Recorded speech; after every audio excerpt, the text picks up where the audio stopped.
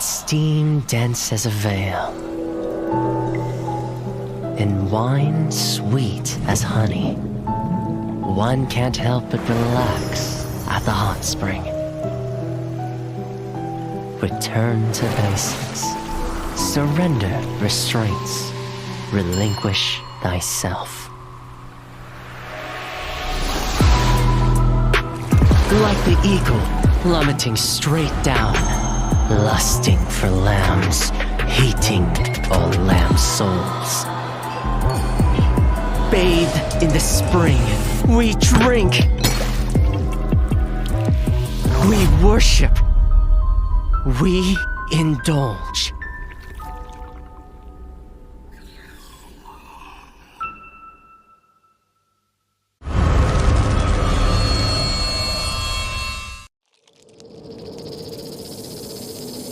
Scales, venom gland, and the vomeral nasal organ.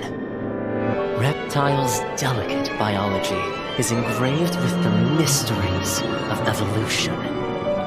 Researching them feels like listening to hymns of heaven and tracing the steps left by the Creator. But the end lies in unexpected malice.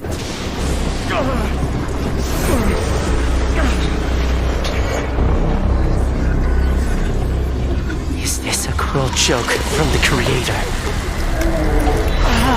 Or the inconvenient truth of evolution?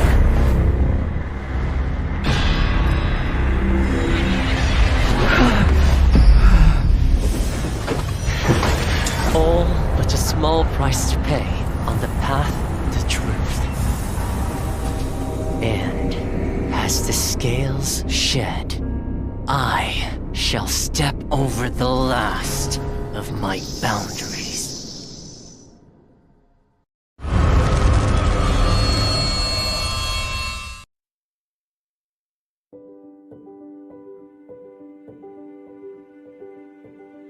Hello， 大家好，第五人格的玩家们，我是浩明。Identity 人格系统的新求生者教授卢基诺已经和大家见面了，我是他的设计者之一，很高兴这个角色能够得到大家的喜爱。今天我就来分享一下这个角色开发幕后的故事。我们呢，在2021年引入了 Identity 人格系统，在这个系统里，所有的角色都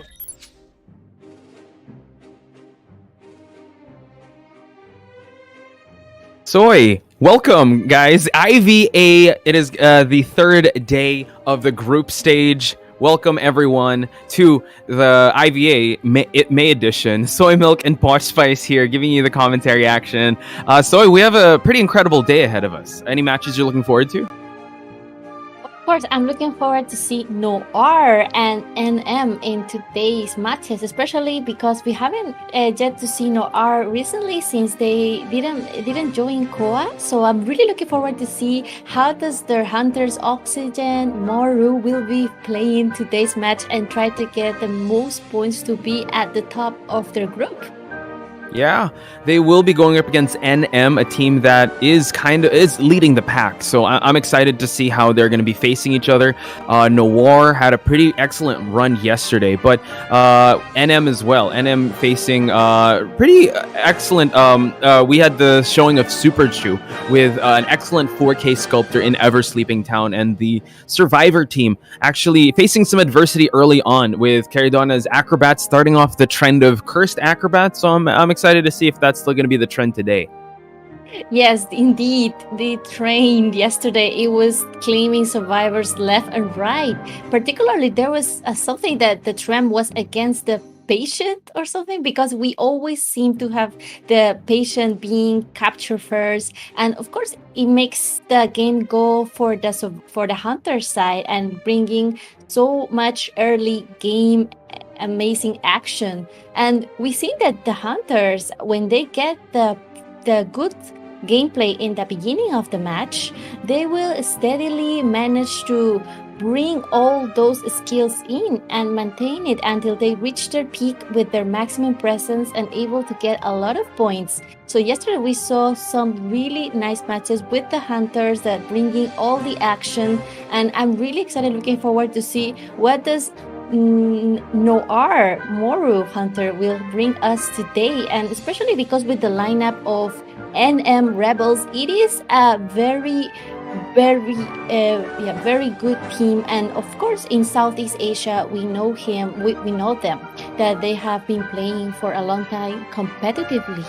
So at the same time, we know the survivors Caradona as the mercenary, Zhao Kan as the forward and stunner, and Zhong also being able to decode and also go for the rescue sometimes. So we're really looking forward to see what will be today's strategy for the survivor side, how to counter the hunter and try to flip the game to their side, because sometimes in this game, even though at the beginning sorry, before anything else, let's actually introduce the teams, because I think you're getting into a lot of detail there, because I believe we have the lineup right here. We have Noir first and foremost, the team that did not make it to Call of the Abyss. So like you said, they're very hungry to make their mark here in IVA, and just make the presence felt, because looking at the group stage, in Group A, it is actually Noir and NM that have yet to get a loss. They're both tied at one game apiece. They're both sitting at the first and second place spot.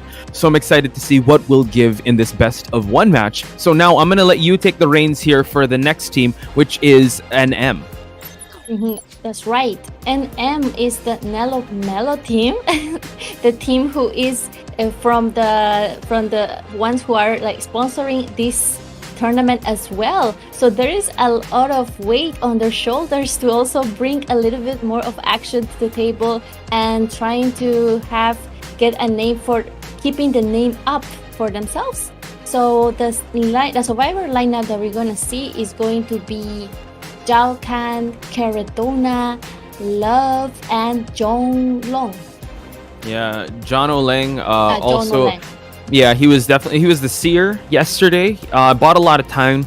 I'm excited to see more of his kites and also the team synergy that they were able to display, because we did say that yesterday, if you do watch their match, they did face a little adversity. Honestly, it was really tough for them to bounce back from that tram hit early on in that match, but they still managed to get a tie. So looking at the picks and bans here, most likely we're going to see some Ever Sleeping Town, since this is still a best of one. And it seems like it's going to be Moru that will be hunting first on the side of Noir. So tell me a little more about Moru. Yeah, Moru is a very extremely multitasking type of hunter. He also has many good hunters under his sleeve. He doesn't only have Breaking Wheel, but he also has Sculpture, and he can also bring a very nice Bloody Queen. Moru is a very enduring hunter that will try to get most of the hits very early on the game, and it's going to be up to the survivor side to try to counter that by either getting the perfect survivor, the kiter, right into the game to distract Moru away from the decoder. Yes. So Soy, yeah, let's head to the picks and bans screen, as the voice in our head says. It is ready, and we see that it is Moru. So continue your train of thought. You were saying. I was saying that even though Moru, it is a type of hunter that will try to get the most hits and the most presence at the beginning of the match, I think the survivor side will be able to also find a way to drive the game and drag the hunter away from the decoder, from the cipher machines, because you have to take into consideration that it is also, we see the first ban, which is that Breaking Wheel. They banned Moru's Breaking Wheel in this map, in Ever Sleeping Down, one of the best maps for Breaking Wheel. So as I was saying, it is very important for the survivors to be able to make a strategy to drag the hunter away from the main cipher machines that are already being advanced, that way buying some extra time. And there is now another ban coming in. Yeah, Priestess getting banned here, since Moru's Breaking Wheel is gonna not see the light of day. you want to be able to mitigate that with that priestess, but this does open up Zhao Khan's forward, and you're also giving John Oleng that seer. So Caridonna and NM Love, they have the choice of a rescuer. Caridonna did use the acrobats. I'm not sure if she'll be using that. So now a target ban on the mechanics. So like you said, Moru does want to gain that presence early on, and he does not want to get rushed by the mechanics decoding. So having an eliminating that extra body, eliminating that extra bot can be in Moru's favor coming into this, because like you said, he can bring out a Bloody Queen, he can bring out a Sculptor. And yesterday, actually, I would have to say, like yesterday, it was really a showing of the hunters. There were a lot of 4K hunters out there. Shout outs to Disaster, shout outs to Mobius, shout outs to a lot of the hunters that were able to get the 4K. So now it seems like Caridonna might lock in the mercenary, and I have a feeling they're gonna go for another kiter. Exactly, I agree with you. They must go with another kind kiter, and like you said, indeed, there is the postman right there, which can be a double type of survivor. He not only a fighter, but he can also be a decoder, and he is a very good support. With that little doggo stand, can buy 10 extra seconds, or he can get a little bit the extra time that he needs just to get that perfect spot to transition away and drag the hunter away from the other survivors, or just getting the attention of Moru. So we will see how will the postman, if he gets fine first. I think he could be the ideal target for Moru. Yeah, considering he also has a bonbon just to counter the seer and also kind of stuff the rescues from forward and mercenaries. So he does want to find postman right off the bat. I'm pretty sure he's going to bring a teleport to start things off. Not sure what kind of build. We've seen some bonbons yesterday that go for a more defensive build. They go for like a trump card detention just to make sure that they get the first kill, and if it doesn't go their way, they'll rely on detention just to get a tie. But I'm excited to see what kind of persona build that Moru will be bringing to the table, since this is still a best of one and he's kind of dictating the pace of this match for his survivor team. Exactly, I'm excited as well, especially because Bonbon, it is a very versatile hunter. It can either bring abnormal or blink from the beginning. It really depends on how confident the hunter feels that he can get those bombs on the survivors and try to get the kill quite early on. So we have seen that Bonbons always choose, not always, but most usually will bring trump card to the table, because they will feel that there is some game that they need to keep the secret under the sleeve, and they want to get the surprise factor. I'll bring up what NTT said. Abnormal, kind of hard, because again, the thing with Bonbon, very versatile, but you have to admit that the mobility isn't the best. And speaking of mobility, love bringing that flywheel, while we have 2 tide turners, and the seer has a 9 build, so broken windows. So I have a feeling he will bring that trump card. Abnormal, we also kind of expected Abnormal to come out, but I mean, Abnormal Geisha is like the meta now, so who knows? Maybe he'll be trying to test the meta here. Again, it really depends on how confident Moru is in gaining, or how confident he is at the start of the game, and him taking it to the late game, because this is a pretty well-rounded survivor lineup. International picks all around. Yes, correct me if I'm wrong, but do I see 2 tide turners there? Yes, that's what. I mentioned Alright. 2 tide turners. So. That's right. I'm corrected. And how about the dash? We see 3 dashes, right? 2 or 4. Now there's another dash there. 4 dashes. We have 2 broken windows. So again, it's So we see no dash, no dash. Oh, alrighty. That's quite good. They are playing in a very conservative way, because yesterday we saw. Oh, let's get right into the match very soon. We're about to see the match between Noir and NM in Ever Sleeping Town. This spawn, it is very good for Bonbon, because he will just have to go straight directly to the second story and will try to find his ideal target. We see that build is trump card and control freak, so he's going to go for that fast down, and most likely probably will try to get the first down first on chair. We see the mercenary is transitioning away, and the hunter is just looking for the ideal target right now. He hasn't been able to He just got some blood trails on the graveyard, and he's just going to try to find out who is the survivor and whether it will be a good It's the idea seer. to tackle Yeah, him. John Oling, either Neru or John is definitely just staying in this and going towards the tram, just buying some time to rotate on away. No one was actually at the graveyard area, so that was an excellent spot, but it's kind of a closed off space, so Moru could get his presence, but now buying some time here, and Zhao Kan is actually here, so you can see that he's getting ready for probably a support stun on the way out. He is just chasing the tram, and he goes for the stun.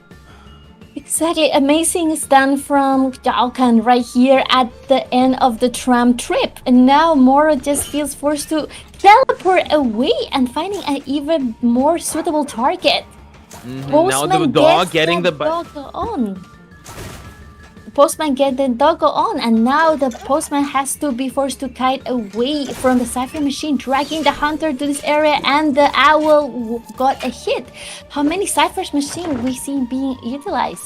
Yeah, there's still 5 ciphers, so again, an excellent scramble so far. Not much resources have been spent just yet. An excellent utilization of that owl, because now buying some time for that dog to get cooled down so he's able to transition. But this is a tough spot to be kited in, so I have a feeling that the postman is ready to fall down in a further part in this map, but he's still buying some time. If he's able to get a hit here, he will at least make Bon walk all the way to a rocket share. So that was an excellent early start. But now, looking at the resources, Caridona still has 3 elbow pads. Zhao Kan able to utilize half of that football. It seems like maybe the mercenary would be the best possible save. Yes, like you said, a mercenary seems to be one of the best possible save because of the location of the chair. It is actually not too far away from the mercenary. However, though, the mercenary does need to be able... Will he be able to finish his cipher machine? Because there is still only one cipher machine that has been popped, and it is indeed a time game too, that they need to manage to get the rescue before half if they want to go for a second rescue. Do you think they will want to get this rescue after... will they sell the postman at this point? Again, they go after the half, and now Caridona actually being chased here, so probably it's going to be kind of risky because teleport is already up, so they might actually go and sacrifice. But Zhao Kan is rotating. He has to make haste here, but I think he's just rotating towards the cipher because postman has already expired on that rocket chair. Teleport is up, so Moru has to be very careful, and he needs to down at least one more survivor since there's one cipher machine remaining. Yes, indeed. It was a very close call, the fact that they really decide to not go for the rescue, and now Moru knows that he has a new survivor in his eyes, and he's probably going to just try to focus on the mercenary to get even more coins, and now he's about to get that all the bomb hits connected, and now the mercenary will be falling down, forcing Moru to teleport because he doesn't have to worry about one survivor for a while, since the recovery of that mercenary for the self-heal is going to take a while. Now we have Neru, John, able to kite for as long as he can. Nice avoidance of all the bombs, and as he's doing this, he's definitely gaining some owl, forcing a regular hit and attack recovery, making and forcing him to be chased into the second floor. And looking at that owl, it's definitely at the 50% mark. Moru drops down here, so losing a little bit of sight, and now John Olang able to drop that pallet without worrying about a bomb hit, and now he's still kiting for his life even though he has one bomb hit left in him. Yes, the fact that the seer smashed the pallet onto the hunter, he doesn't want to have to deal with this. He immediately tries to get as much distance as possible away from the hunter. But meanwhile, we see the mercenary already stand up and use for the first time his self-heal. You have to be very careful. Force an attack hit. They're going to have to go for the pickup here.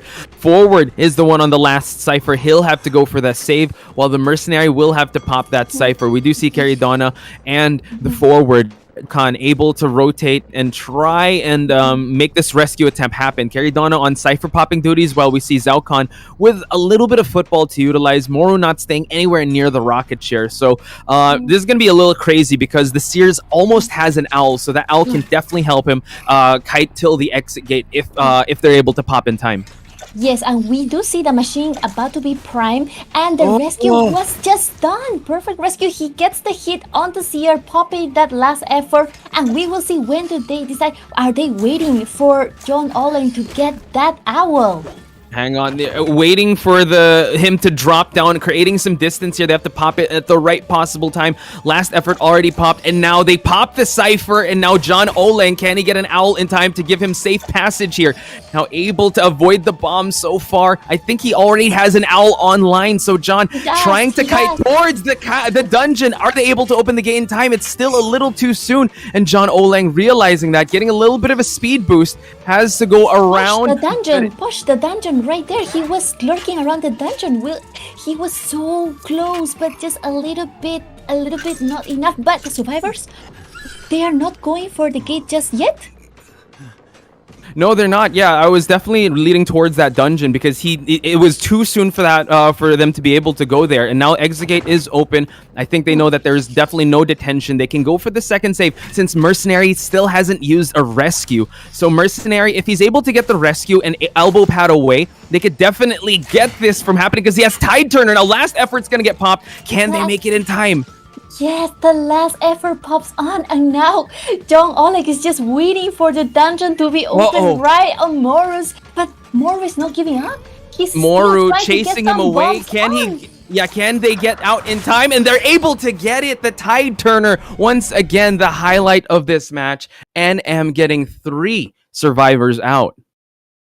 That's right. 3 survivors out for NM team.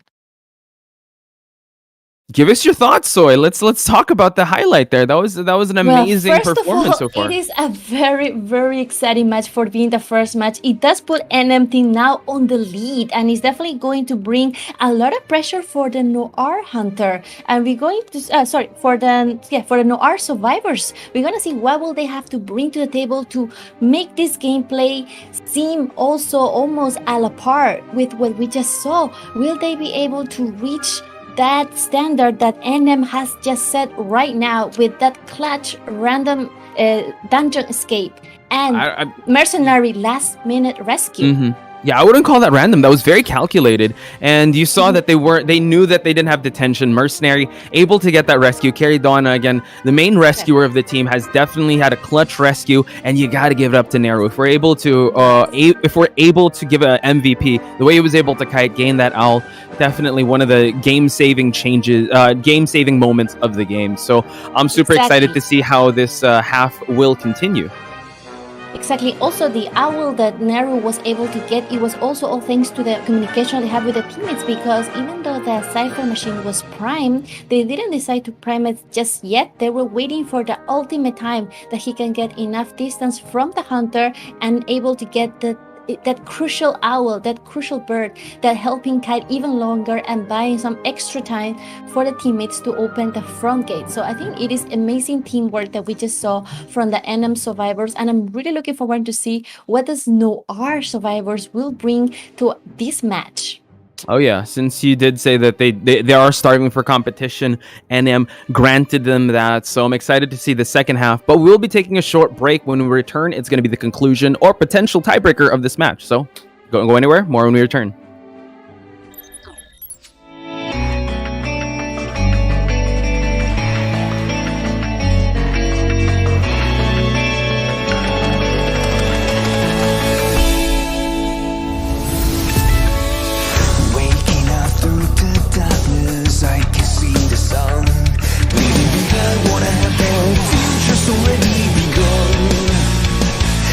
Somebody save me from the past and take the lead. I'm ready to be, time to stand up and be free. There were times I didn't know what to believe. Now I found a reason to fulfill my destiny. I'll carry on the journey. There were times I didn't know what to look for. Now I found my faith and I won't hesitate no more. The night is gone, I'm no longer torn.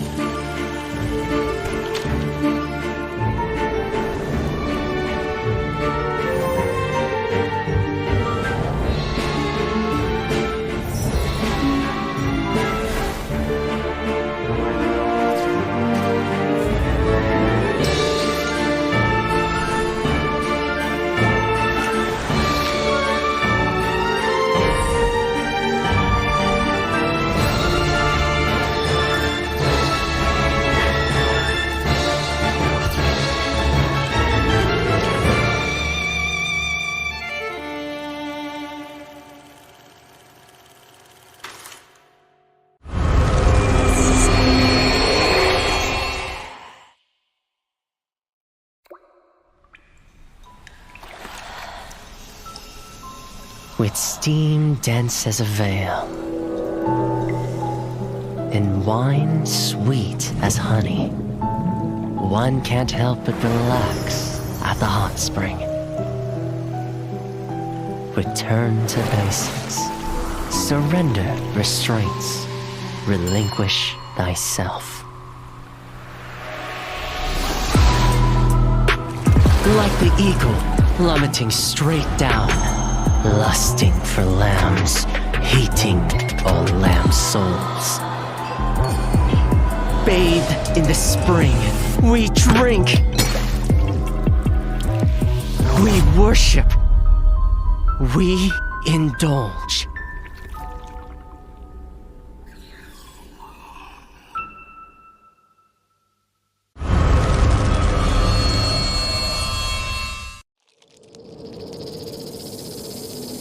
Scales, venom gland, and the vomeronasal organ. Reptiles' delicate biology is engraved with the mysteries of evolution. Researching them feels like listening to hymns of heaven and tracing the steps left by the Creator. But the end lies in unexpected malice.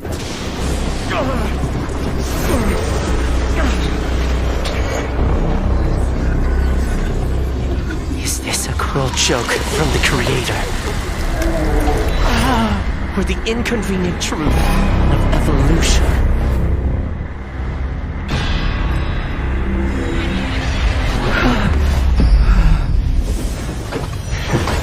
All but a small price to pay on the path to truth. And as the scales shed, I shall step over the last of my boundaries.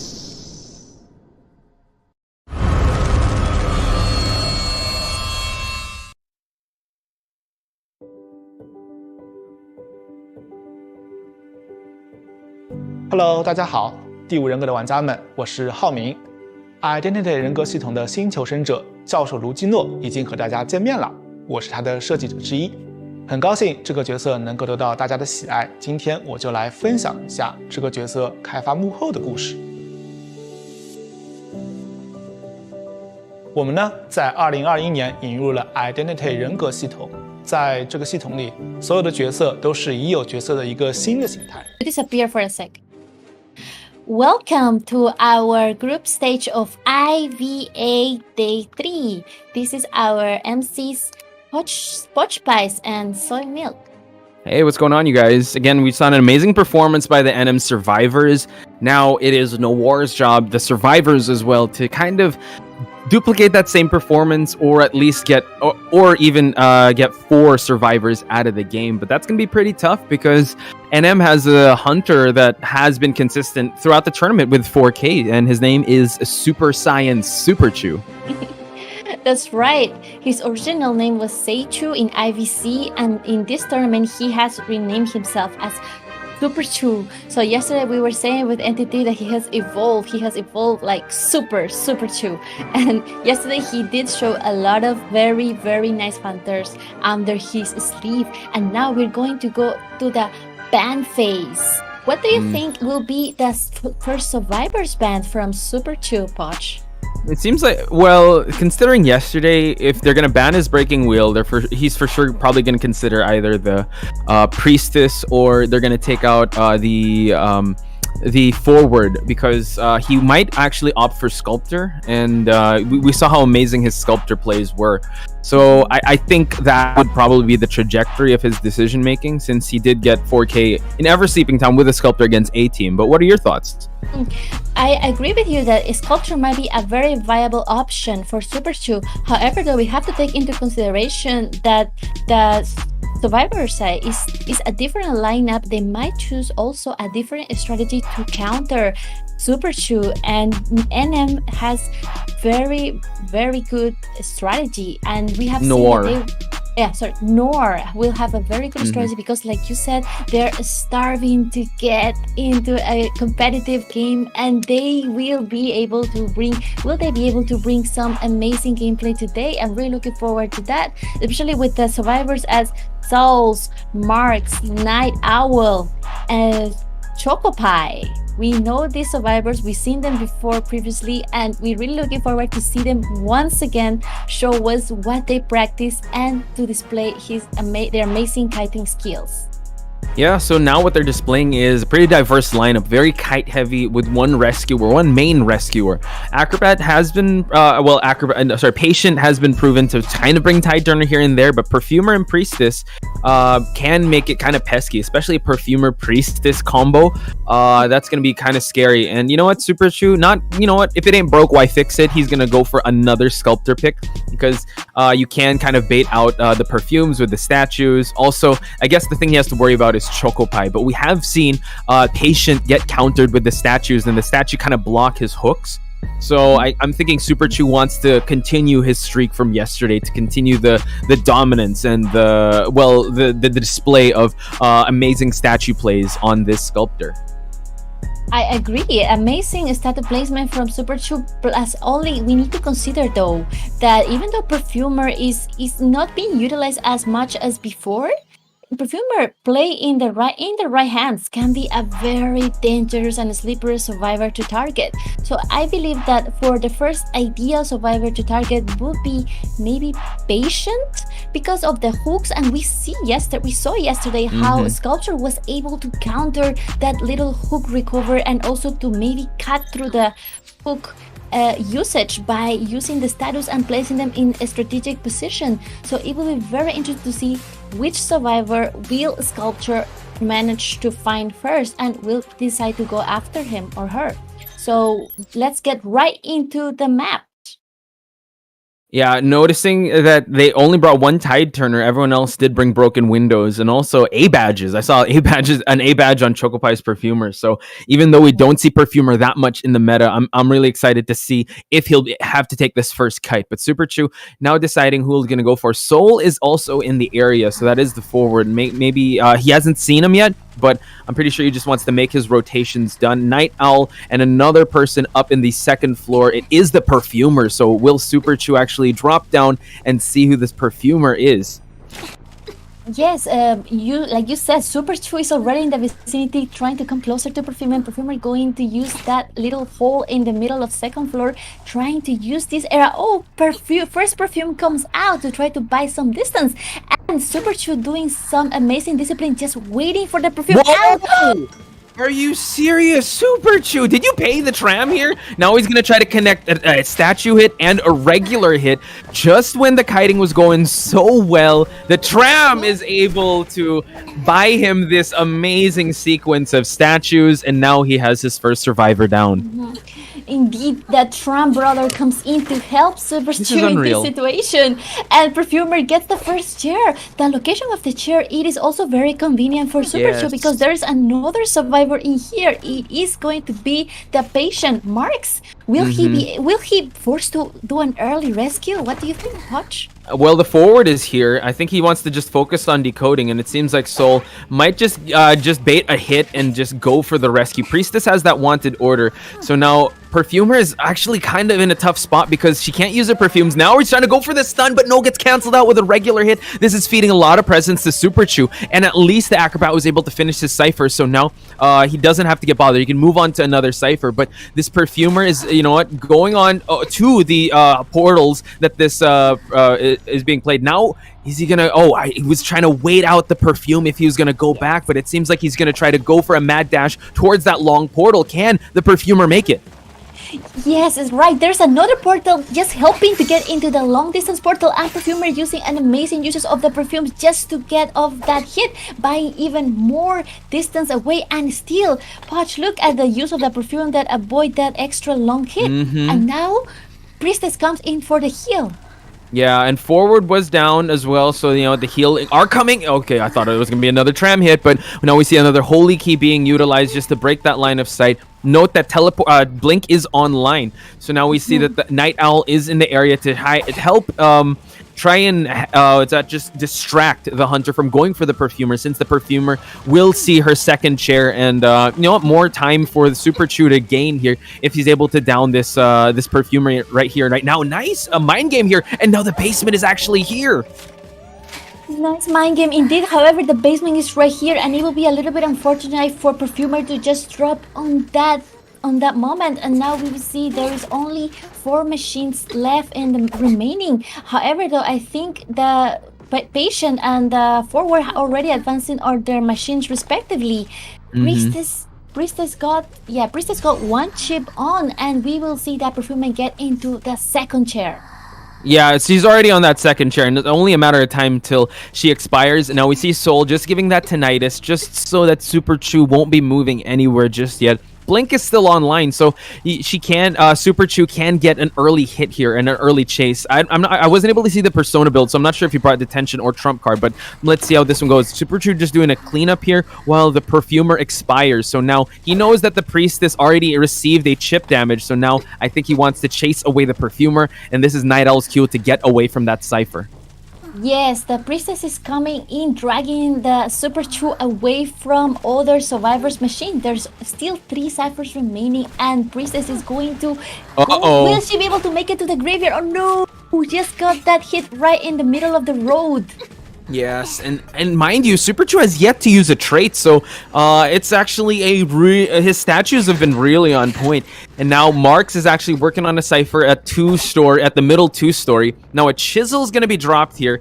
Marks is being very careful, just not touching the cipher here, and just forcing him not to just push the objective.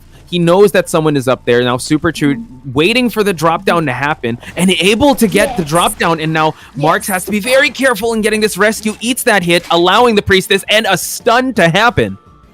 Yes, a double rescue team comes in for the priestess. And priestess likely got 1 portal on her hand to just use the holy key to transition away from Super Chew. And now Super Chew feels forced to just go after this patient. Yeah, patient now playing the drop down game. We see that the Mark's able to move and really break that line of sight, while Night Owl, again, a little short of a chisel there. We do see that a long portal was utilized. And now Super Chew, this is where the survivors can divide and conquer. Super Chew has to do a little bit of cleanup and playing some defense, but the juiciest target is that patient. Even though the priestess has sat on that rocket chair, patient just one statue hit from falling down, and he has no more hooks to utilize. Yes, no more hooks, and there's still half football on the forward that could help him late game, and they're still finishing the last cipher machine. Super Chew still has a blink on her hand. He hasn't utilized yet, and now we're gonna be able to see how will Super Chew strategy be. How will he able to manage this kill? Yes, now we see that the priestess able to use the broken windows just to avoid that. You saw Super Chew was trying to go for a statue hit, but all these chisels, he's monitoring a lot of these places. But you know what, you gotta give it up to Team Noir. They are doing their best to just rotate and stay away. And now Patient was able to heal up. He also has a magic wand, so Marks will be able to kite with some resources here, but out in the open with perfect statues, that's gonna be a tough order to fill. Soul is definitely in the area, giving that tinnitus, waiting for him, but let's see where Super Chew decides to chair him. Yes, Soul was right there waiting for the moment to do something. However, they didn't make the call yet, and now Soul is just waiting out to wait for the teammate call to do some rescue, or just find the best moment to do that little rescue that he needs to do before half. Yeah, he's a little far. Now we see that Soul is being chased away, but that was so close. I thought the tram was gonna hit, but no, it's all good. This is going to be really tough, and now he's actually going on away. This allows Super Chew to actually get a little more aggressive, but luckily, Soul, oh my god, right when he was on the steps, forcing Night Owl to probably go for the prime and now go for the heal, but no one's going to go for that rescue anymore. It has to be Night Owl, but he's kind of far.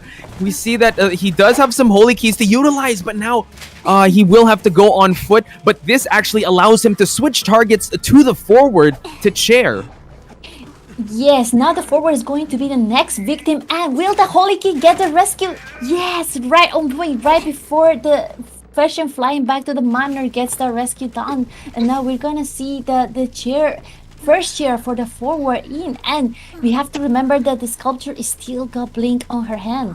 The thing is, this is what Super Chu wanted, because now he's defending not just the forward. It was definitely a trade-off. The acrobat was the patient was about to expire, but at least now he has vision on where the last cipher is, forcing a scramble here, not allowing the patient to heal up, and now he has to defend the cipher here and the rocket chair. It is Marks that is making his presence felt here. Let's see if Super Chu will bite and try to commit, and goes for the blink for the instant down, allowing Night Owl, but this actually opens up Super Chu to try and down more survivors, and goes for stun, and now able for Marks to move on away. Can they prime it in time? And they do.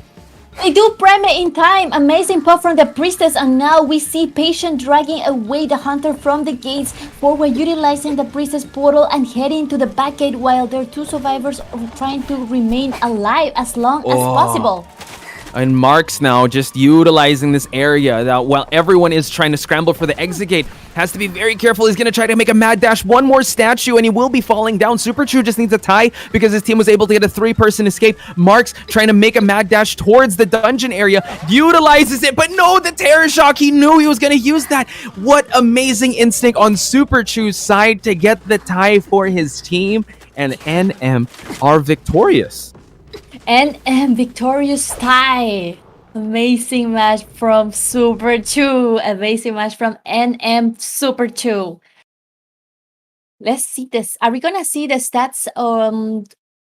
Yes, we see that the maximum points were from Super Chu, and now the containing was 102 seconds from the patient, and the second kiter was the perfumer with also 97 seconds, both very high containment times. And the main decoders were the patient and the priestess. Everyone was decoding a lot. Of course, we saw the perfumer didn't have much chance to decode, but she did kite it at the beginning and took the first hunter, the first kite, making the hunter away from his teammates, buying a lot of time.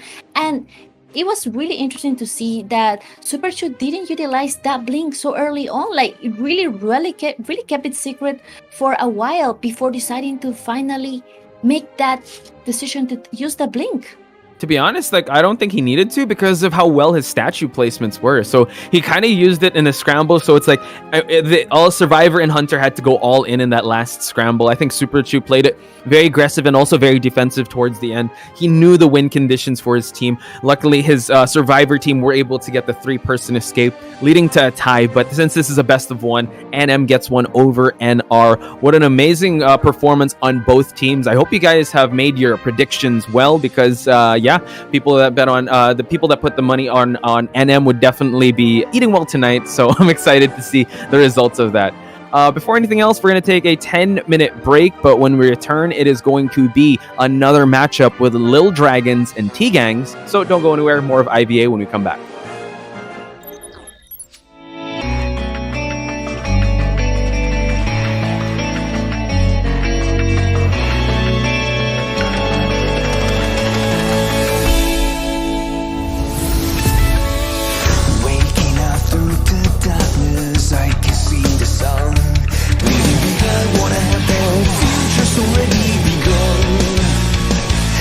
Somebody save me from the past and take the lead. I'm ready to be, time to stand up and be free. There were times I didn't know what to believe. Now I found a reason to fulfill my destiny. I'll carry on the journey. There were times I didn't know what to look for. Now I found my faith and I won't hesitate no more. The night is gone, I'm no longer torn.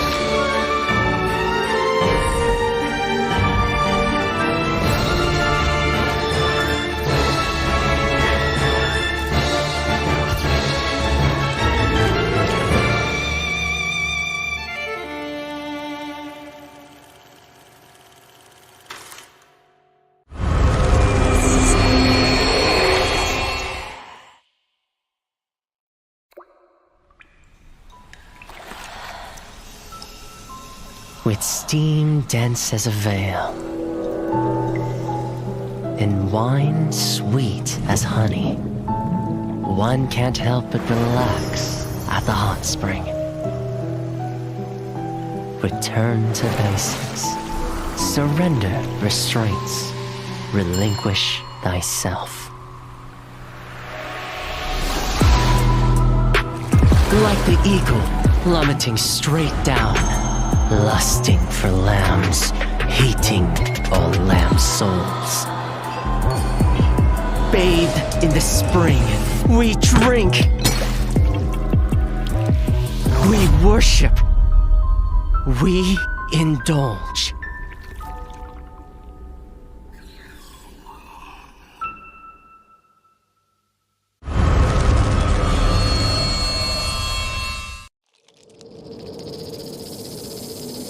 Scales, venom gland, and the vomeronasal organ. Reptiles' delicate biology is engraved with the mysteries of evolution. Researching them feels like listening to hymns of heaven and tracing the steps left by the Creator. But the end lies in unexpected malice.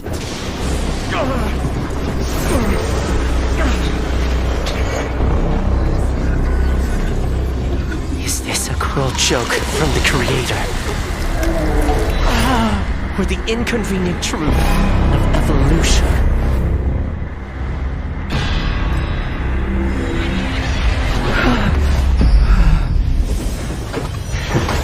All but a small price to pay on the path to truth. And as the scales shed, I shall step over the last of my boundaries.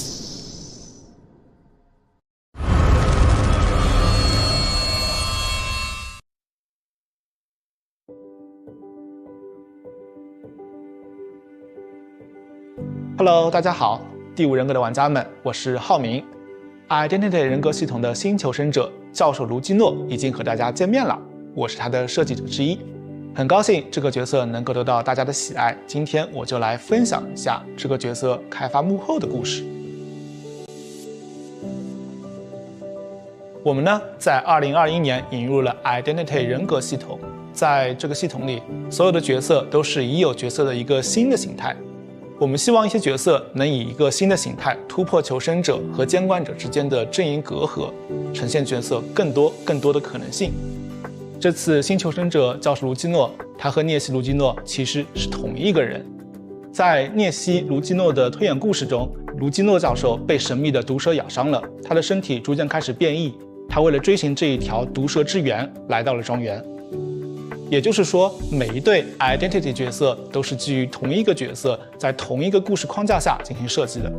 当然，我们也不会限定这样一对角色它必须是同一个人的概念，也不会限定说每一对角色它都必须在求生者和监管者两个阵营之间相互转换。今年我们将再推出一个新的 identity 角色，大家敬请期待。其实我们在选角色的时候是想过，涅西这一个监管者他是非常特别的。在我们的游戏里，他是一个追猎者的形象，他是整个蜥蜴的外表，有着蜥蜴的鳞片、尖爪、尾巴。这时我们就会好奇，如果我们拿监管者这个涅西卢基诺的形象去做一个求生者，那求生者他长怎么样的呢？之前说过，求生者卢基诺是他受邀来访庄园时的形态。因此呢，我们在设计外形的时候需要兼顾教授卢基诺和涅西卢基诺两者的特征。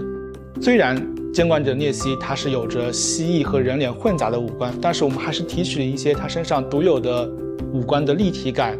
此外呢，在整个教授卢基诺身上还有一些涅西的鳞片，以及手和指甲也会变得更像爪子，让两者有所呼应。最后就诞生出了大家最终看到的教授卢基诺。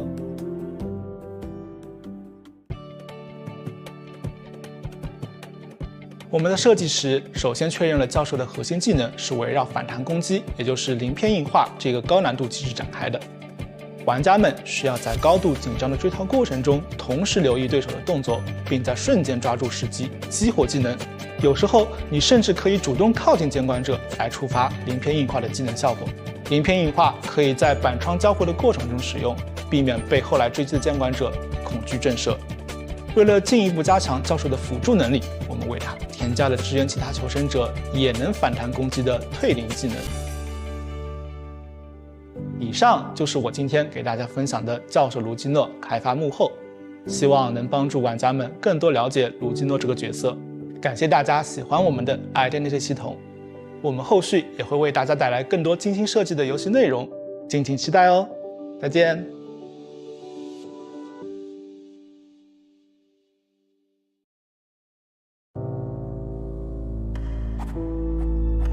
Miss Keo, how was your childhood?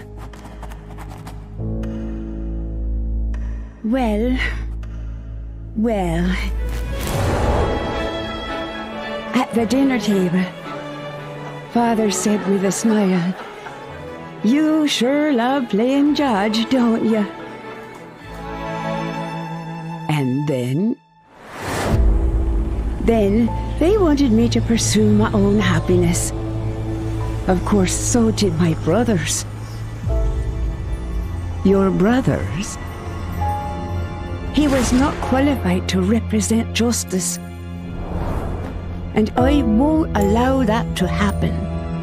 Something happened, I suppose. I did what I had to do.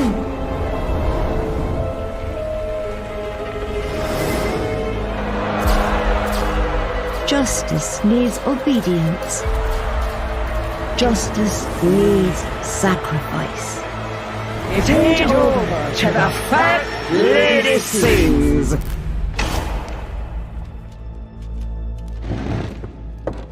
That's all.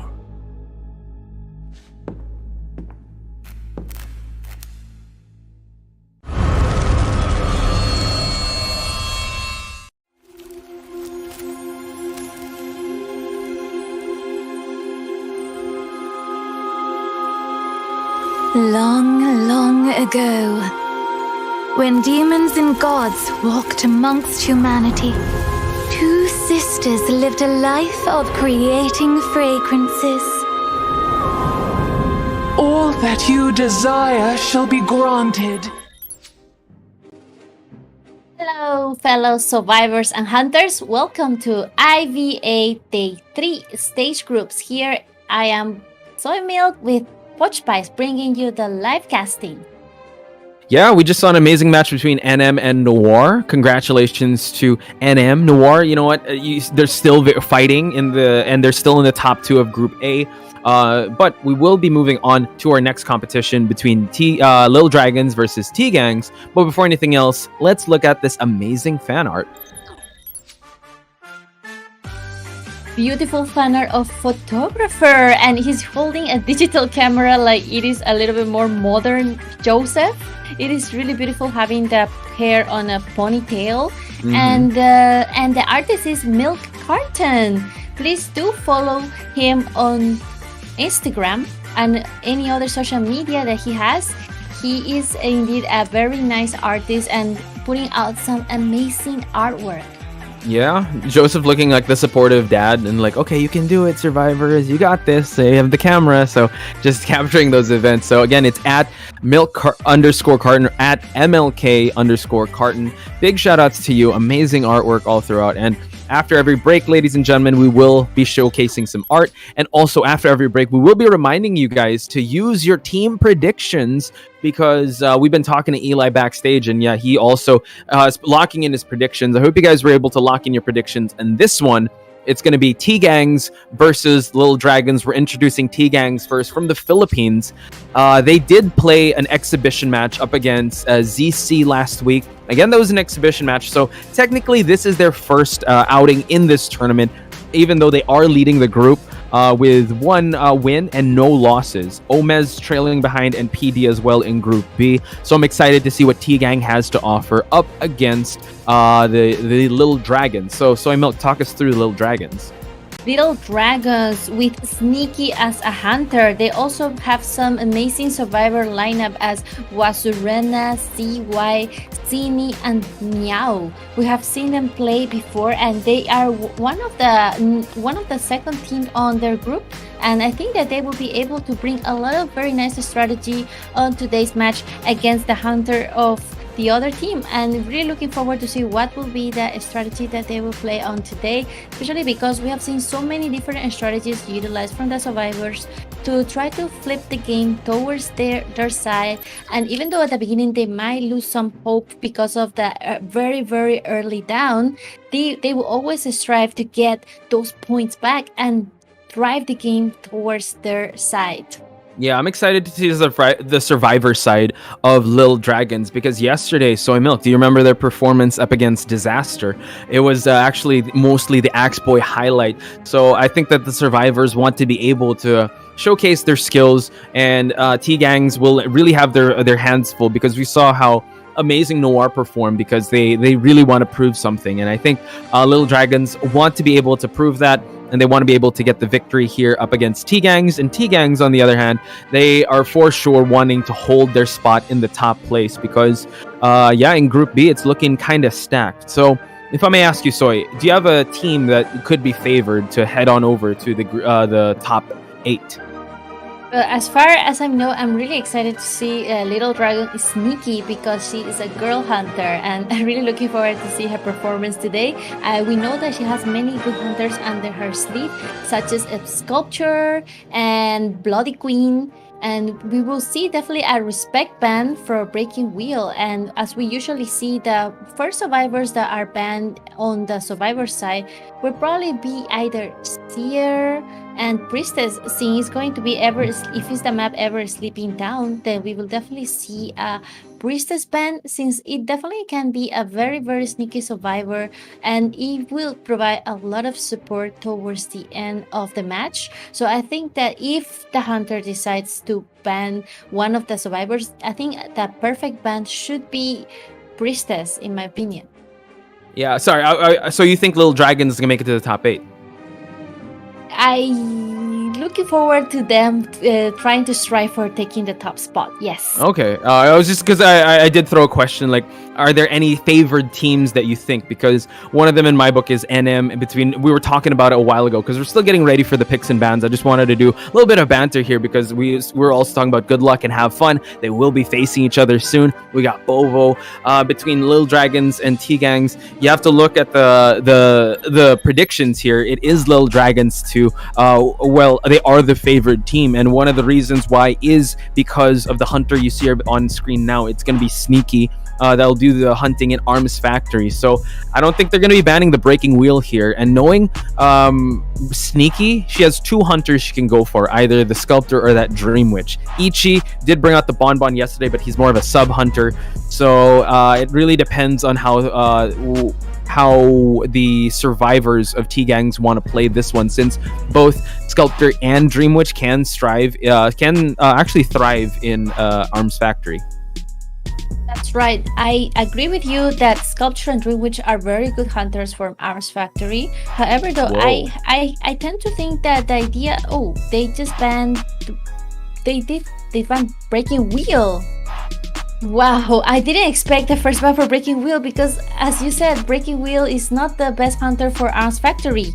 But anyway, this is definitely a respect ban for Sneaky's Breaking Wheel. I am very impressed, and I think it will be a very good for the hunter side to take the decision to either take Dream Witch of Sculpture, since both hunters seem to be able to work very good in Arms Factory. I tend to think that Dream Witch might be a little bit more scary than Sculpture because of the map control. Like, I remember yesterday we saw a match that the Dream Witch just didn't leave the middle of the map, and we're starting to see some survivors bans as well.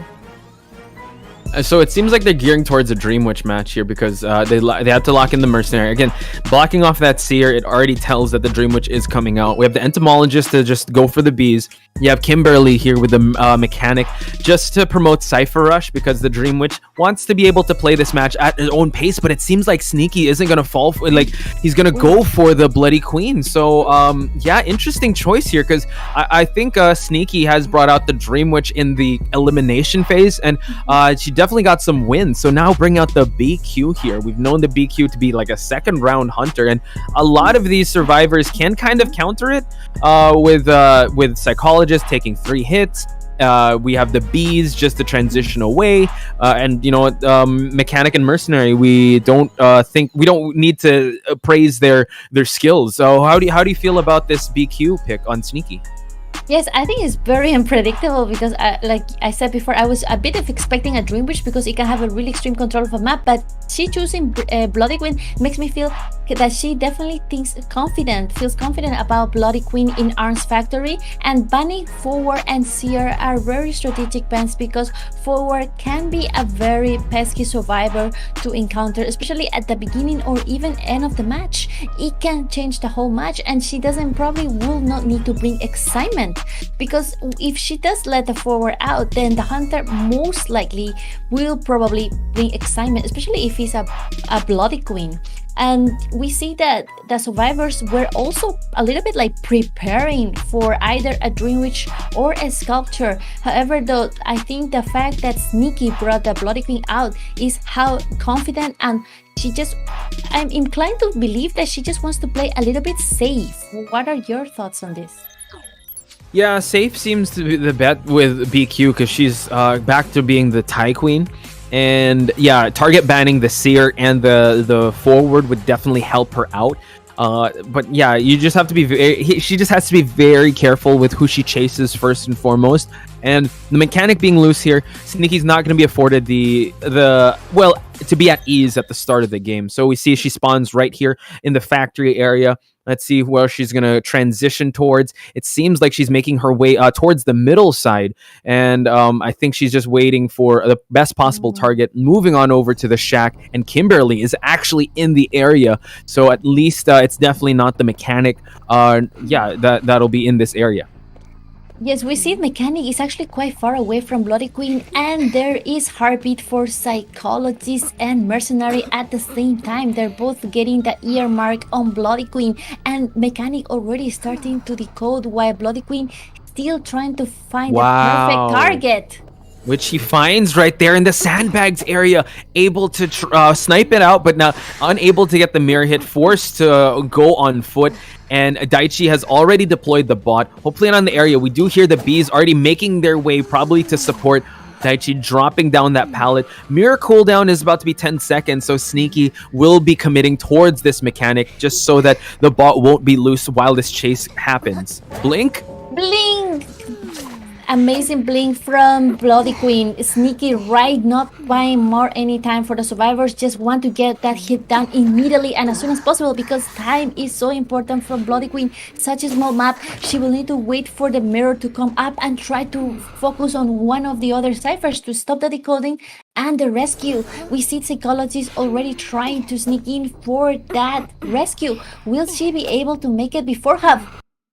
The thing is, Psychologist is, she's Arms Factory is kind of small, but I don't know if she's making her way towards the rescue. It might be actually after half, so they're gonna let the bot at least pop one cipher while Sneaky just tries to wait for the mirror cooldown to happen, and she's gonna try to just swat away the survivors. Now she's overextending here for Kimberly. Kimberly needs to make these elbow pad placements be very on point. Now able to it's at elbow pad away, so now that is a wasted mirror, so Kimberly can go for this rescue, has to time it very well, just playing the waiting game, eats that hit just to get the rescue on this Mechanic.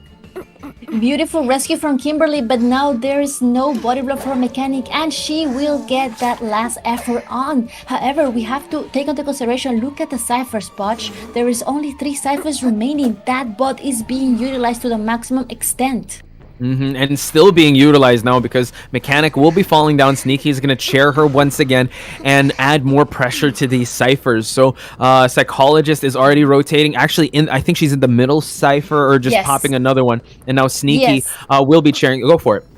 Yes, and now the Bloody Queen is about to try to choose the next prey, and like you said, Psychologist went right in the middle, and she knows that the Bloody Queen has the eyes on the prize, and she's trying to transition away from Bloody Queen's scope, trying to drag as much distance as possible to just not get that hit, because the survivors right now just need to get the less damages on them. Two of them are injured. Watch out. Only the Psychologist able to. He was about to go in for the pallet stand, but ate that hit. And now we see Bloody Queen. Will she be able to manage to get the Psychologist? Seems like she's committing towards the Psychologist because when she's down, not much resources she can utilize. Repositioning the mirror just to get another hit on the Psychologist. So this is an excellent, pace that the Hunter has put themselves in. Sneaky injuring all these survivors. Psychologist was not able to utilize her whistle, and now Kimberly and the Psychologist in the middle of this map. There's only one survivor that is unharassed here, free to decode. Blink is already up, by the way, but she's not going to need it. Just goes for a regular hit, and Coffee falls down. Yes, didn't utilize the blink just yet, but the mercenary also didn't want to leave that area. He was still wanted to finish that cipher because this is a game of ciphers as well, and now he needs to pop the cipher before heading for the rescue. Entomologist is also being targeted. Do you think Entomologist will also try to finish the cipher as well?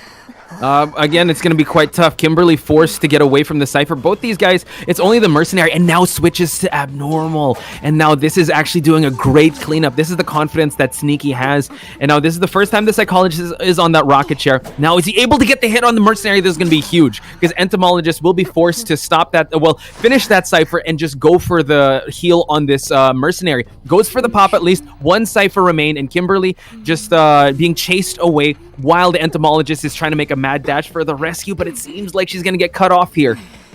Yes, that last minute abnormal on the cipher machine that was about to be popped was crucial for the survivors, and now the game is all on Sneaky's side. She will be committing to NAEU and trying to bring this Entomologist. Entomologist is gonna utilize all her beasts while waiting for the teammate mercenary to self-heal and probably go for that dash for getting the cipher done.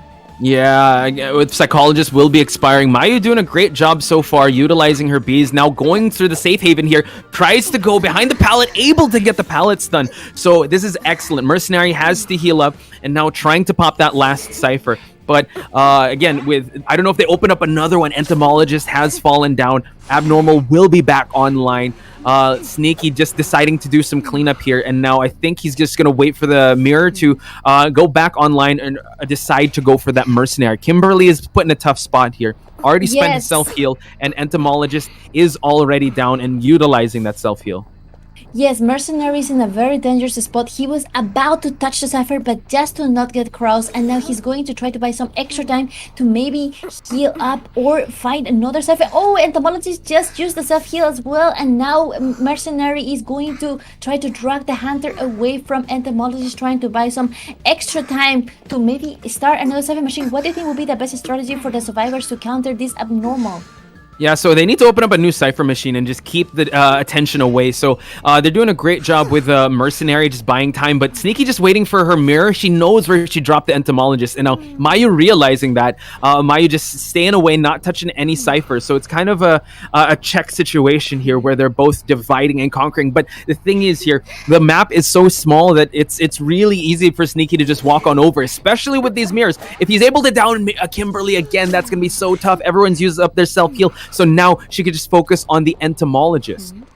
Yes, it is really, this is a very crucial point. The mercenary will go down, and now it will be only Entomologist, the one remaining to only one hit. Now it is going to be about a very, very difficult time whether the Entomologist will she go for the helping the teammate heal. Yeah, I think that's a little tough because Bloody Queen is right at the middle, but I think Sneaky doesn't know where the Entomologist is just yet, so that is the saving grace. Entomologist is rotating towards the shack area, but now Sneaky spots out the Entomologist. entomologist now has to buy some time here.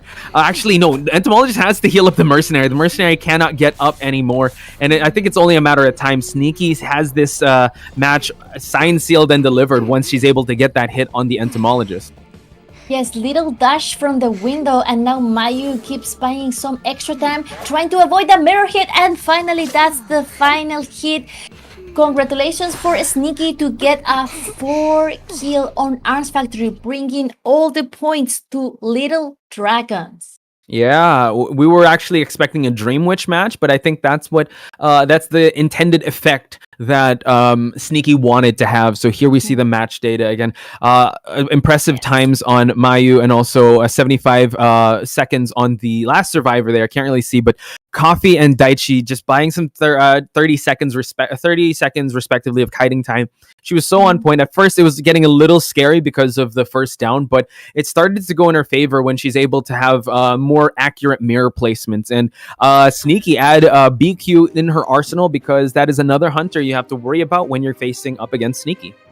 Yes, Sneaky was very sneaky indeed to decide to take Bloody Queen and not Dream Witch, because sometimes you just need to play these little mind games and then trying to surprise the opponent with a different strategy. I think Sneaky was very, very smart at the point when she decided to just suddenly change to abnormal, because it was also a little bit risky, because you don't know, some survivors can also manage to pop a machine very, very fast. However, though, this time the survivors were kind of in a difficult situation, because they were unable to pop those 2 last ciphers, and when they popped one, Sneaky knew immediately which was the next cipher to be popped, and immediately decided to last minute just change to abnormal. Didn't even have to utilize that blink, because we were both wondering why will the blink still not utilized. We still were waiting, and then Sneaky just came in with a trump card and abnormal. Yeah, I think it came down to chair placement as well. I think you called out that the mercenary was about to pop that last cipher, chaired him near behind the shack area, and able to abnormal that cipher, forcing everyone to open up a new cipher. So it was an incredible sequence on Sneaky's side. So I'm excited to see how this is going to conclude, because now T-Gangs is Hunter. Ozpine will definitely have a lot to think about, because he will need to get 4K just to tie. But ladies and gentlemen, we will take a short break. When we return, it's going to be the second half between Little Dragons and T-Gangs.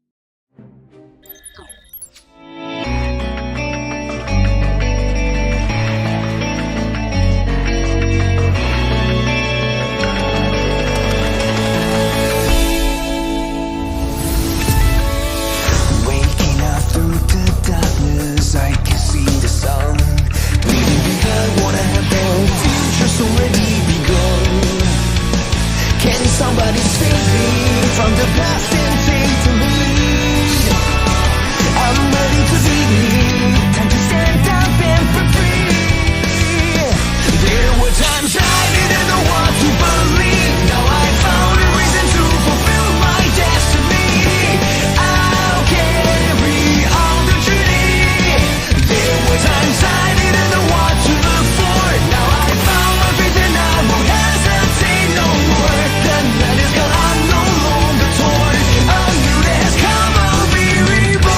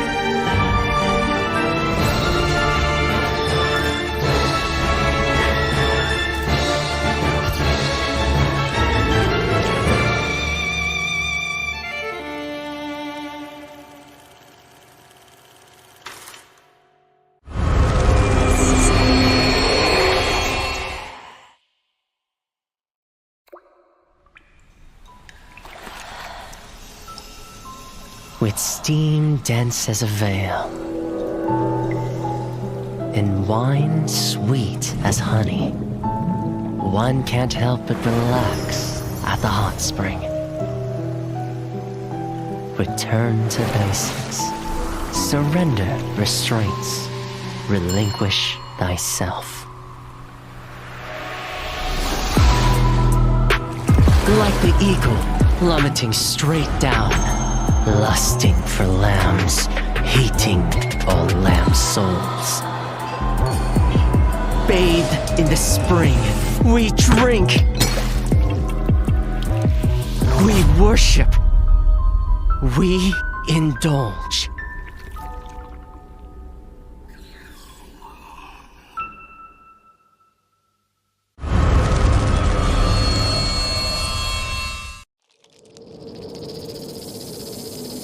Scales, venom gland, and the vomeral nasal organ. Reptiles' delicate biology is engraved with the mysteries of evolution. Researching them feels like listening to hymns of heaven and tracing the steps left by the Creator. But the end lies in unexpected malice.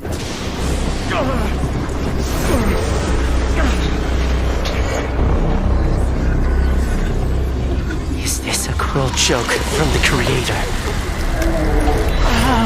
Or the inconvenient truth of evolution?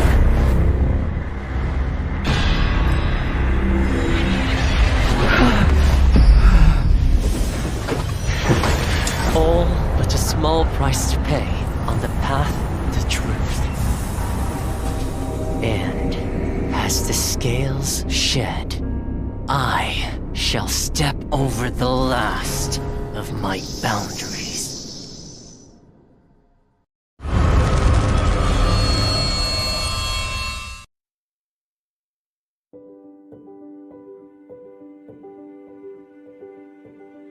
Hello， 大家好，第五人格的玩家们，我是浩明。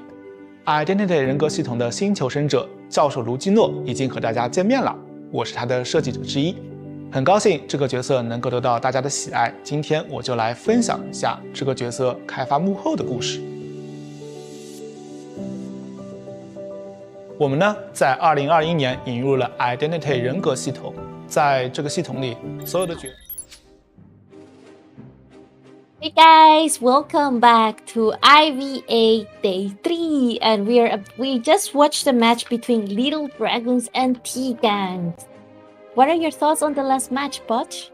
I think it was all Sneaky. Sneaky did an amazing job with that Bloody Queen, even though we kind of built Dream Witch and Sculptor player, but I guess that's more data for us. So shout outs to Sneaky for bringing out that Bloody Queen and surprising us, and I think might have surprised the team as well with how well she did perform in that lineup. I think she was able to manage the Cypher rush really well. There was only one Cypher that was remaining in a match where there was a bot. Early game, she really wanted to find that mechanic. She ran into some survivors she didn't really want to chase at the onset, but when she found that mechanic, even allowed her to decode that bot, was able to just focus. Like, I think it was just very standard hunter play on her side. So shout outs to her for giving her team a big lead. Now it is T-Gang's turn to do the hunting, and little survivors, all they need to do is get one person out of the gate, and they can call themselves the victor in this match.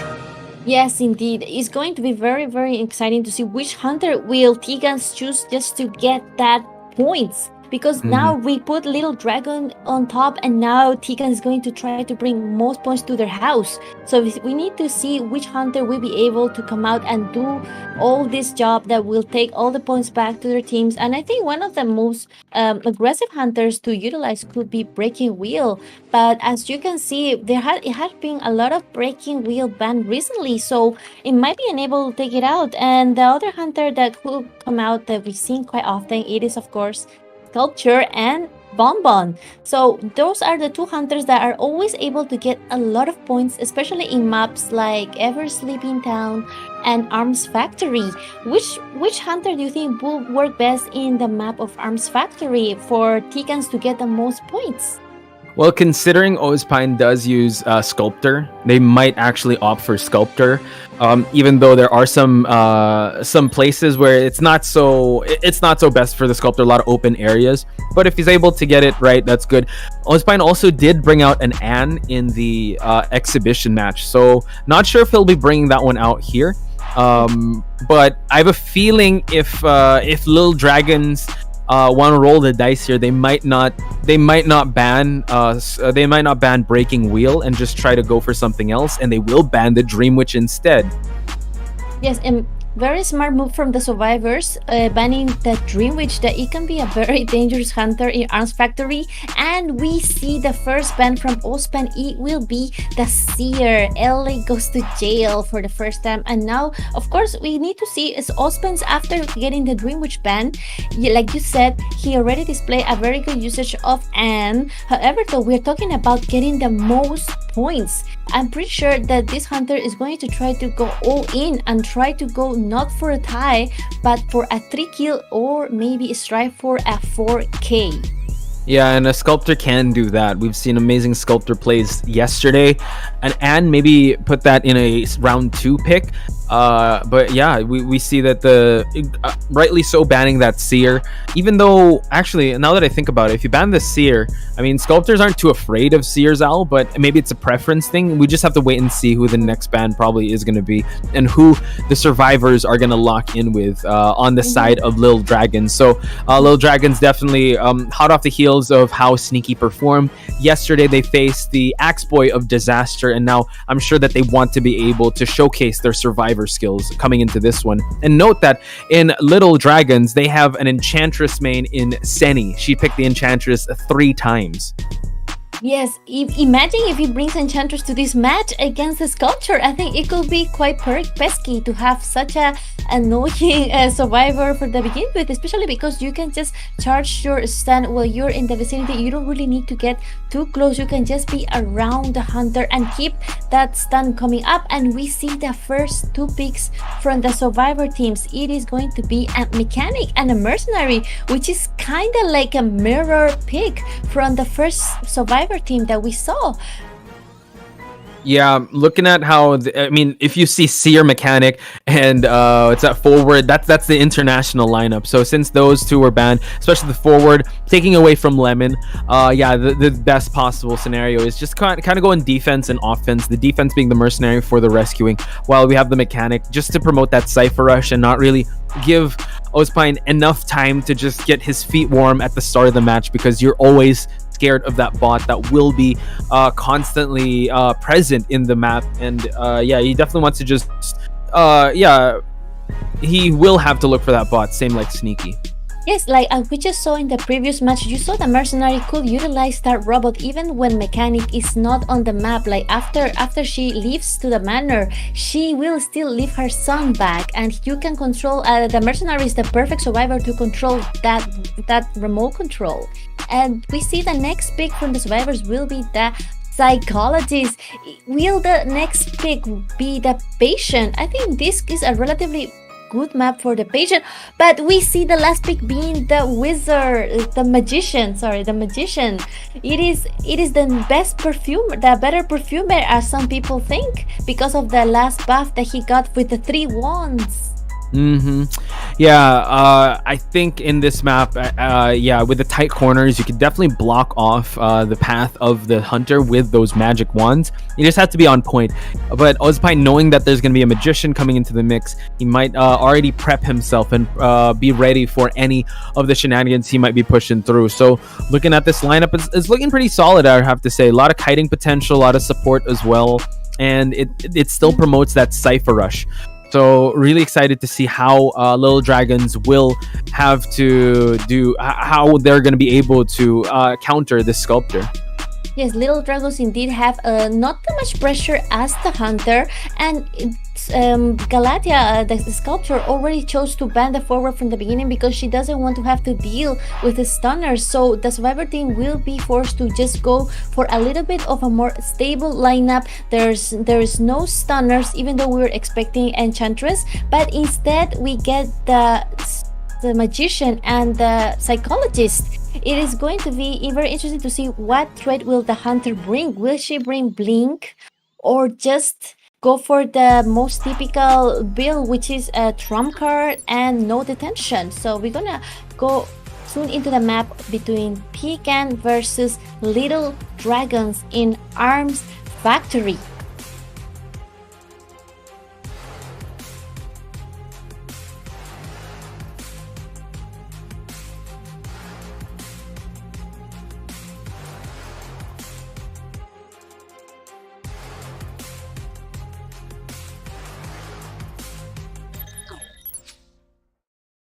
All right, folks, here we go. Sculptor has spawned right here in the shack area. I'm excited to see who she'll be going after first.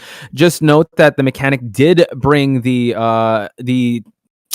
flywheel effect. So let's see. Best possible target is that mechanic. We do see that the mechanic is over here at the factory area with the with the psychologist.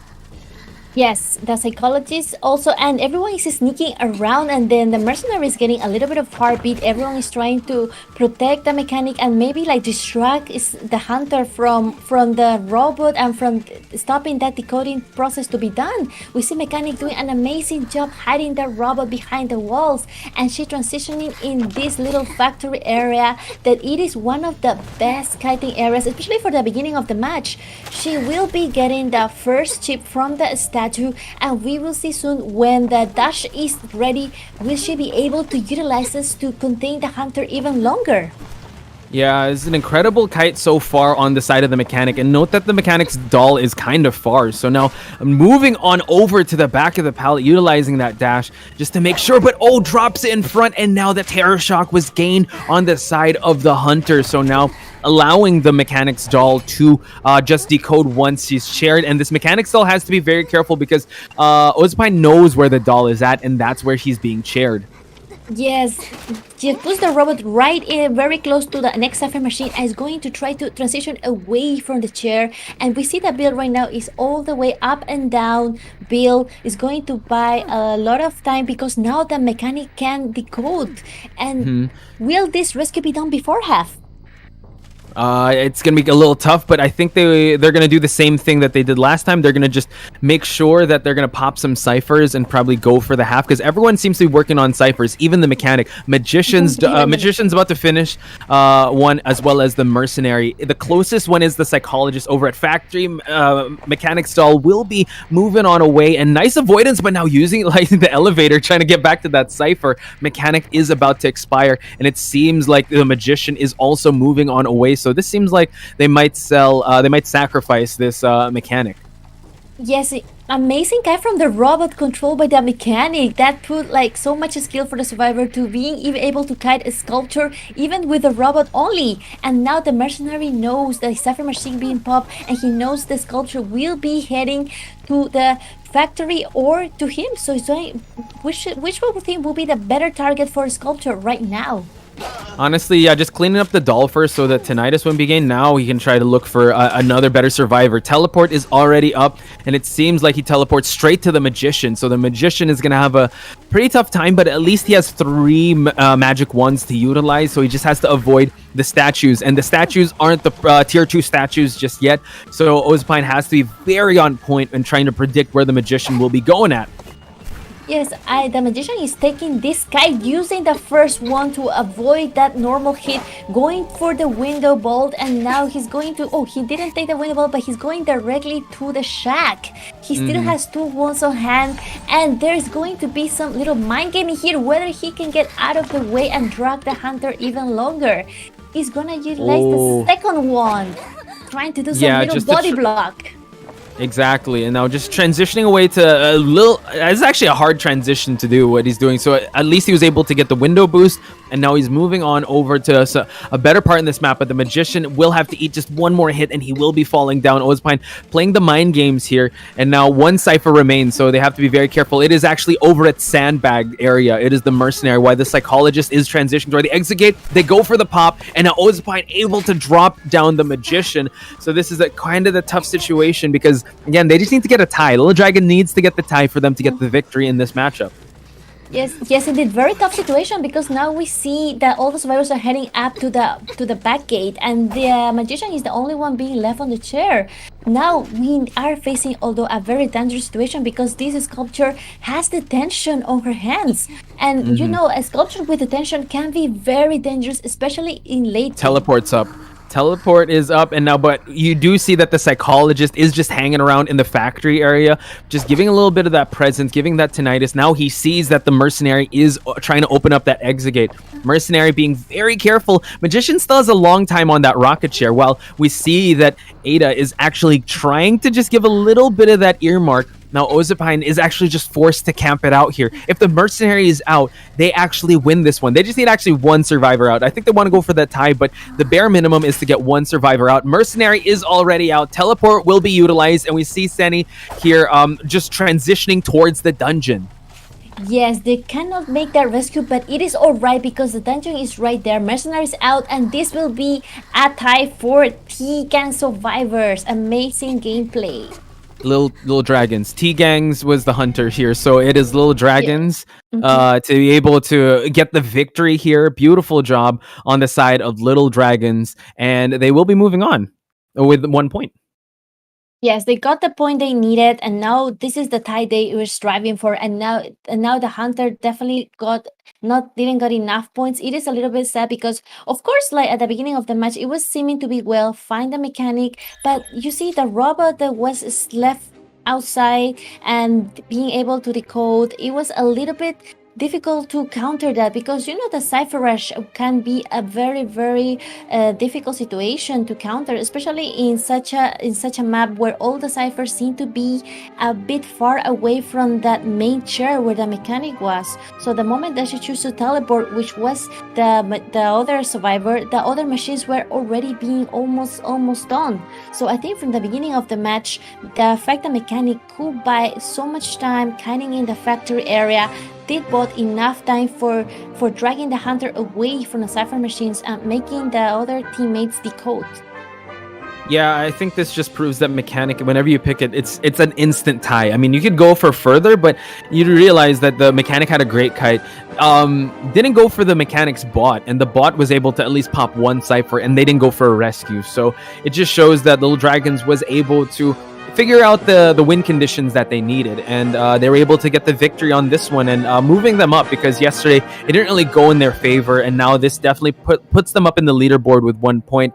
Shout outs to Little Dragons tying up with T-Gang, because T-Gang is also leading the group stage board there, so they're all tied up with 1 point. But yeah, amazing performance on Lil Gang's side, ladies and gentlemen. Again, before we head to a break, we just want to remind everyone that's watching on YouTube and Facebook to head on over to Discord, because our next match will be between Team BoBo and Good Luck. Please put in your team predictions to gain some points here, because what's at stake is an S-tier barmaid skin, the summer skin of the barmaid. So if you're able to get the most points in this team prediction, you will be winning some amazing prizes. So again, head on over to the Discord, put in your predictions, because when we return from this break, it's going to be BoBo versus Good Luck. We're going to take a short break, so don't go anywhere.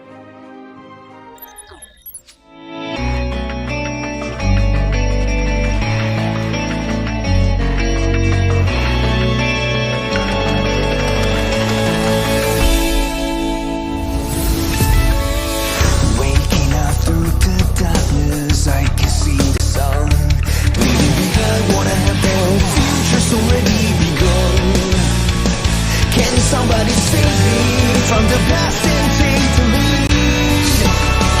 I'm ready to be, time to stand up and be free.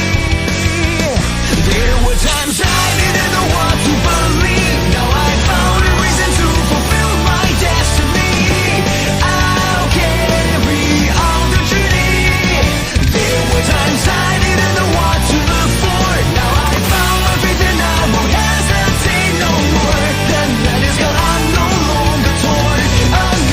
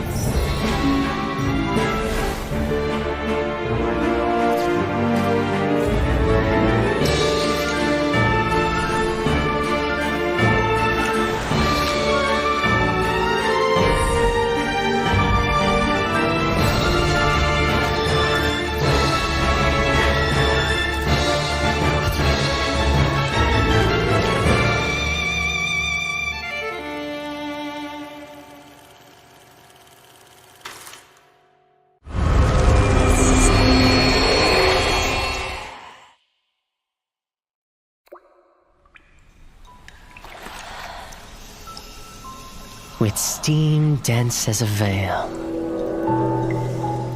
and wine sweet as honey. One can't help but relax at the hot spring. Return to basics. Surrender restraints. Relinquish thyself. Like the eagle plummeting straight down, lusting for lambs, hating all lamb souls. Bathed in the spring, we drink. We worship. We indulge.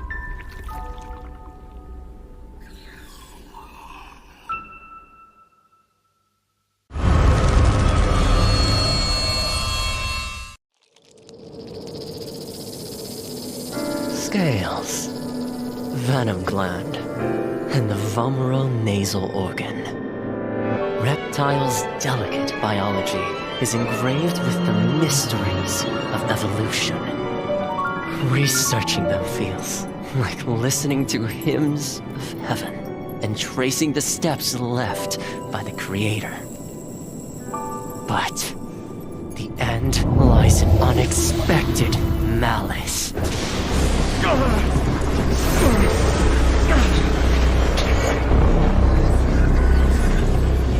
Is this a cruel joke from the Creator? Or the inconvenient truth of evolution?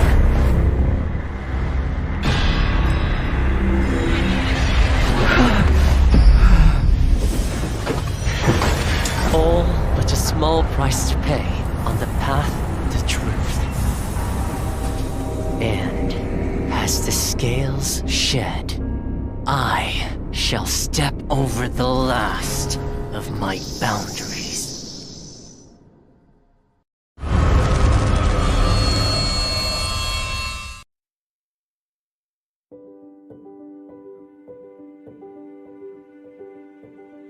Hello， 大家好，第五人格的玩家们，我是浩明。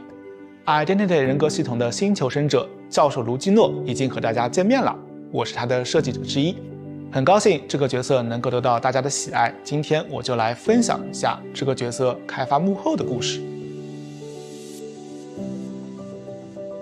我们呢，在2021年引入了 Identity 人格系统，在这个系统里，所有的角色都是已有角色的一个新的形态。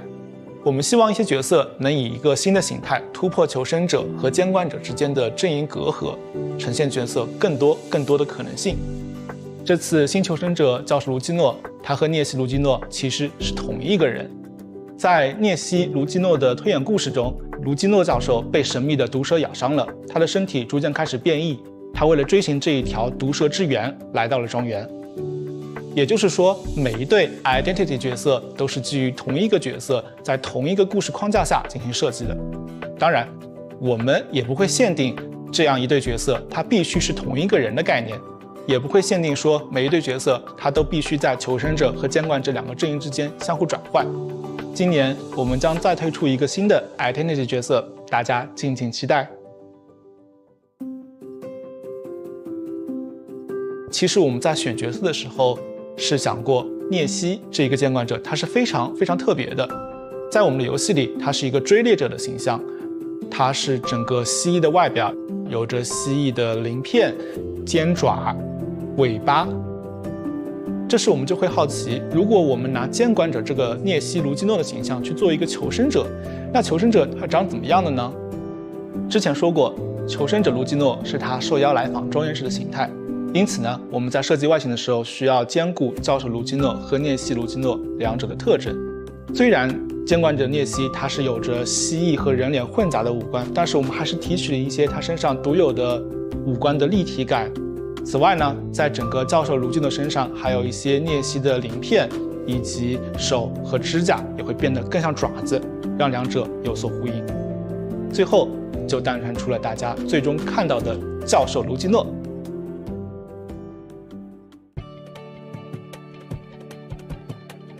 我们的设计时，首先确认了教授的核心技能是围绕反弹攻击，也就是鳞片硬化这个高难度机制展开的。玩家们需要在高度紧张的追逃过程中，同时留意对手的动作，并在瞬间抓住时机，激活技能。有时候，你甚至可以主动靠近监管者来触发鳞片硬化的技能效果。鳞片硬化可以在板窗交汇的过程中使用，避免被后来追击的监管者恐惧震慑。为了进一步加强教授的辅助能力，我们为他添加了支援其他求生者也能反弹攻击的退灵技能。以上就是我今天给大家分享的教授卢基诺开发幕后，希望能帮助玩家们更多了解卢基诺这个角色。感谢大家喜欢我们的 Identity 系统，我们后续也会为大家带来更多精心设计的游戏内容，敬请期待哦。再见。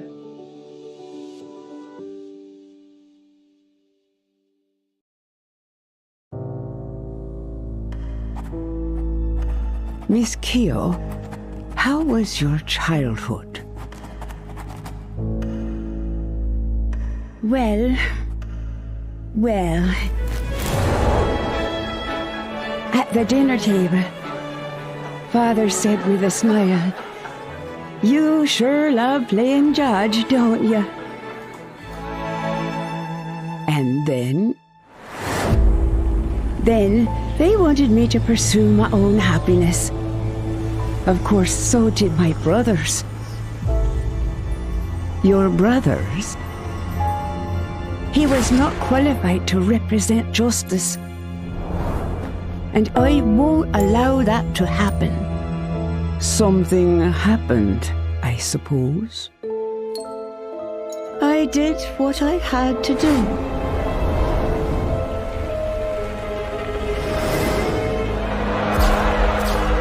Justice needs obedience. Justice needs sacrifice. It ain't over till the fat lady sings.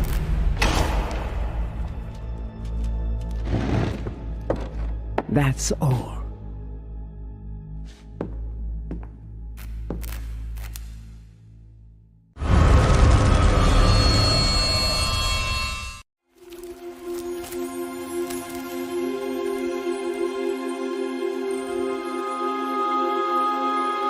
Long, long ago, when demons and gods walked amongst humanity, two sisters lived a life of creating fragrances.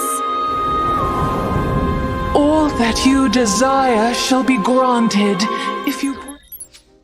Ladies and gentlemen, welcome back to IVA May Group Stage, day number 3. Potch Spice and you'd bullied Nello on stream a while ago. The bullied Eli, the number 1 survivor this season in Titan rank. So, Eli, how are you feeling so far with the matches that you've witnessed today?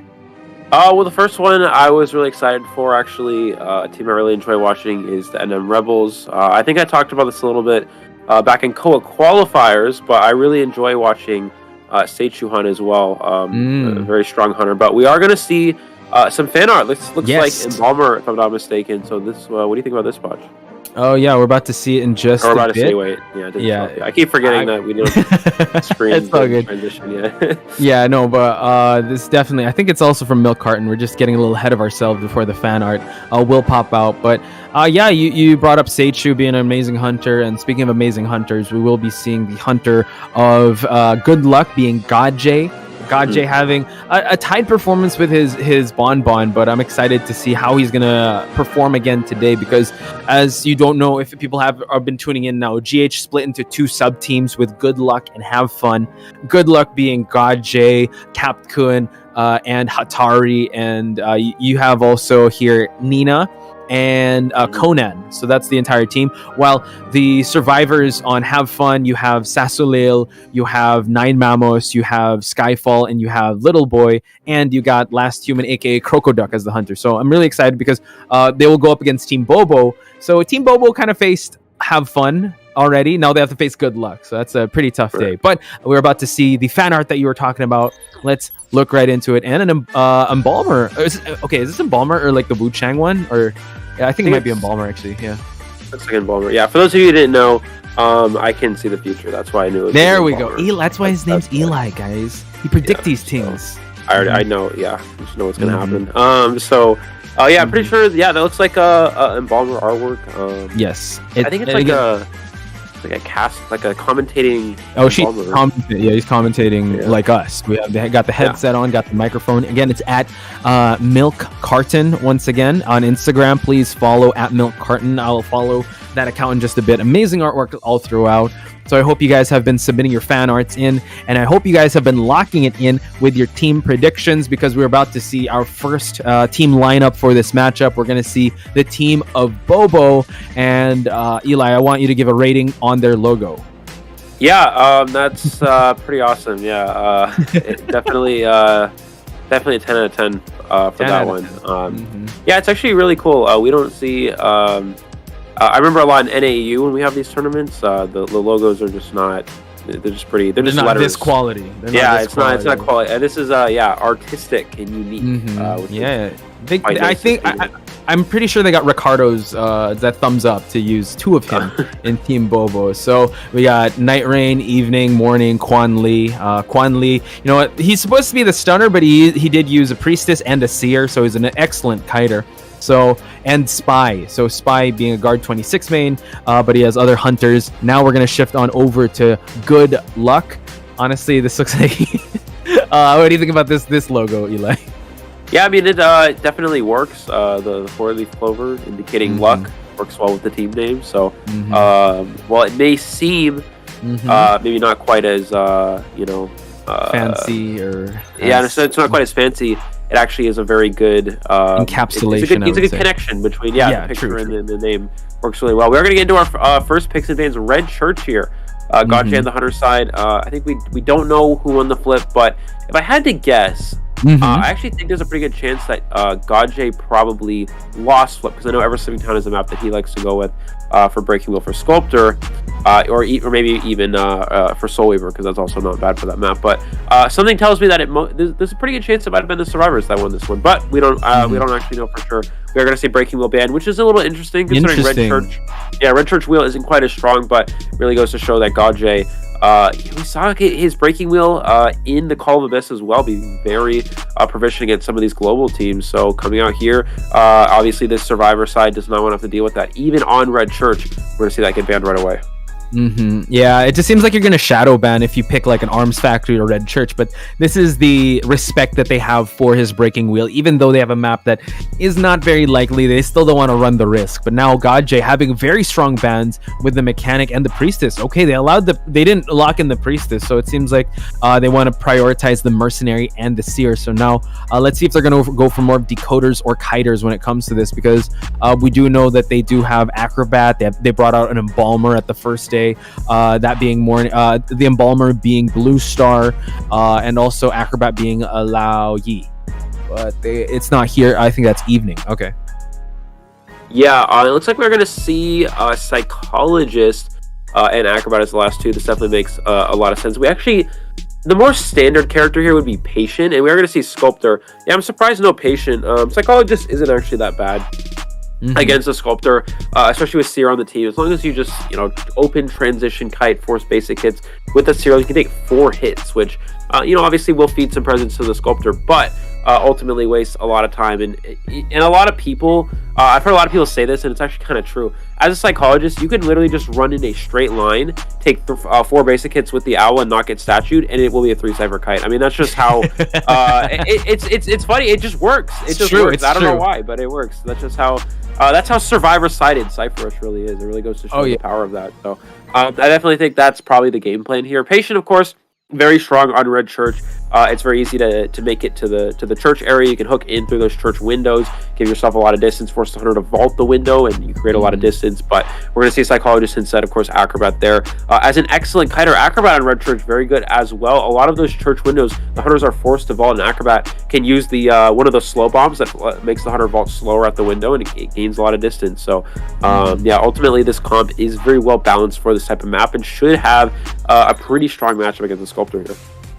Yeah, I think they're kind of getting ready and trying to cover all grounds here when it comes to just containing this hunter, because the only tide that is being brought is by Quan Lee. Everyone else brought the broken windows. So we're about to head into the match, ladies and gentlemen, between Team BoBo and Good Luck. This is going to be a best of one. Best of luck again to both teams on this one.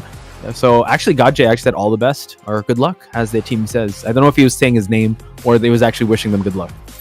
Yeah, interesting. As you mentioned, only Tide Turner and Mercenary. In this sort of team comp for this map, we actually see Acrobat usually bring Tide Turner as well, because the majority of the time you're using bombs at the windows and not actually vaulting. But we are going to see the Sculptor spawn over near the top of Graveyard, immediately heading towards the 2 survivors that spawn at Backgate. And it looks like this is the location of the... who is that? Mercenary. Mercenary? Oh, Mercenary, yeah. Yeah. So an excellent start for BoBo here. At any time a hunter spawns into a Mercenary find first, it's always really strong for the survivor side, and we see that allows for early rotation. This does look like, I believe, the Seer in this area, so this may not be the best find for the survivors, but they've already wasted a little time with that rotation, and Seer, of course, can take 3 hits. Oh, early statue early on, though, which can be very strong here for Gajay.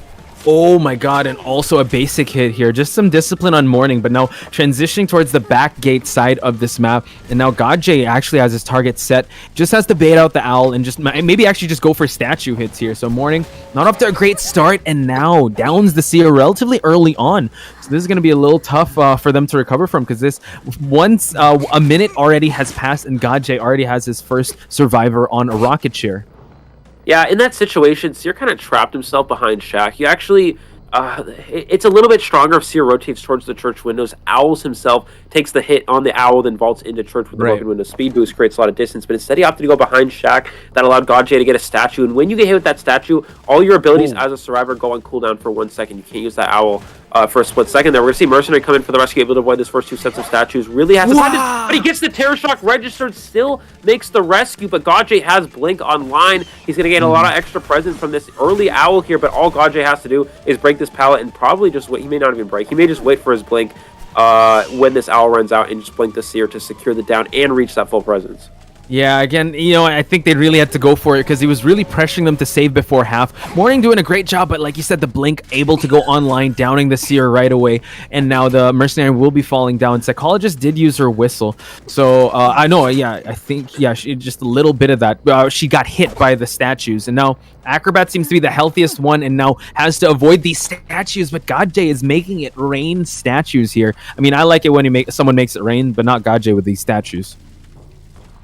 Yeah, we are going to see Seer on chair for the second time here. I don't think the Survivor is going to perform any sort of rescue here. The position for the Survivors here, I mean, it's still not too bad. The problem is Acrobat is chipped. We may see Psychologist potentially whistle to heal a quarter off of the Acrobat, but no, it looks like we're just going to go ahead and see Gajay immediately head towards bottom broken, which is a difficult place for Survivors to kite in. With that full presence, it could be a pretty good chase area. And, yeah, I don't know. Mercenary going for that rescue. I mean, it was almost a very clean rescue, but a perfectly timed Terror Shock is really making the difference here. And we're going to see Mercenary get healed up here. Has found the Acrobat. He needs to dodge these full presence. Going for that bomb here. Can he get it? No! He's going to get the statue, which prevents him from using the bomb and takes the hit. You got to use that bomb early so there's no risk of the statues canceling, but in this case he waited a split second too long, and Gajay with a second down and on track for a very nice match. Wow, again, just canceling out the skills. Now I think Quan Lee is the one to make the rotation. He does have a little bit of skill to utilize. He has 2 elbow pads. Has to be very careful because now this is a fully fed sculptor, and if you think that he was accurate with not much presence, what more now? Mercenary is closing out the distance here. Chisel is sniping out Night Rain, which is Night Rain is trying to pop that 1 Cypher. 3 Cyphers still remain. Now the camping game begins. Nice avoidance so far, but he eats 1, he eats 2, and now 1 more chip. Oh, able to get the rescue, but this Acrobat can only eat 1 more hit. Mercenary at least is a little unscathed, but Evening will see that rocket chair once again. Yeah, immediate farm off of the chair is really difficult here. Mercenary no longer can really rescue again.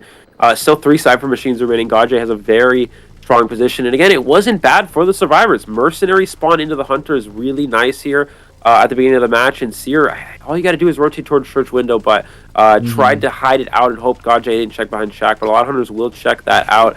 You're going to see Psychologist come in for the save here. Is able to dodge that first one. Psychologist has a little bit of stress left, so she can technically take 3 chips before being at half health. He's going to go straight for the rescue, but it doesn't matter. It's just the farm. Yeah, you got to try to force a basic hit, but Gajay not getting baited by it at all. He's going to try to go for a little bit of extra damage here. Is able to get it as well. He actually has blink, so he's just going to blink and down that psychologist here. Acrobat will be eliminated on share, and this should be 4 survivors out here for Godjay at this rate. Yeah, it's only a matter of time, right? Mercenary trying to open up a chest, but I think Godjay just got to do the cleanup. He's going to chair the mercenary. He's going to chair the acrobat, head on over to just add more pressure onto the mercenary and just secure his team that 4K, that 5 points. But just rotating a little bit here. We're going to drop that chisel. We're going to spot out where Quan Lee is, almost on his way towards that graveyard area. And Godjay, that's his signal to just make that rotation happen. Can't afford for the psychologist. Oh, the psychologist actually goes and heals up here. But it's going to be a little tough because Godjay, once he downs Night Rain once again, it's just a back and forth at this point. Absolutely. Going towards bottom broken here. Not a great kiting area. Trying to break line of sight as much as possible. Is able to avoid that full presence one, but it's really just a matter of time at this point. Another statue is registered again. Godjay switching to Peepers. Able to get the down with the charge attack as well. He's just going to drop a Peeper here on the psychologist and then just go look for that mercenary. The best bet for mercenary here is really to just go stand in a corner and just use but he does know where the mercenary is with that full presence or with that chisel. Mercenary's gonna go with the hill. I was gonna say the best chance for mercenary is go stand in a corner and just kind of use that syringe like every 20-30 seconds. Well, yeah, just use it every once in a while. It actually prevents you from getting crows if you're healing yourself with a syringe. Well, that's so you kind of just hide out in a corner, and maybe Godjay actually didn't see the mercenary. I don't know. Looks like he didn't, so this gives mercenary a little bit extra time, but because he did pop that heal with the syringe, it means that crows will come. He will get crows if he doesn't hit these cipher machines, so that healing will no longer be an option to prevent that. Yeah, he's kind of rotating. He will touch a cipher machine here at the shack area, and now Godjay is still trying to look for the mercenary. Mercenary actually going to the basement to open up another chest. I think they might actually go for like a bleed out strategy and see if Godjay will kind of buckle here, but now he's just gonna like swoop the area and survey the area. Tinnitus will be propped up already, and Godjay knows that if he's not behind the shack, he's definitely gonna try to look at the basement. Mercenary able to what did he find? He got another syringe. So now he finds the mercenary here. So this is it seems like a checkmate situation at this point. Mercenary does fall, can chair the mercenary. They're gonna go for the surrender. GG's will be called, and Godjay, ladies and gentlemen, living up to his name. Yeah, absolutely. 4-person elimination again. Not a bad start for the survivors, but was able to capitalize on catching that seer in a weak area. And it also really goes to show when you're able to get a chip on a survivor while being right next to them, where they can't utilize it. Because when you chip someone, whether it's like a Bon Bomb or an Exploit Flame or a Sculptor Statue, you cannot use your ability for about a second when you take that hit. So when Godjay gets that chip on the seer, he cannot owl himself. The owl I believe has been back. Blink was about 20 seconds, which is 40 seconds of the match. Seer owl was only about 30 seconds. Yeah, so he would have had his owl back by then. So he could have easily just owled himself on that hit. But as soon as you get that chip hit, he cannot use the owl for about a second. And Godjay's able to fall with an immediate swing before you can use that owl. And that makes it so he's at a quarter health, and all he would do is go down to a blink or go down to a chip, and he may not even get to utilize the owl, which we saw in this case. He did be able to use it that one time to extend that rebound kite after the mercenary's rescue a little bit longer, but with blink online for Godjay, it was only we saw only a matter of time before he's able to get that down quite easily. And it's just from there, it really goes downhill for the Stars. Mercenary being on the ground, the Cypher Rush is significantly slowed down, and the Seer again not able to rebound kite for too long. Acrobat taking a chip in the process. It just really did not work out for the Survivors. Excellently played from Godjay here in a 5-point lead right out the gates. I would have to say, and bring it back to the start where the Seer did rotate behind the shack area. Not much you can work with, and no way you can break line of sight. And Godjay, with excellent statue placements, just made sure it was a perfect storm of events to really solidify himself. I don't think there was anything he did that really. I think it was a 10 out of 10 performance by Godjay. The way he was able to handle that the situations there. Again, not going for the mercenary at the start. Seer made sure that he's going to stuff that rescue and still focused on that Seer. So, Godjay is definitely pretty happy with his performance. But we will be switching sides here, ladies and gentlemen. BoBo's Hunter, Spy will be coming into the mix, and Spy is definitely someone that can also get that 4K if needed. So we will take a short break, but when we return, it is going to be the second half of this match.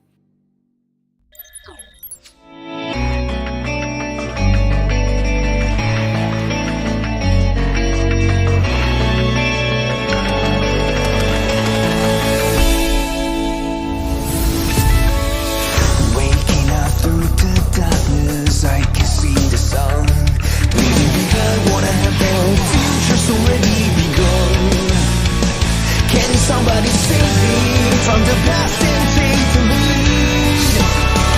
I'm ready to bleed. Time to stand up and be free. There were times I didn't know what to believe. Now I found a reason to fulfill my destiny. I'll carry on the journey. There were times I didn't know what to look for. Now I found my faith and I won't hesitate no more. The night is gone, I'm no longer torn. A new day has come, I'll be reborn.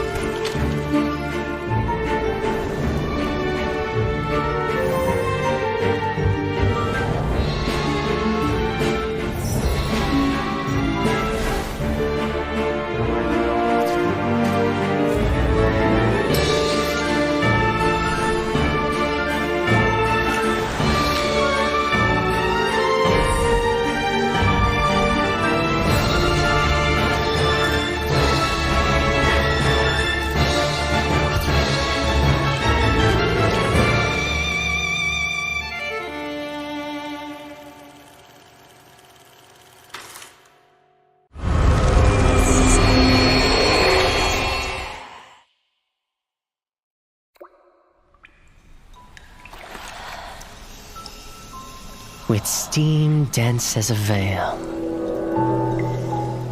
and wine sweet as honey, one can't help but relax at the hot spring. Return to basics, surrender restraints, relinquish thyself. Like the eagle plummeting straight down, lusting for lambs, hating all lamb souls. Bathed in the spring, we drink, we worship, we indulge.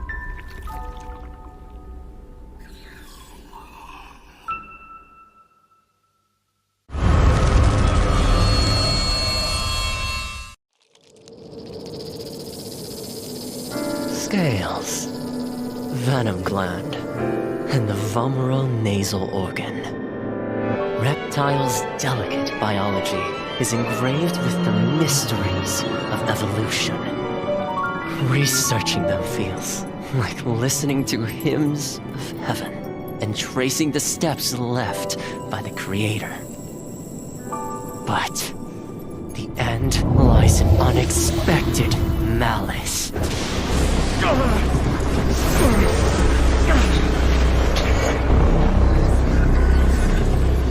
Is this a cruel joke from the Creator? Or the inconvenient truth of evolution?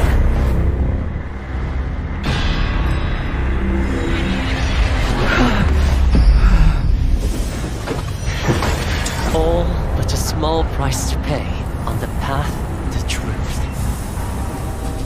And as the scales shed, I shall step over the last of my boundaries.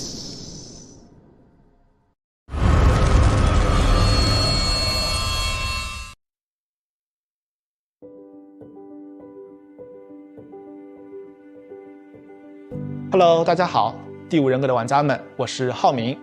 Identity 人格系统的新求生者教授卢基诺已经和大家见面了，我是他的设计者之一，很高兴这个角色能够得到大家的喜爱。今天我就来分享一下这个角色开发幕后的故事。我们呢，在2021年引入了 Identity 人格系统，在这个系统里，所有的角色。Welcome back, everybody, to the second half of our match between BoBo and Have Fun. Oh, wait, no, Good Luck. Good Luck. Okay, yeah, my bad. Welcome to the second half of our round here. We did see a 5-0 victory for Gaje. Looking like a pretty good start for the survivors, but Gaje able to get a fast down, preventing the Seer Owl from even getting utilized in the first chase. And just like that, we do have a 5-0 lead. Excellent job from Gaje. So now we're going to have to see a bit of a comeback here from BoBo, but we did see some very impressive Hunter work from BoBo's Hunter yesterday. Yes. They were able to get a draw, actually had a bit of a winning position, but unfortunately did have a draw build for the type of character they were playing. But yeah, they got the job done. They got the draw here. Now they're really going to have to step it up and go for more if they want to win here again. This is just a single round, so they're going to need 4 survivors eliminated to force a tiebreaker here. So a lot of pressure on the BoBo Hunter. What do you expect to see from this Hunter here, Podge? Well, so far, BoBo's Hunter named Spy did bring out a Guard 26 and a Sculptor, 2 Hunters that are very good in this map. I wonder if they're going to also, if Good Luck will actually also kind of respect ban the Sculptor. We are about to head into the picks and respect ban the Breaking Wheel. We are heading to Red Church, and they could actually eliminate at least one of the Hunters that Spy has already proven he is formidable in it, with either the Guard 26 or that Sculptor. But you got to also pay attention to the survivors of Good Luck. I mean, you have 2 seasoned names out there named Ikun and Hatari. So interestingly enough, Ikun has been relegated to the Acrobat, while Hatari on that Seer. Nena has been Psychologist, while Conan is on the Mercenary. It seems like they don't want to face Spy's Guard 26. Yeah, definitely not. Which is interesting. Again, the problem is that you're in a situation where you really need 1 survivor out the gate. So taking a Bonbon isn't really a problem because Bonbon's not a Hunter that has a lot of 4K potential, right? Whereas Sculptor is far more of a threat, right? So I think in reality here, it probably makes more sense.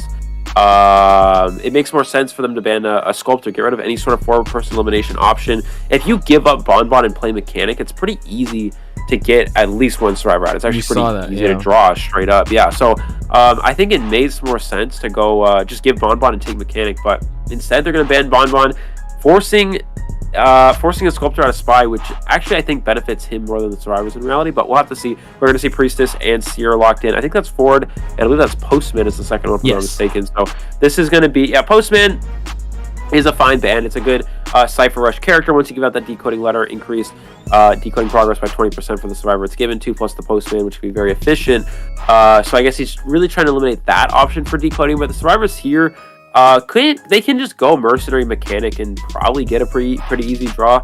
But I don't know. We'll have to see what they're prepared to play. And they may also just go Acrobat Mercenary as well. Play something more, or Patient. That's also fine. Play a more stable team comp ultimately. Yeah, so I think, okay. So now not going for any decoders here, not going for any rescuers. Everyone's just pretty much on support duty and also kiting duty. So I mean, the synergy here is limitless, right? You have a Priestess loose, you have an Owl to worry about, you also have the bees, and if all that is given towards the Patient, that's going to be a hard chase. Now, Spy has his hands full, but like you said, Sculptor definitely has more of a 4K potential than a Bonbon, because they could easily just sacrifice and not go for anything too risky. They could play it completely safe, and but here I think they have to worry about the Chisel. They got to worry about giving him full presence. So this is actually kind of looking good for Sky. Yeah, it looks like yeah, for Spy, it looks like so just going with a Cypher Rushing team comp. I mean, this kind of comp you actually see get utilized more against something like Breaking Wheel, because again, you don't really need, against something like Breaking Wheel, you don't really need heavy rescuing. This is actually a very similar comp we saw Wolves use on Ever Slimming Town in a round 1 situation. This is definitely a fine comp. I actually like this sort of team composition, just completely giving up on the Mercenary. We've seen this kind of be a common trend over a lot of recent tournaments, especially throughout COA. A lot of hunters won't even ban Mercenary, and survivors sometimes won't even take it. They'll just go Patient, they'll go Acrobat, or go Priestess as a main rescuer, and it actually works out not too bad. We're going to see the wedding spawn here from the Hunter, immediately going towards bottom broken in this location, the closest survivor. Left to right build, which is actually kind of like this. This is a really good winning build. It's sort of like, no detention, no confined. You have Insolence to help your early game. You have Trump card to potentially push for a win as the game progresses in the late game. And it also gives you, it's sort of like do or die, right? I want to get the Hunter's saying, I want to get all survivors eliminated before they get to the end game. And he's going to go straight into Church here, potentially finding the Entomologist. Yeah, Ikun making his rounds, just constantly looking where the red light is at, and he is still be able to go through this wall, this window here, since did not bring confined space. Now, just putting the bees there, just so Spy will have to rotate around. So Ikun doing a great job, and now Nina able to utilize the portal here, just to extend the kite a little longer, forcing Spy to actually rotate and buy some time and keeping him here, not giving him that much presence, but since he did bring a 3-9 build, he already has his chisel ready. So now Ikun still making it a pesky first early chase. One more melee hit and he will be falling down, and more Priestess portal to just give that support. A little short portal there, but let's see if Sky will clean it up. No, decides to just leave it. Again, it's a short portal, and Ikun, how many rounds has he done in the church? Yeah, and you really have to be careful here. He's probably going to go for a blink through. He does blink right through the bees. Yeah, there is the down. It still ends up being a pretty good amount of time wasted. We're going to see the bees get eliminated as well. Can't control those bees while you're on balloons. And he's going to get shared near bottom broken. This is the location. I think that's the patient. So this could be a pretty good potential comeback area for Spy. 2 Cypher machines should get popped here. That bottom broken should be almost done. He's going to go ahead and take down these walls as much as possible, and he's going to see the survivor in this area. He sees 2 other Cypher machines moving, so he knows that this is the only person that can rescue. So he can hard chase this patient. He's able to get that first chip on there as well. Patient has to be very careful not to get a second one. He's able to avoid these so far, but when you get closer to the chair, this is where things get difficult. He's able to avoid these so far. Goes for that swing, giving the owl. This is going to guarantee the rescue. It is a farm, but the important thing is that 20 seconds of Tide Turner is wasted, and he's able to leave the patient Cypher machine. Yeah, beautiful rescue, but again, the entomologist will be falling down. Spy being forced to move on away from the bottom broken side of that map, while it's giving Conan some time to finish that cipher, while Ikun just in the area, like falling where the bees are at, just to get a little bit more time. 4 ciphers still remain, but we do see that the priestess is almost done with her cipher over there at the red church area, and now we see that the wedding is Hatari with that Seer's owl. It seems like not sure who's gonna go for the save this time, because Conan is being chased away from his cipher yet again. Long portal being summoned on the side of the priestess over at wedding, so it seems like maybe Hatari might go for actually just finishing the cipher. Yeah, he's gonna go ahead and take down that portal as well. No rescue being performed here, and patient at half health as well. I think he's reached full presence. I'm not quite sure. With that insolence, it's sometimes hard to tell, but looks like we're going to see him go for that chip there. Okay, patient using that hook to get out of range of the chisel most likely means that he does have full presence. He's going to go ahead and just look around here. I mean, still has trump card available. No detention is going to be a bit of a problem. This is where insolence becomes useless once you reach that full. It's no longer important, but he does get to that full a lot quicker than than normal. Going for that full presence, able to avoid that hit there. Can he dodge the second one as well? Is able to dodge both of them. That's nice. For the patient, but the third one is going to register and gets the down. Yeah, that third set really coming in clutch here for Spy. He's going to be able to chair as well here. So with this, I mean, he's got some time to work with. The biggest downside here is, as we talked about, Potch, no rescuer. So full presence means that this is a really difficult save. If there's a mercenary here, the rescue is it comes a lot easier. Now with only a priestess or seer, it's really going to be difficult for them to potentially make this save trade back online in trump card. If he's able to cut off the rescuer from a distance, he can teleport back to chair and stuff it that way as well. Survivors may just try to pop the last ciphers and not even rescue at all and just go for one out as well. That's still an option for them. Yeah, Hatari just popping that cipher at bottom broken. Spy now kind of closing in on this priestess, so the priestess has to be very careful, trying to just slow vault away, using that speed boost, but gets kind of cut off. Nina changing her route and moving at least away from that, just kind of containing the hunter at this pace here, while utilizing a short portal there just for a little bit of a stun. Let's see how things are going on the Seer side. Closing in on patient. He can get that rescue, but gets the blink and now gets the down. Kind of a delayed there, but now priestess is down. Patient is rescued, and Hatari back on rescuing duty on the side of the priestess. Yeah, that rescue was really important there. I'm not really sure how that blink missed, but he was able to get that follow-up hit. That's the important thing. Trait is on cooldown, so he's going to go ahead and go for another spike. Okay, patient. Yeah, not going to go ahead and take any chips here. No Tide Turner, and he knows that Seer's coming from Graveyard because he did rescue from that area. So as long as, full presence statue is going to show the location of the Seer, he may just hit him and then just drop a bunch of statues on the chair. Here's the attacker recovery. Can he drop enough statues to cancel the attack? The rescue animation. He does get the down on the Seer here. A chip onto the Priestess as well. Will he continue after Priestess, or will he just chair Seer? He's going to try to get this double down here. Priestess, no portals available. is able to get the down. And still 2 Cypher Machines remaining. Seer on there. He's going to chair near Seer as well. So Seer cannot get up. He may just actually pick up Seer, drag him away from the chair, and drop him in a corner. And this should actually just secure the win here for Spy. Now primed heal on the Seer side, and like you said, just picking up the Seer. Patient was able to pop that Cypher, but now it's going to be real tough. He only has 1 hook left, and we see that the Seer will be falling down at a further side of this map. Priest is about to expire, and now Patient getting spotted out of the spike hit, and we see that Conan has to be very careful and wait for Seer to be at a best possible spot for him to be able to utilize that self-heal. He goes for the self-heal, and now Spy making his way back to that Seer. Yeah, unable to get that rescue, so that's perfectly fine here for Spy. He's going back to the Seer here. 1 Cypher Machine remaining. Patient's going to go ahead and search a chest, which means Patient actually cannot pick up any items until all his hooks. Actually, both of them. Both. Yeah, well, he's leaving open the elbow pads. He opened up some elbow pads there, and Hatari has to make this kite last long and try and gain Owl in the process. But now he eats one more statue hit, and he will be falling down. Nice avoidance so far. Nowhere near getting at least 50% Owl. So this kite needs to last long, and the pallets have been utilized already. He has 2 more at his disposal. Hatari, will he play some mind games here, forcing BoBo to just be careful? And now we see that the teleport will be utilized, heading on over to the Patient. Yeah, he's going to go ahead and use that hook there. He knows that he can go back to that chest, and there will be a item elbow there pad that he potentially, elbow pad. So the problem is I don't think he actually can make it there.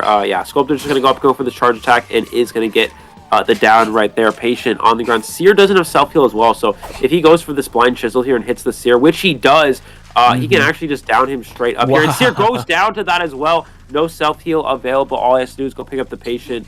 And he realizes that Seer's already self-healed, and that's it. 4-person elimination here for Spy, and we're going to have ourselves a tiebreaker round.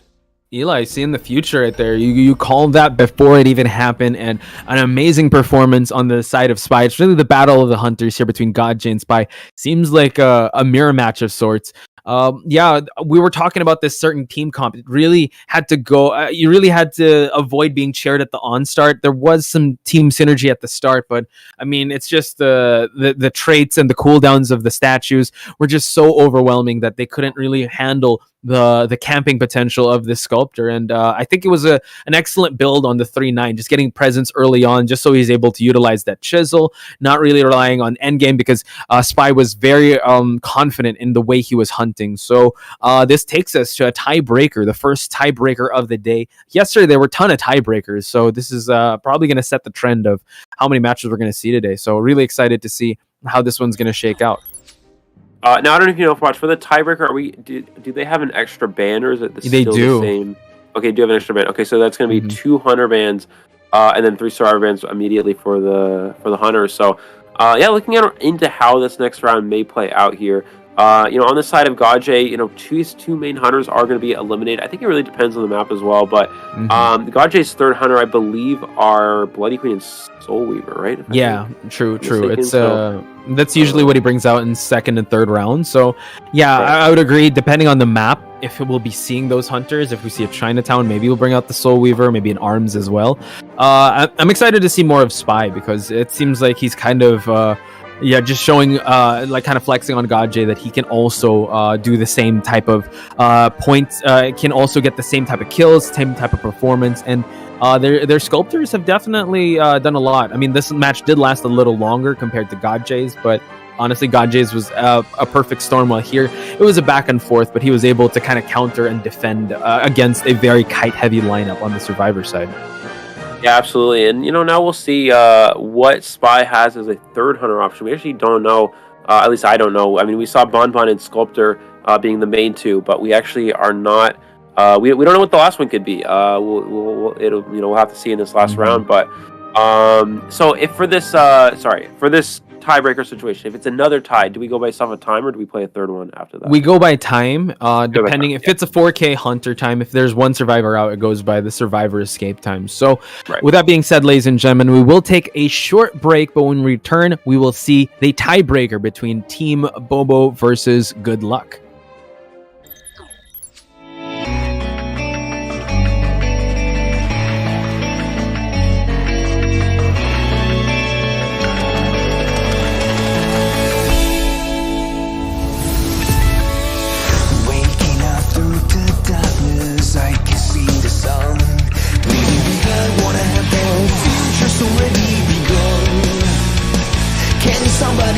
baby from the past and take the lead.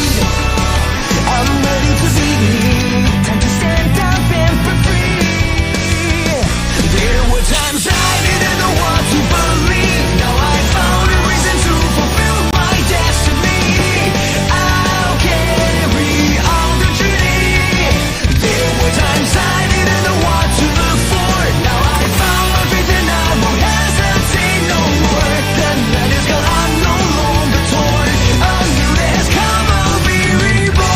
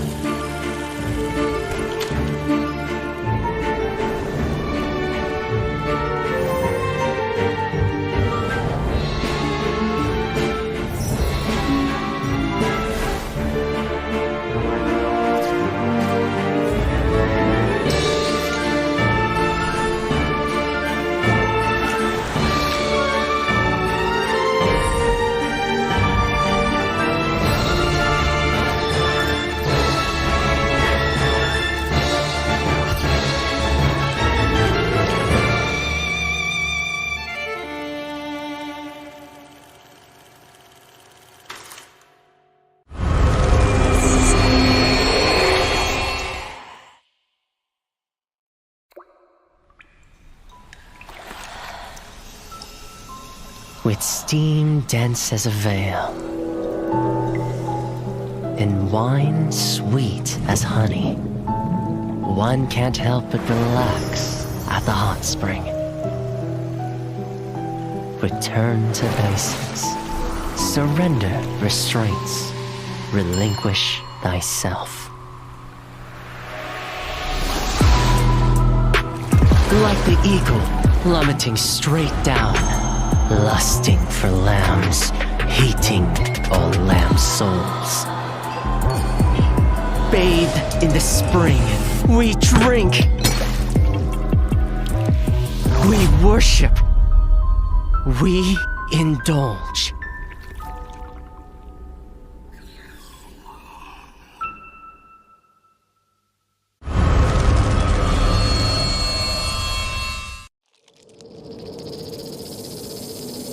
Scales, venom gland, and the vomeronasal organ.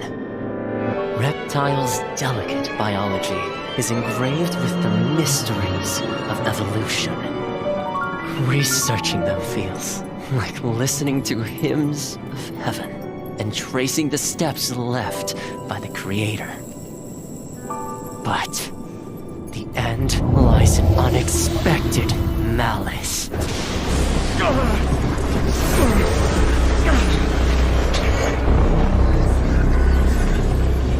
Is this a cruel joke from the Creator? Or the inconvenient truth of evolution?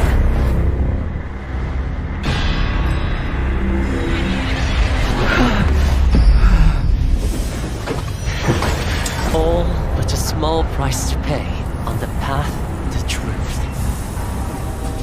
And as the scales shed, I shall step over the last of my boundaries.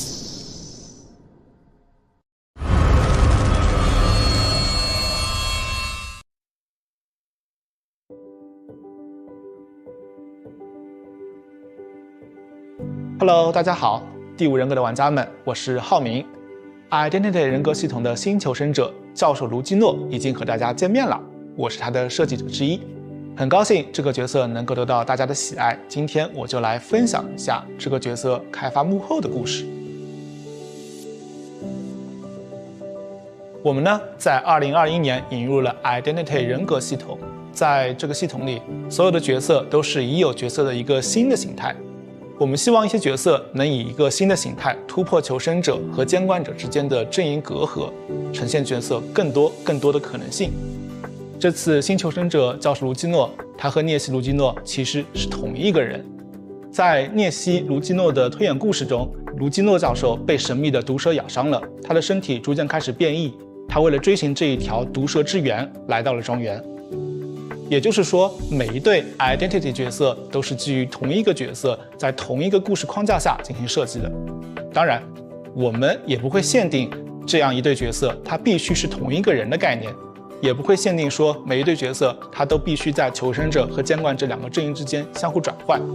今年我们将再推出一个新的 identity 角色，大家敬请期待。其实我们在选角色的时候是想过，聂西这一个监管者他是非常非常特别的，在我们的游戏里他是一个追猎者的形象，他是整个蜥蜴的外表，有着蜥蜴的鳞片、尖爪、尾巴。这时我们就会好奇，如果我们拿监管者这个聂西卢基诺的形象去做一个求生者，那求生者他长怎么样的呢？之前说过，求生者卢基诺是他受邀来访庄园时的形态，因此呢，我们在设计外形的时候需要兼顾教授卢基诺和聂西卢基诺两者的特征。虽然监管者聂西他是有着蜥蜴和人脸混杂的五官，但是我们还是提取了一些他身上独有的五官的立体感。此外呢，在整个教授卢基诺身上还有一些聂西的鳞片，以及手和指甲也会变得更像爪子，让两者有所呼应。最后就诞生出了大家最终看到的教授卢基诺。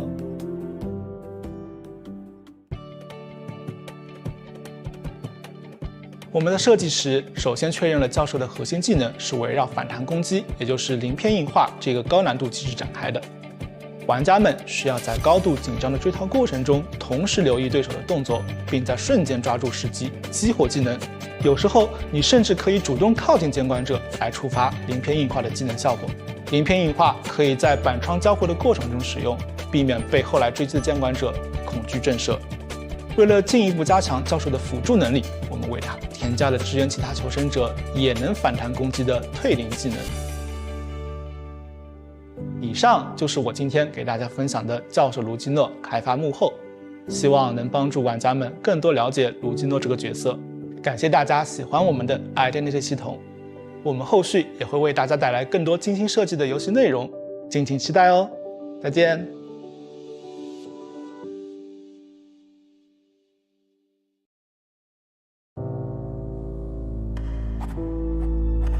Miss Keo, how was your childhood?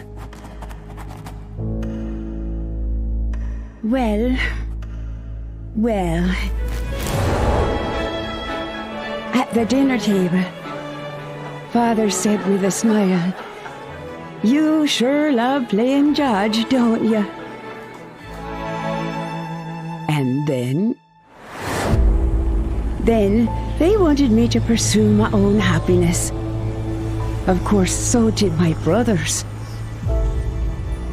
Your brothers? He was not qualified to represent justice. And I won't allow that to happen. Something happened, I suppose.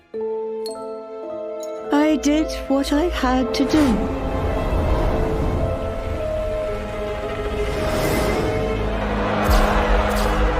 Justice needs obedience. Justice needs sacrifice. It ain't over till the fat lady sings.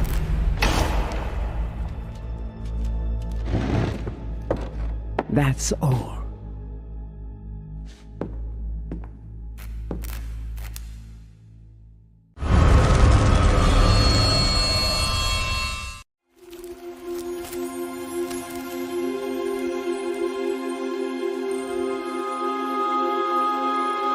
Long, long ago, when demons and gods walked amongst humanity, two sisters lived a life of creating fragrances.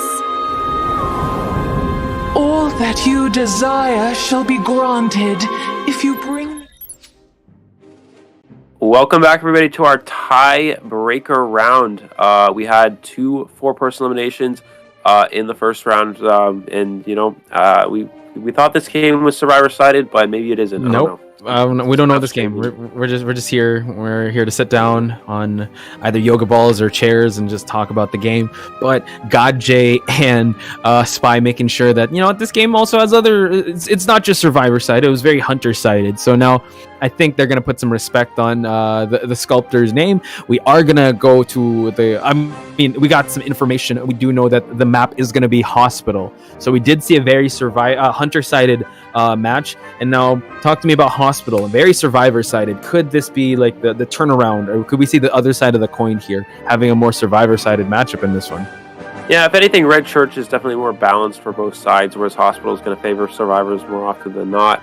And it really goes to show why there's just certain areas and certain maps that make the really heavy survivor-sided maps are never really utilized in tournaments for this reason. Because one, while it may be very good for survivors, it's very difficult for that team's hunter, and they never really want to have to be prepared to play on it. We've talked about this a little bit, but a lot of ways that these teams pick maps is majority for what the hunter favors. It's majority to have a good map for your hunter, and then the survivors will usually go based off of how the hunter wants to play.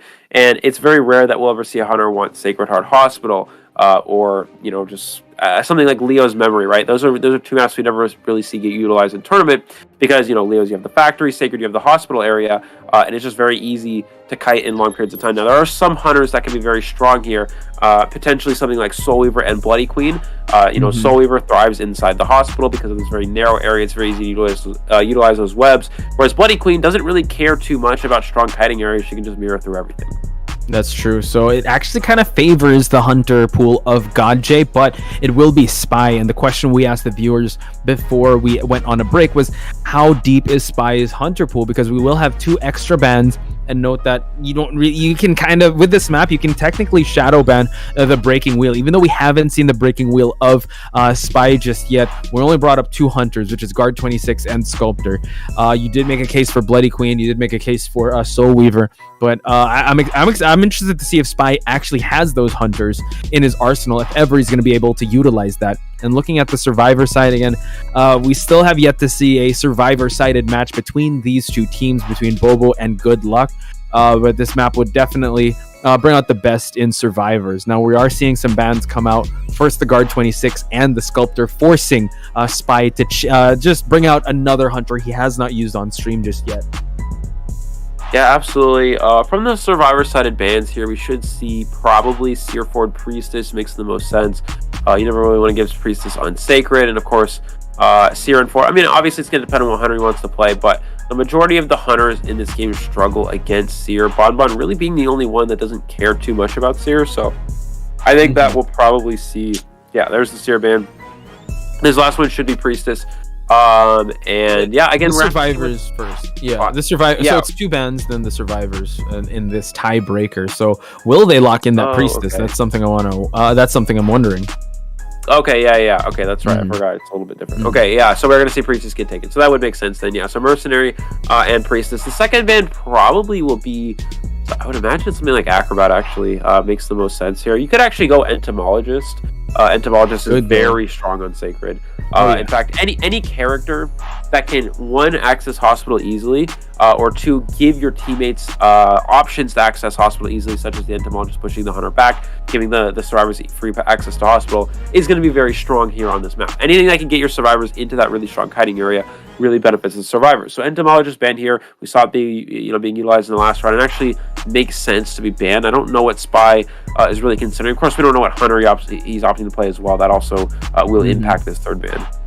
Yeah, and speaking of those bees as well, aside from helping push the hunter away and grant access to the hospital, once you're in that hospital and he has the bees set up, like even just getting towards the hospital as the hunter, especially if the bees are placed in the windowed areas or even during the doors or the entrance, it's going to be real tough. So yeah, you made a really good case for the Entomologist, but we don't know this game. We're going to go with the Patient, which again, a Patient is actually pretty good. He has a lot of good jump spots to access inside the hospital. So it really depends on what Spy brings out, but this does bring out the question of Ikun, and he has used the Entomologist pretty well. He was able to rotate the church like 2 to 3 times with that Entomologist. So seems like they might pick that up unless he's kind of feeling an acrobat. But you did make a case like, entomologist is just so good giving that support, and it seems like now having the mercenary in the mix, having a little more support is definitely something that Good Luck would not look past. Yeah, and we're gonna see. So Patient is fine. As you mentioned, Patient is a character that can access hospital easily. Actually, not only can he access hospital easily, he can get close to hospital. If you're stuck in an area like forest, statue, ruin, shack, you can hook. There's a lot of just random trees on hospital. You can hook and push yourself towards the hospital area, which is very good. You can hook yourself into birdcage. You can actually hook yourself out the big hole in the upstairs area. There's a tree right outside of that big opening in the upstairs hospital that you can hook off of, and since you're so high off the ground, you go flying really far, and you can make a lot of distance between you and the hunter that way as well. So that's another reason why, Patient on Sacred is just so good. Entomologist, there we go. Acrobat and Entomologist definitely make the most sense here. Still don't know what Spy is gonna play. Based off of these bans, this still could be anything. I think the only thing that these bans exclude are probably Geisha. Yeah, we're gonna see Bloody Queen, I was gonna say, because Patient kind of gets countered by Geisha, but everything else would work here. So Bloody Queen here from Spy. This is actually fine. Bloody Queen into this team comp. Entomologist isn't the best kiter against Bloody Queen. The only way they can really kite out a mirror is if they're faster on bees, so it's easier for them to juke, but that's about the best they can do. Priestess needs to be in areas where you can portal long distances, and the only real place where you can do that super effectively is inside hospital. There's some places like long walls of shack, but besides that, Acrobat can be good as well for dodging mirrors. But overall, this is pretty even in terms of team comp versus the type of hunter. This is fairly even.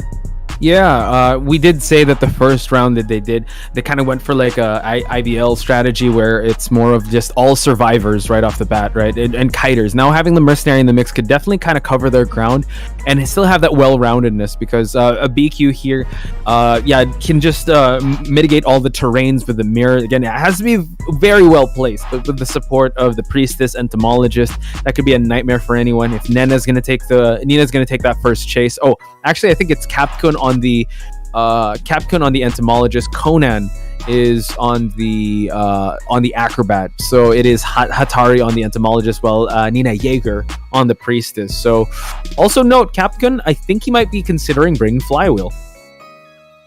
Yeah, it's definitely a possibility. Flywheel against Bloody Queen isn't too bad. You're able to avoid one swing from a Bloody Queen mirror, but ultimately it's still usually pretty easy for the Bloody Queen to still get the hit. But Broken Windows is usually less effective against Bloody Queen. The only time Broken Windows is really effective is if you're able to vault a window right as the Bloody Queen mirrors, and you're able to use that speed boost to kite out the mirror. But a lot of the time, Bloody Queens will just be patient, walk up to the survivor, force them to vault first, and then go for the mirror. So I don't think that we're going to see that really be an issue.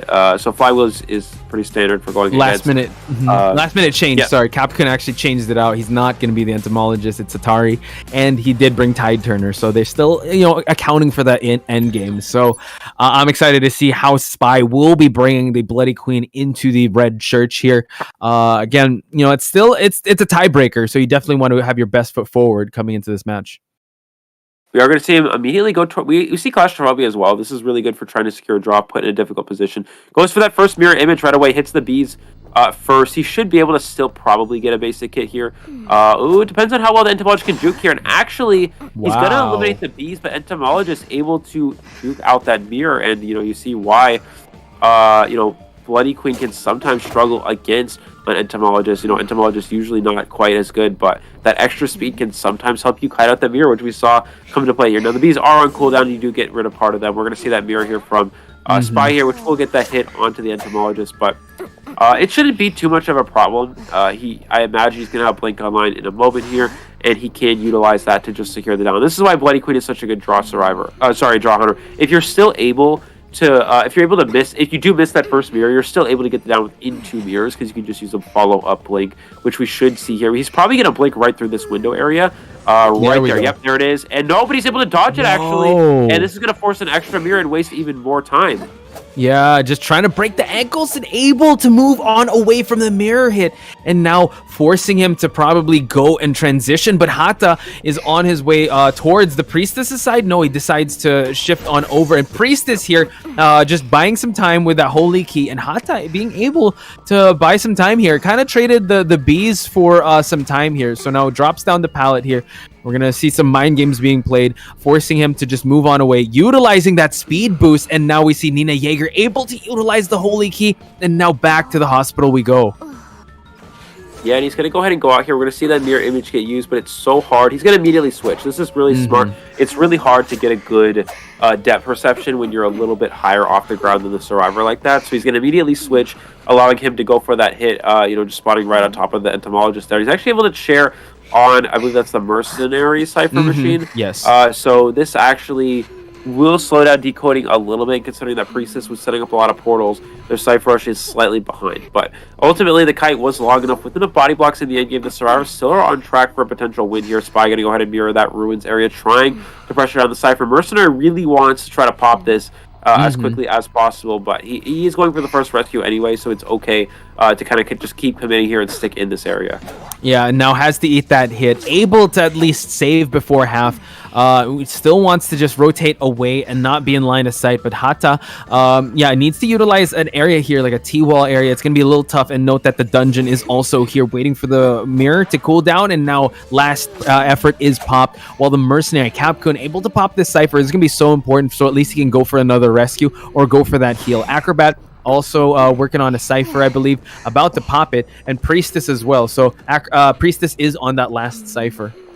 Yeah, we're going to see him. The issue here for the survivors is this is the worst chair on the game to rescue from. It's very easy for Hunter to see the rescuer from a distance, cut them off, hit them, and then just go for a mirror on the chair to prevent that save. He's going to go for that long distance mirror, trying to pressure them off the cipher machine, unable to get these hits.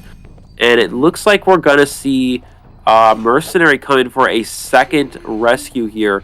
They're really trying to push for this endgame. Mercenary's going to wait this out as long as possible. You see him baiting hits on the chair. What that is, when you tap the chair like that, it actually slows down the chair process a little bit longer. Wow. We're going to see Blink get utilized here from Spy. He's really just trying to steer that down. Elbow pad to try to body block in time, and he does not get the body block. Mercenary will try to self-heal, but he's going to wait for him to drop and just pick up the entomologist and share him the survivors. So close here, but Spy, a beautifully timed blink there, actually will be able to chair Mercenary at a really bad share. I know he's actually going to take him to T-wall. He's going to take him over closer to the cipher machine, but it should be almost prime, potentially a little bit short though. Yeah, it's around 70%, and now, Nina Jaeger gotta move on away. This is actually excellent for the Spy, just how he was able to chair here, and now just forcing Nina Jaeger, and that mirror hit was so crucial. So now she's gonna have a hard time trying to go for this, go for some rocket chairs. And now we see that Conan actually making his way to that rocket chair. Excuse me, it's actually Priestess trying to go for some ciphers. Acrobat now utilizing that bomb just to establish a little bit more distance here, while the Mercenary is away. Tide Turner is still up, but now Conan will have that last effort, and he will be falling down soon enough. Spy losing line of sight from that Mercenary, but Mirror will be ready for him to utilize. But let's see if he's going to commit to chairing. It seems like the survivors are going to heal up first.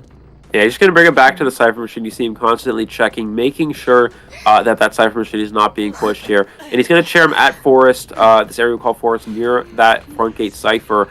And the survivors are kind of forced to start a new one. I mean, you can have Priestess come for a rescue here, but you don't want it to be Mercenary. If Mercenary's the one rescuing, then he's just going to go down and be sitting on the ground for a while. Mercenary's going to go ahead and start, I believe that's the T-wall cipher, so... Mercenary on second floor. Priestess is the one starting the Priestess the is doing it. Yeah, it's interesting. I guess it does make sense if Mercenary does get sniped out from a mirror. If it was him on the cipher machine, he wouldn't be able to decode. So Priestess can technically take an extra hit. Mercenary's going to come in here trying to get this rescue. He has to get it before the acrobat expires, but will the cipher machine be primed in time? That's the real question here. Gets the hit on the Priestess. The problem is Mercenary gets a free rescue because of this, so he misses out on injuring the Mercenary. So ultimately that hit on the Priestess may not even matter. Okay, now drops down, an excellent, just timing there. Could have gotten hit out, but now the body block needs to count. About to be past 50%. Now the mirror is going to make things a lot more trickier. Conan running away from there. Now we see that Capcom able to utilize a body block from utilizing the elbow pad. So that's very important because this acrobat will be dead on chair. Now Spy has to be very careful. Utilizes teleport, and now Priestess forced to get away. And this is a tough spot to kite in because it is a T-wall. Not much real estate you can use, and the Priestess now utilizing just the Holy Key just to buy a little more time, and Spy will camp this Cypher out, downing this Priestess. Now Acrobat is trying to work on another Cypher. Mercenary is trying to heal up. So there are split pushing these two Cyphers, but now the survivors are going to be forced to try and do something about this situation. Conan has popped the Cypher, so now detention is in the air. Yeah, they did pop the Cypher. Something that Bloody Queen could have actually done there is stood on the T-wall Cypher and then mirrored back to the other one. Mm-hmm. And he could have, it allows him to camp one of those Cyphers and potentially, get the down on the survivor on the other one, pressure both of them. He's trying to get this hit here. Spy is still on track for a 3-person elimination. As long as he can constantly stay close to this chair here and then just pressure these gates with the mirrors, it's impossible for them to actually get it open. He can actually 4K. If he's able to pressure on this chair, force the Priestess to be eliminated, mirror on the gate, kill a survivor, and this teleports back online, he can win. And this is really goes to show why Bloody Queen's late game is so good, because he's going to mirror this gate. He's going to force him off the exit gate. Prevents them from opening that gate. Acrobat's going to be able to use a bomb here to get out of range of the mirror most likely. But again, even if Acrobat doesn't go down here, he can just switch places because the Priestess is going to expire here. Mercenary going to rescue. Yeah, it seems like he's going to make the rescue happen, and now Acrobat has to buy some time for them to be able to escape. Capcom able to get a backdoor rescue while Conan has to hide behind this pallet. Can he make it? Excellent distance established by Conan, and now Conan being an ever so tricky target, but now a sandwich situation. It's only a matter of time. We see Capcom opening up a chest. We see that the Priestess is also in this area. I believe this is going to be the last chair of this Acrobat, and we note that this is going to be a little tough. They're still waiting out the tension. Now teleport, but nobody here. It seems like Mercenary has already gotten an item, another elbow pad, while the Priestess is stacked up with portals. Yeah, detention almost out as well, so that can be really good for the Mercenary if he does get found. The mirror image should be easy for any of these survivors to kite out. Again, Priestess, multiple portals, Mercenary's an elbow pad. He's going to try to snipe the gate here, looking for that survivor. Doesn't see the Mercenary as well. Mercenary's going to wait for this mirror to expire and then go push the gate, and Priestess is going to try to stay in hospital, potentially push dungeon.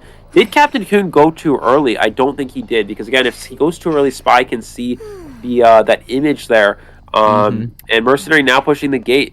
I mean, really excellent patience here from the survivors, and you got to make sure you don't let the Mercenary open the gate for free here. If you do, Priestess is easily able to get out that dungeon. Is he going to mirror the gate yet again? Priestess pushing towards the dungeon. It's open. The gate is open. He's going to mirror. Holy does he see the Priestess with it? There's the Holy Key. Can he get it one time? He gets the hit just in time. What a perfectly timed mirror from Spy, and is able to get one extra kill there, spotting out that long portal. Actually, Poch, that's a misstep from the Priestess. The Priestess goes upstairs and uses the long portal. He can make it out, but instead he goes for the downstairs at Birdcage. That gave Spy the opportunity to get the kill. So maybe just, they were so patient in the end game and maybe just rushed that last play a little bit too much there. And unfortunately, that does cost them that one extra kill. But Spy able to get 3 out here with Bloody Queen is very strong here for Spy. Oh yeah. What an intense final seconds there. It looked like you were saying, it was turning from a 4K, then it became a 3K, then it could have been a tie if only the Priestess just was able to go to that second floor, or maybe even push for dungeon, because it was I forgot where the dungeon was at T-wall, right? And she was outside a Birdcage.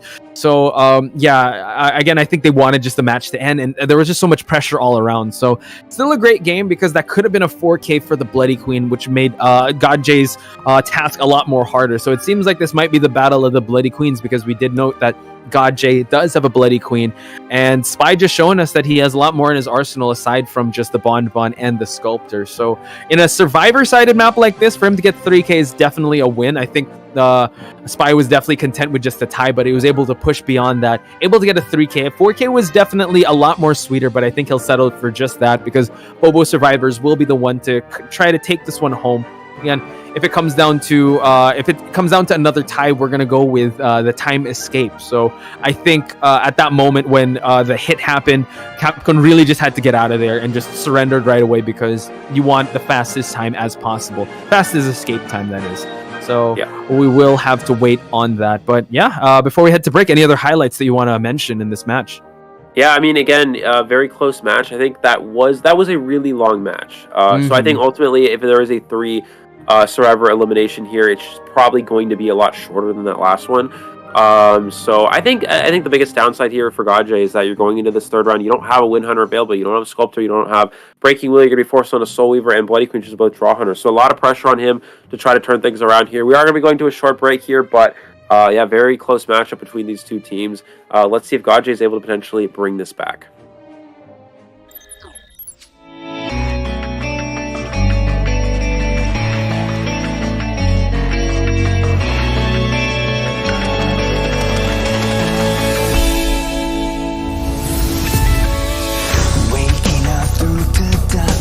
I can see the sun leaving behind what I have been. Future's already begun.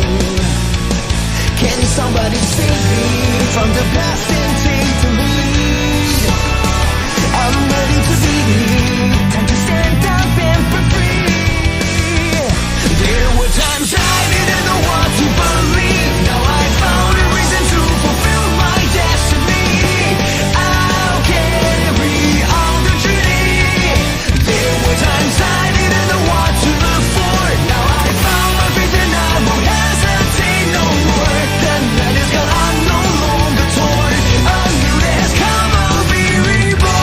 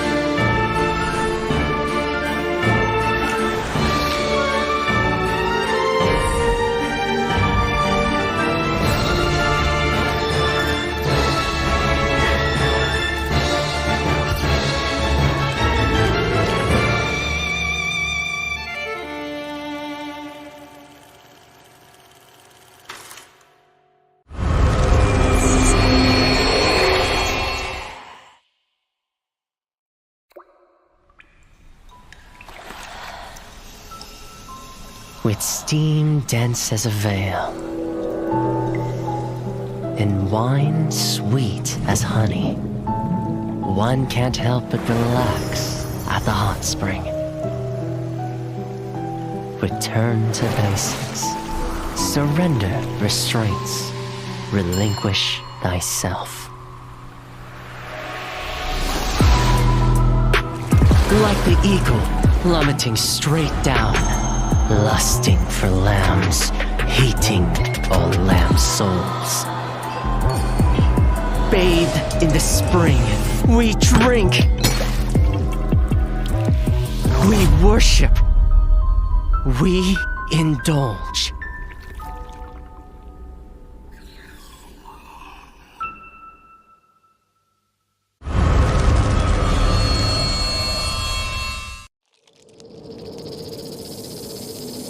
Scales, venom gland, and the vomeronasal organ. Reptiles' delicate biology is engraved with the mysteries of evolution. Researching them feels like listening to hymns of heaven and tracing the steps left by the Creator. But the end lies in unexpected malice.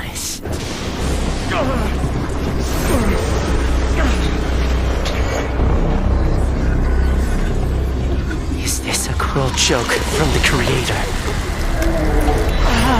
Or the inconvenient truth of evolution.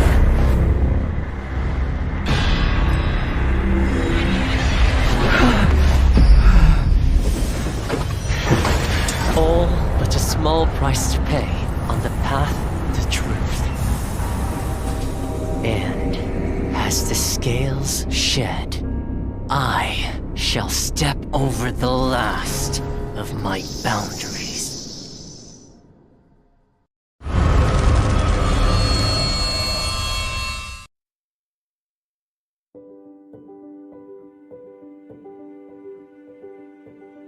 Hello， 大家好，第五人格的玩家们，我是浩明。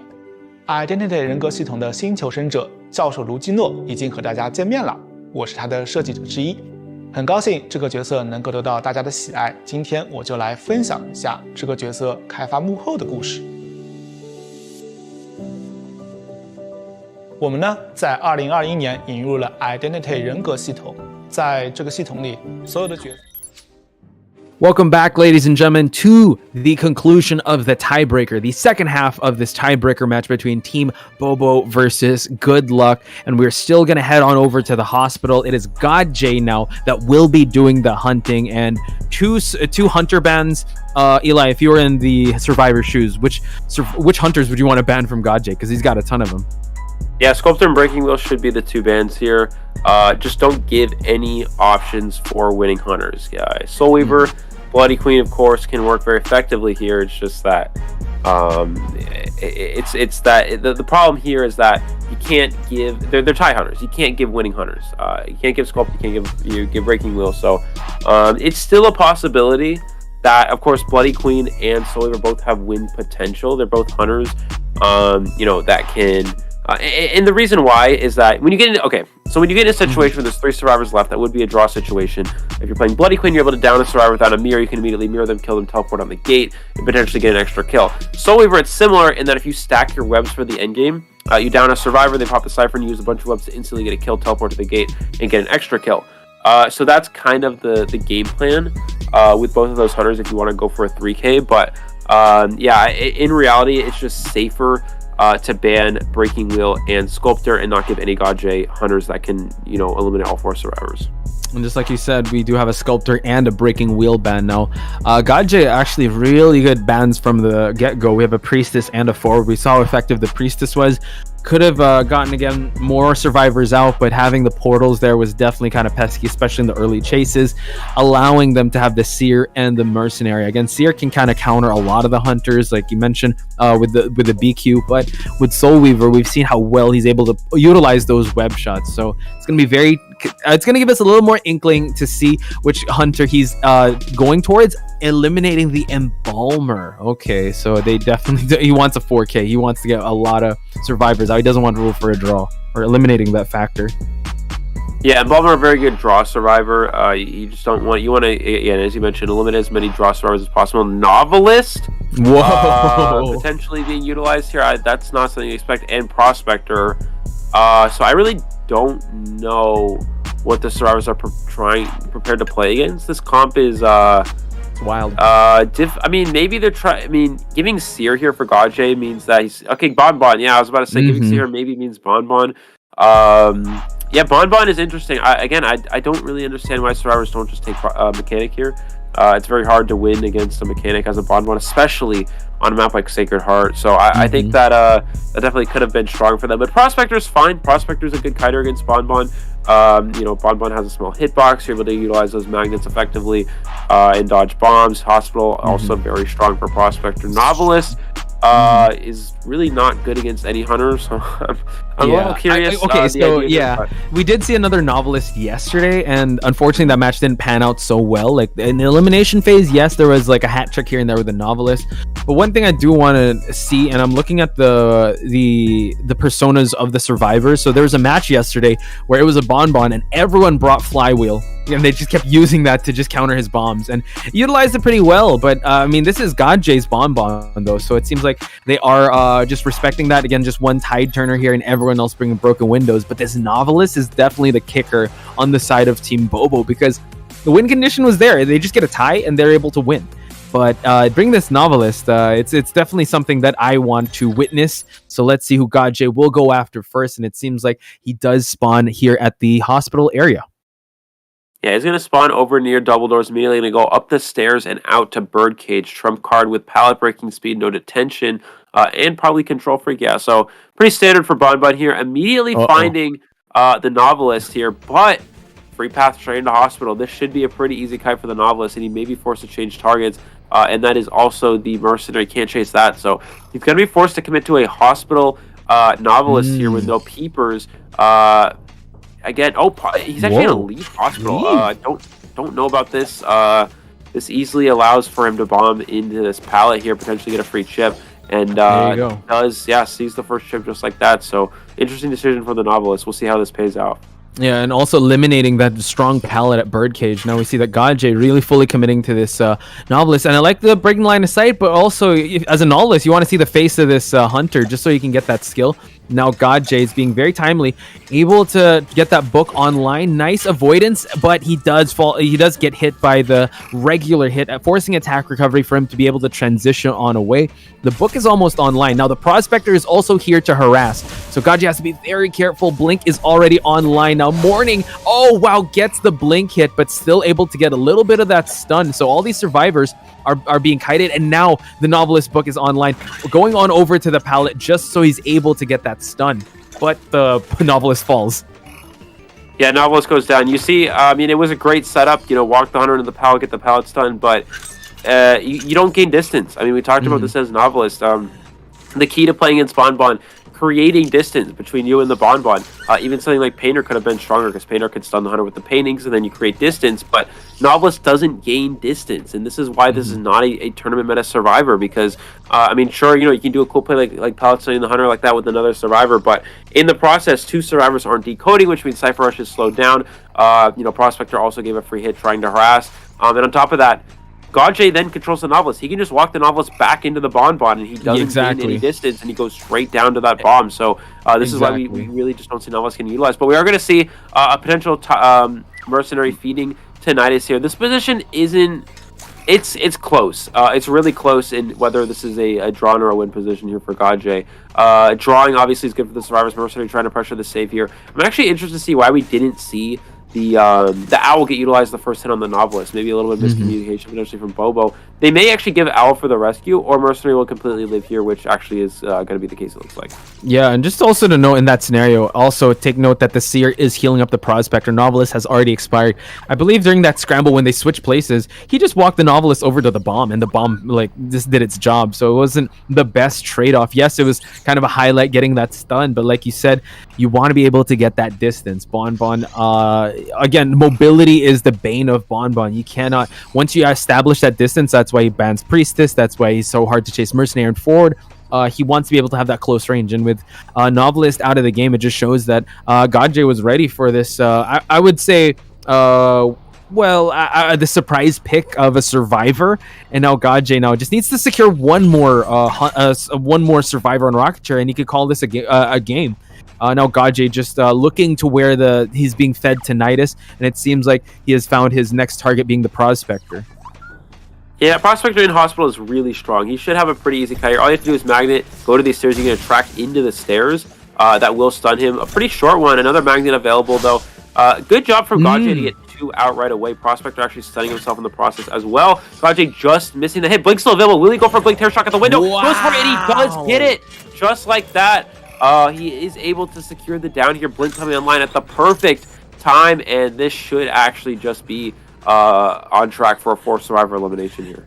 Yeah, Godjay is definitely not content with just getting 2 survivors out of the game, and it seems like the Mercenary will be on chair saving duty, leaving 3 ciphers still remain. Seer also is in the area. Now we see that Night Rain has utilized his elbow pad. Again, he just fed Tinnitus on that novelist, but now they cannot afford more survivors out of the game. Goes for another elbow pad, avoiding all these bombs, and now also an owl forcing attack recovery, and now Morning able to utilize another magnet, but can he transition in time away?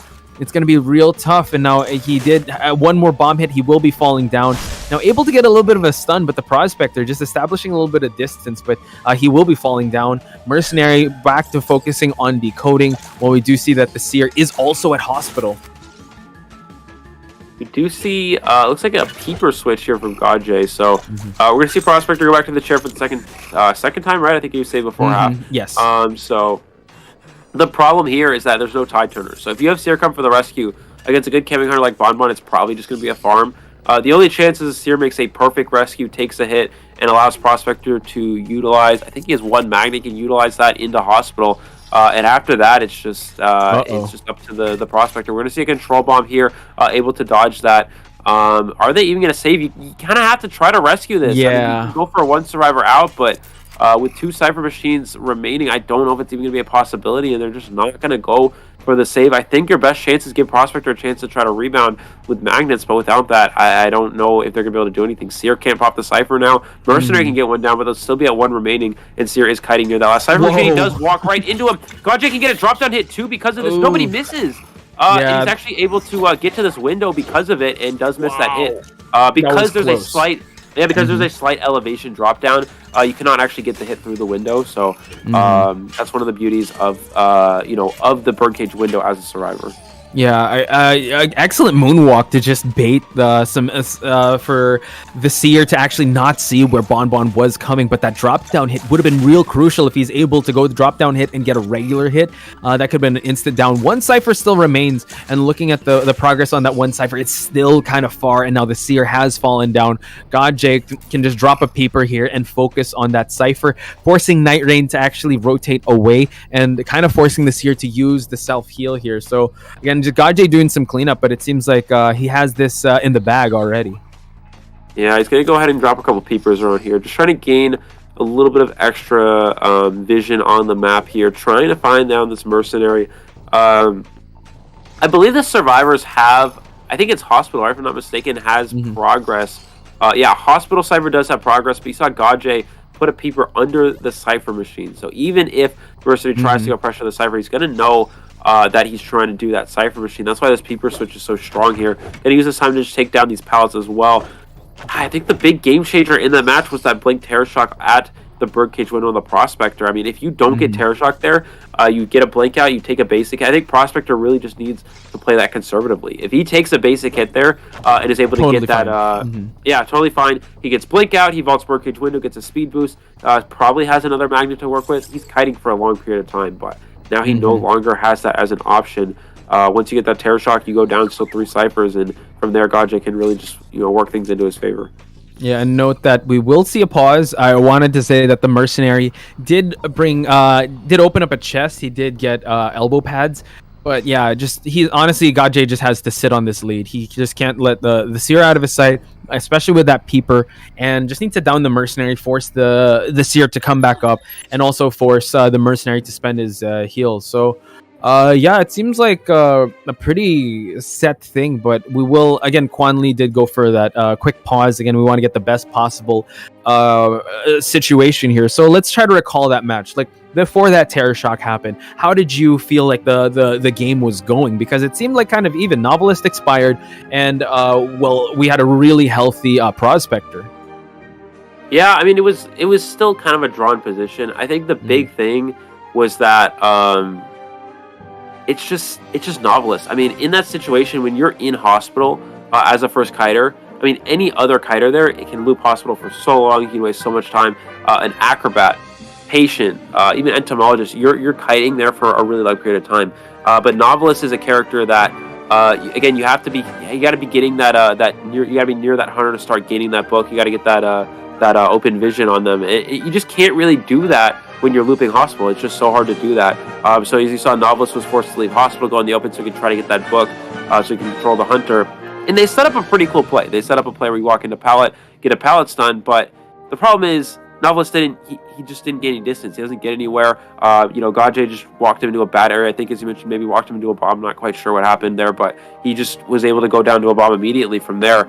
And it's just why Novelist just doesn't work. And it's still it's a nice idea, and it was a good setup from the survivors. I really do like how they're able to set up that pallet stun. It was a really clean play. It was really good teamwork. It's just that, again, if you have something like a patient there, you're able to kite in hospital for a much longer period of time. And I think novelists, ultimately, of course, you want to try to get your book online as quick as possible. But I think in that situation, your goal is really to just try to stay in hospital. Just loop it as long as you can, force the hunter to chase you there. Any kite where a survivor is in hospital immediately, against majority of the hunters, is always going to be a 3-cipher kite. By just simply running circles around hospital.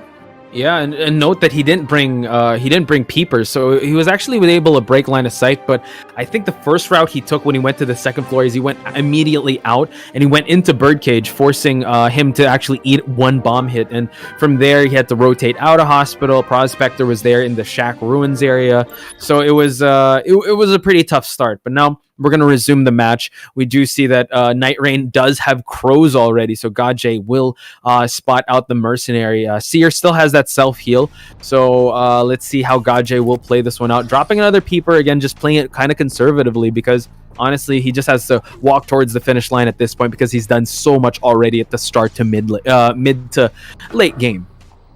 Yeah, he's going to go... he's actually not going to go check out ruins. Interesting. So still looking for this mercenary. Mercenary, the goal here for mercenary is okay, he's gonna peeper every one of these ciphers. So if the mercenary tries to eliminate their crows by going to it, he can just simply have vision on that survivor. We're gonna see mercenary use that elbow pad to get away. Seer is getting up a bit early here, actually. I think he's trying to force the bonbon to go for him immediately. Seer does see the bonbon coming here, which means he can rotate back around to birdcage. But let's see what he's able to do here. Is he going to take a chip hit in the process? Goes for 2 more bombs here. Can he get up the stairs in time? He is able to do so. Mercenary needs to get on a cipher. He needs to start decoding. As soon as Seer goes down, if the cipher machine is not almost primed, it's over, because you can't, you can't, you don't have the self-heal available. So he's actually going to go to mercenary, and look what he did. He actually put the control bomb on the cipher machine. So if Seer at a quarter health, he can't do it until the control bomb wears off. If he tries to do that, Gajay can pop the control bomb, and this forces Seer to do a completely different cipher instead. And note that he already put a peeper next to that cipher that's more than halfway done. So he's just really having all bases covered at this point. Now he's just gonna clean up shop here while Night Rain still trying to buy some time, but he has no more elbow pads to expend, and Gajay making it rain bombs once again, and one more bomb hit, he will be falling down. So also take note the dungeon is here, so he knows where everything is at this point. While we look on over to the Seer side, he's opening up another cipher. So if Night Rain can contain for a little longer, oh no, it goes for a regular hit.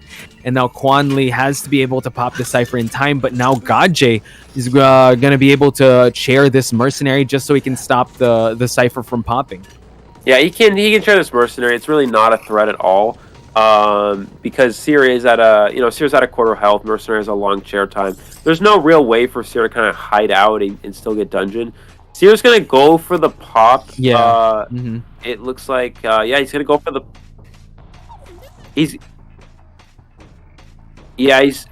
So it looks like the time has as well passed. I believe even though if the survivor escapes, so thank you for people in the backstage for letting us know time has already passed. Gajay has already the escape time has prolonged the escape time, so even though if Quan Lee does escape, if we go by time, it is still a good luck to be able to get the victory here. And now he's just making it rain bombs, just spamming it, goes for the regular hit, and that's a done deal on the side of good luck. Gajay, good God, he's able to get 4K consistently. So beautiful performance. Yeah, excellent job. 4 survivors down with a sacred bonbon. You really don't see that happen very often. So that's excellent job here from Gajay. Again, it comes back to the situation of why not just play mechanic? Try to go for that draw survivor. But again, just trying to go a little bit, I guess, more of a stronger kiting team comp overall. And that Embalmer band was pretty good for Gajay. If you have Embalmer, there's survivors. Sacred Embalmer, really powerful, especially in Spawn Bond, very good for securing draws. I think it would have worked for them, but that Embalmer band actually was really strong ultimately for Gajay. I still think in this team comp, Prospector I think is fine against Spawn Bond, especially on this map. You saw him; he was able to kite really well up until, of course, that one blink play, and then also Mercenary, very good rescuer overall as well. I think just ultimately and obviously Sears very good. I think ultimately just novelist being in there. I think maybe mechanic could have been a little bit better, or maybe just a different kind of like something like I think patient was banned, so maybe acrobat or entomologist. But would have been fine as well. But yeah, ultimately Gaje for survivor elimination with Bonbon of all hunters here on Sacred of all maps. So really great job here to secure the win for Good Luck. Yeah, just making us know that we don't know this game at all, because we said, Sacred Heart Hospital, very survivor-sided map. Hey, Team Good Luck at least able to get one survivor out there. But if you're going up against Gaje, one of the best in Southeast Asia, you really have to put your defenses up, because he will test your survivor skills and test everything, not just your knowledge on Bonbon, but also on that sculptor. So I'm actually excited also when his breaking wheel will come out, because that is one of his most effective and stable hunters. So GG's Good Luck will be going with a point here. They will have another match later on today with Have Fun, so I'm excited to see that one. That's going to be a GH, I would say a competitive match between the two GH teams out here.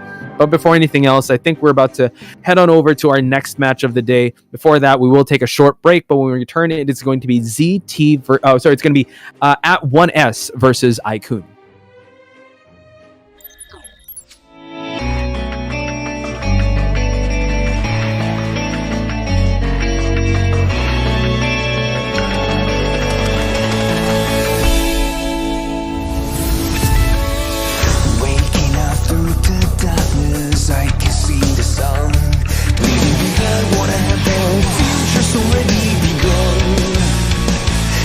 Somebody save me from the past and take the lead. I'm ready to be time to stand up and for free. There were times I didn't know what to believe. Now I found a reason to fulfill my destiny. I'll carry on the journey. There were times I didn't know what to look for. Now I found my faith and I won't hesitate no more. That is gone, I'm no longer torn. A new day has come, I'll be reborn.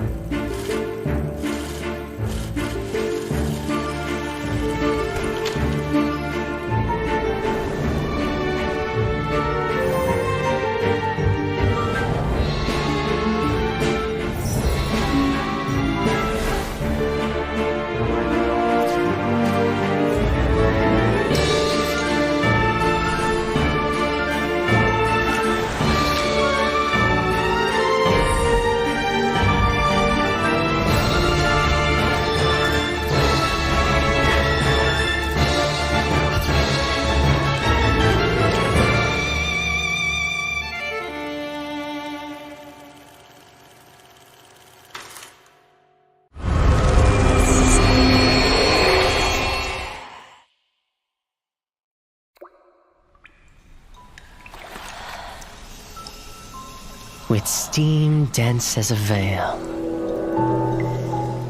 and wine sweet as honey, one can't help but relax at the hot spring. Return to basics, surrender restraints, relinquish thyself. Like the eagle plummeting straight down, lusting for lambs, hating all lamb souls. Bathed in the spring, we drink, we worship, we indulge.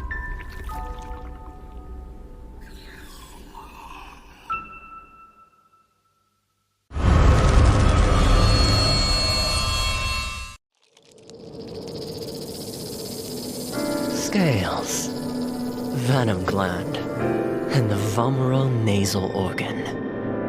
Reptiles' delicate biology is engraved with the mysteries of evolution. Researching them feels like listening to hymns of heaven and tracing the steps left by the Creator. But The end lies in unexpected malice.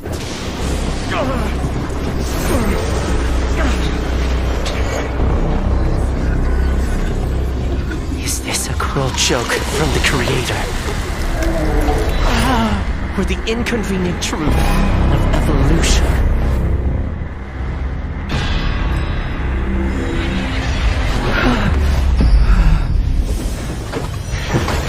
All but a small price to pay on the path to truth. And as the scales shed, I shall step over the last of my boundaries.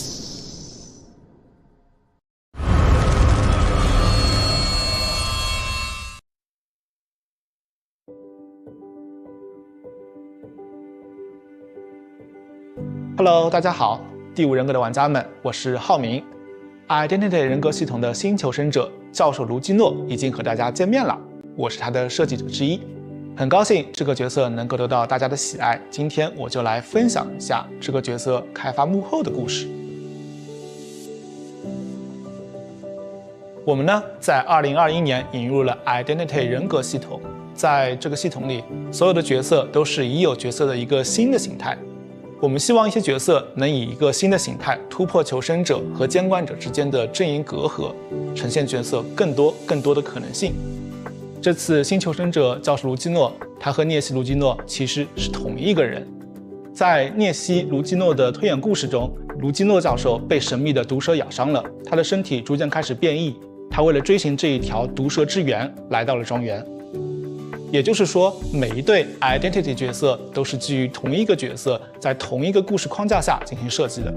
当然，我们也不会限定这样一对角色它必须是同一个人的概念，也不会限定说每一对角色它都必须在求生者和监管者两个阵营之间相互转换。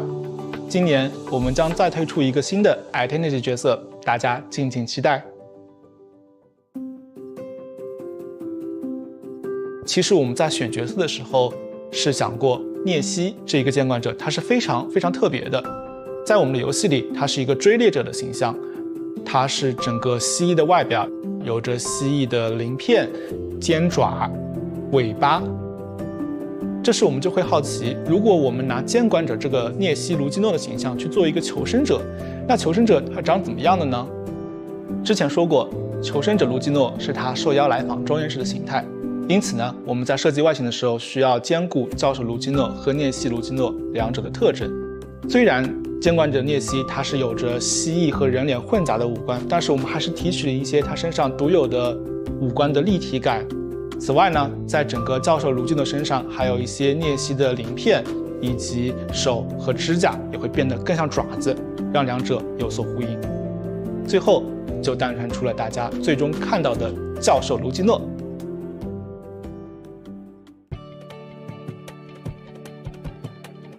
我们的设计时，首先确认了教授的核心技能是围绕反弹攻击，也就是鳞片硬化这个高难度机制展开的。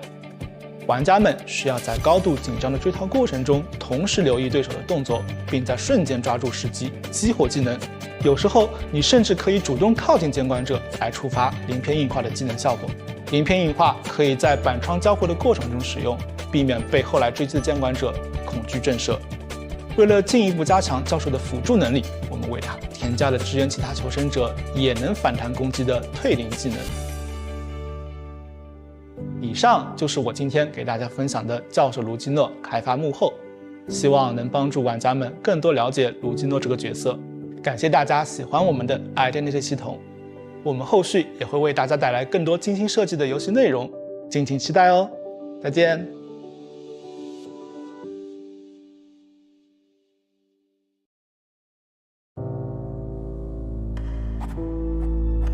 Miss Keo, how was your childhood? Well,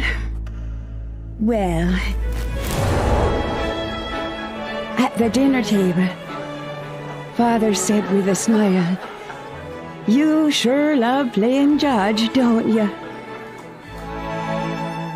And then they wanted me to pursue my own happiness. Of course, so did my brothers. Your brothers? He was not qualified to represent justice. And I won't allow that to happen. Something happened, I suppose. I did what I had to do.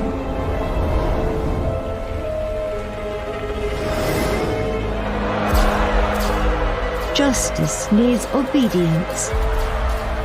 Justice needs sacrifice. It ain't over till the fat lady sings.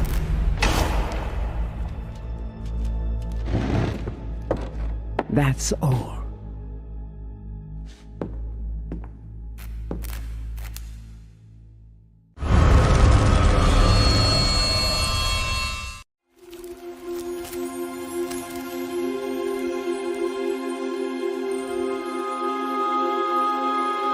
Long, long ago, when demons and gods walked amongst humanity, two sisters lived a life of creating fragrances.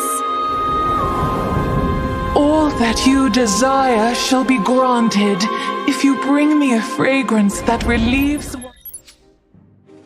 Ladies and gentlemen, welcome back to our next match of today. We did see Good Luck able to take a win over BoBo in the last round, our tiebreaker round, which is actually the first tiebreaker round I've had the privilege of commentating it in this tournament, so that's very nice. Very good, very close matchup between those two. We saw Gajay able to get a 4-person elimination on Sacred with Bonbon of all hunters, so that's just very impressive overall. So a very good, very excellent job from Gajay.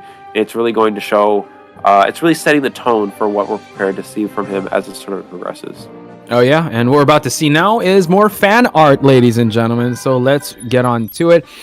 Bloody Queen fan art by MS Lowly. Did I get that right? Yes. Yeah. MS Lowly. Beautiful. I just love the diversity of artworks. Again, if you guys are open for commission, let us know, because I would definitely want some artworks done, especially in this fashion. I did not just burp. That wasn't me. You didn't hear anything. But an amazing artwork nonetheless. If you guys have any more, again, we have this is IVA for this weekend and next weekend, so keep them coming in because we love seeing them and we love giving you guys shout outs.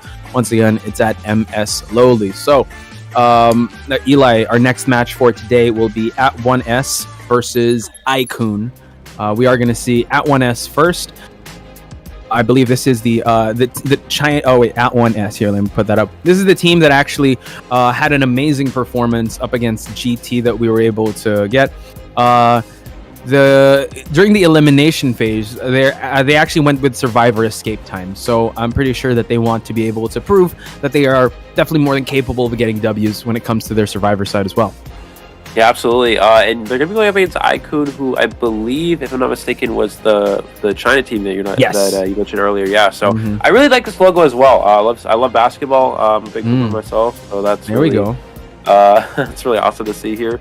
Seeing that honestly, being incorporated Eli, into with your height, I'm not surprised. Yeah, I do not like basketball because of my height. But yeah, Ikun, gonna be a Chinese-based team here, so this is gonna be. Definitely an uphill battle here for I1S, but we'll see what they're able to do here against Ikun, the basketball team.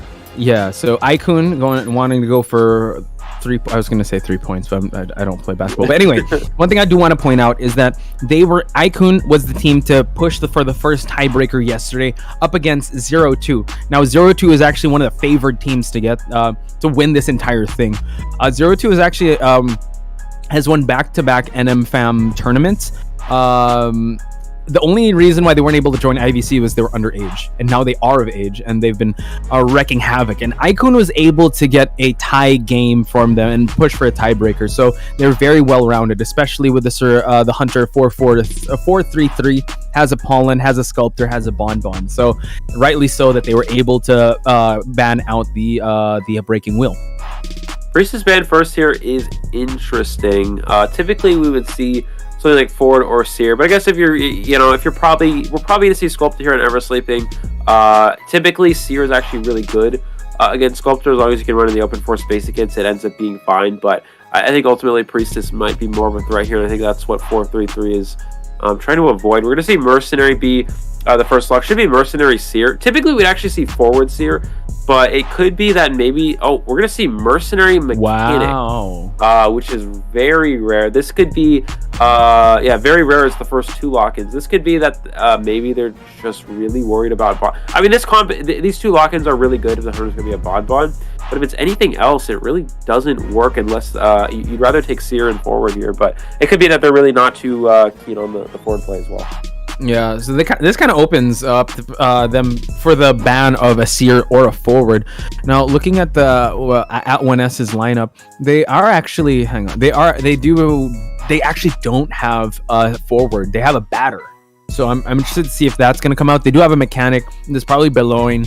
He has used Mechanic before, but yeah, I guess in their lineup they don't really prioritize the Forward. But now we do see that Seer ban opening up the 2 lovers. Here we have the Patient and the Psychologist. So it's going to be very interesting because yesterday, if you've watched the match with us, ladies and gentlemen, Patient on Ever Sleeping Town is just a train magnet. If not a train magnet, whoa, are you serious? We're gonna see Clown. What? Okay, now the Priestess ban makes sense, right? Yeah. Clown is Priestess is the hardest counter in the game to Clown. Because you can simply just go through a portal and the Clown's infinite dash will be stopped. They'll have to go through the portal to break it, or they'll have to just change targets. But this is I think I'm not ready for this. Yeah, I think the survivors, if they knew it was going to be a Clown, they'd play Entomologist. So the 2 hardest counters in the game to Clown are Priestess and Entomologist, because the bees will completely stop the dash, and the portals will completely stop the dash as well. So I think that's probably... This comp is really here to beat a Sculptor. It's not here for... This is not here for a Clown at all. Patient, not by any means good against Clown. Patient struggles so much against Clown. If they have that infinite dash, you try to hook away, they're just going to catch up instantly with their dash. Psychologist, I mean, can take extra hits against Clown, which is nice, but doesn't really have any kiting abilities for dealing with Clown. Mechanic doesn't really do much against Clown as well. Slow pallet breaking, pallet throwing is going to be difficult, easy to get a dash through a pallet. And then Mercenary, if you ever slug a Mercenary with that slow drill, with that modified drill as Clown, Mercenary will sit on the ground for at least half the match. So that's just really going to be... This comp might actually struggle a bit here against Clown. Yeah, making us look like clowns. We were talking about Storm. I was saying, yeah, Sculptor, all this. He's so at 4-3-3, but showing some diversity here. The first Clown, first Smiley of the IVA tournament, well, at least in the group stage. So let's see what 4-3-3 has to offer. Eli has broken it down. This comp could struggle, and it looks like, yeah, this comp was really just for the Sculptor, but now, just a rug pull from 4-3-3 here, spawning at Fake Gate. Let's see who he will be going after first. I can't see his Persona build. I think we're probably most likely going to see... Clowns usually go Insolence Trump card, or just Insolence in Confined Space. We're going to see instantly go for that Infinite Rocket here, dashing around the map, picking up as many parts as possible. Does he see the Survivor hiding out here? The best way to deal with Clown is actually to hide out and force them to keep running around changing targets. He's going to pick up all these parts early on. You actually see a little bit of why Clown isn't one of the better hunters in the game, because it takes him a lot of time to get set up, right? It took a lot of time for him to go get those parts, get him put on. It's taking a lot of time for him to dash around, pick up more of those parts he has in the later game. And the Survivors are getting a lot of free decoding progress in the process. So he's going to go ahead and go towards Graveyard next. The Cypher Machine spawns outside of Graveyard, which is actually good for Survivors because it spawns right next to a window. We're actually going to see a Survivor take the tram, which is interesting. I think it's actually stronger to just camp the window instead. Clown can't really do anything about it. He should be able to get a free hit now because of this. And that might have been a small misstep for the Survivors. Unless they can make it to the pallet here, we'll have to see. Whoa, able to trade here, but Mechanic able to get that stun nonetheless. But now Mechanic Soul is definitely away from this area. I think she was over there at the Graveyard, so I'm not sure where she spawned that. We're just gonna have to wait and see. Now just spamming these pallet drops, and now able to get through it, but no, gets the Terror Shock in the process. So 4-3-3 took a little bit of time, but now we see that the Mechanic Stall is out and about in the Graveyard area, which is really far away from 4-3-3. So Psychologist does have that wanted order. Now 4-3-3 just doing some cleanup here in terms of the palette, while the Mechanic is still focusing on decoding. Able to hold the blink as well here, so he's going to go ahead and put on a modified Modified is really good for camping. If you're able to get hit on a survivor and get a double hit with the modified drill, it slugs them for a long period of time. He's going to camp this middle Cypher machine. We're going to see, looks like Mercenary coming in for this first save. The question is, does the Clown go for a hit on the Mercenary and then try to dash him, or is he going to... Oh, he's actually going to give a completely free rescue here. Wow. He may just go for a dash onto the... He's going to hit... No, he misses the mechanic. No. They're still going to go down anyways. It's really important that Mercenary didn't body block, because what's going to happen is Mercenary body blocks there. Mechanic is not kiting. You cannot kite a Clown because of his dash is really fast. Mechanic vaults really slow, throws pallet slow, and he still has Blink. So either way, Mechanic is not kiting this. So it's better that the Mercenary doesn't give a hit up at all. And the bot's still in play. The Cypher Rush is going to be really strong here still for the survivors. And you really see again why Clown it takes him so long to get going here, and this gave them so much time to decode, and they're really working that Cypher progress well here. Yeah, 2 ciphers remain, and still the camping game will ensue. We do note that the patient and the psychologist are working on the last 2 ciphers, while the Mercenary, unscathed here, can go for another rescue. Mercenary has 1 elbow pad to utilize, has to be very careful when he's about to go for this rescue. It's really a game of chicken here. Who's going to flinch first? The mechanics is still working on a cipher here, so helping out the patient. Now, it's only a matter of time who's going to blink first. He wants to go for the mechanic, and he's able to do that. Going to force anything to happen? No, he's going to be able to chair the mechanic. Cypher is not primed in time, and now has his first survivor down and out. Yeah, a little bit of miscommunication there. Merc didn't know if he was going to force heal or not, and because of that, he gives a free hit in the process. So, slight misstep from the survivors there. Cypher Machine was only 30%, nowhere near force heal range. And we're going to see him go ahead and change targets here towards this this island area, looking for a potential survivor to chase here. It is going to be the patient. Patient needs to get this pallet. He's going to get the vault off, and this does cause the Clown to crash. So excellent move there from the patient to avoid that. Clown could have actually blinked terror shock the patient on that vault. Yeah, he could have gone for that blink terror shock, but I think he didn't expect the patient to vault in, and actually a risky play works out for patient here. He's going to go ahead and drop down this hole here. Clown's going to drop down, probably instant dash. Yeah, he's going to instant dash. Patient needs to drop down the side here. He gets the hit before the drop down. Yeah, Patient gets that drop down. The dash will stop at that 2-story ledge there. So he's able to get the hit right before he drops down. That's a really big hit here for 4-4-3-3. Yeah, and now he's just gonna do a little cleanup here. Actually, just get the one of the parts there. The mechanics doll was working on that cipher, but we do see lower left side of the screen. The psychologist is gonna get harassed away from this cipher. She cannot tank more than 2 hits now because she already used her whistle. Now able to get the blink hit, it connects, and now the psychologist is down. Mercenary can still go for that save. Patient still has a lot of hooks to utilize, and it seems like he will be the one working on the last cipher, but decides to just leave the psychologist down. He's gonna try and go for the patient now. Oh no, the mercenary move. Yeah, free hit on the Mercenary here. I think he probably modified drilled. Actually, Mercenary taking that hit there ends up being an excellent distraction. I think that was on purpose, because now they should be able to pop the cipher here. You can use this bot to potentially take a body block. Oh no, not quite enough here. So that play did not work out. We see Psychologist still on the ground, which means she probably did get hit with the modified drill. We're going to see Patient go for the dash on the Patient. Can he get the hook off? And he is able to get the hook off. Mercenary gets the pallet down as well. And that is going to keep him alive a little bit longer. He's going to go ahead and put an Infinite and a Wild Wings on, I believe. And I think he put all 3 on, actually. Yeah, so he's going to have an Infinite dash here at increased speed with modified. He flywheels to dodge it, and he gets the vault off. Wow, able to break his ankles there, just moving on away from that pallet, forcing him to attack recovery, and now able to utilize that pallet just to move on away. Now the Psychologist is up with the Mercenary. 4-3-3, has to be very careful not to buy too much time. Tried to go past the structure here, but no, Patient was unable to vault it, and now able to drop the pallet just in time. Has another one to work with here, and now forcing him to break the pallet. Now the Cypher is already primed, and now we have 3 survivors still out and about here.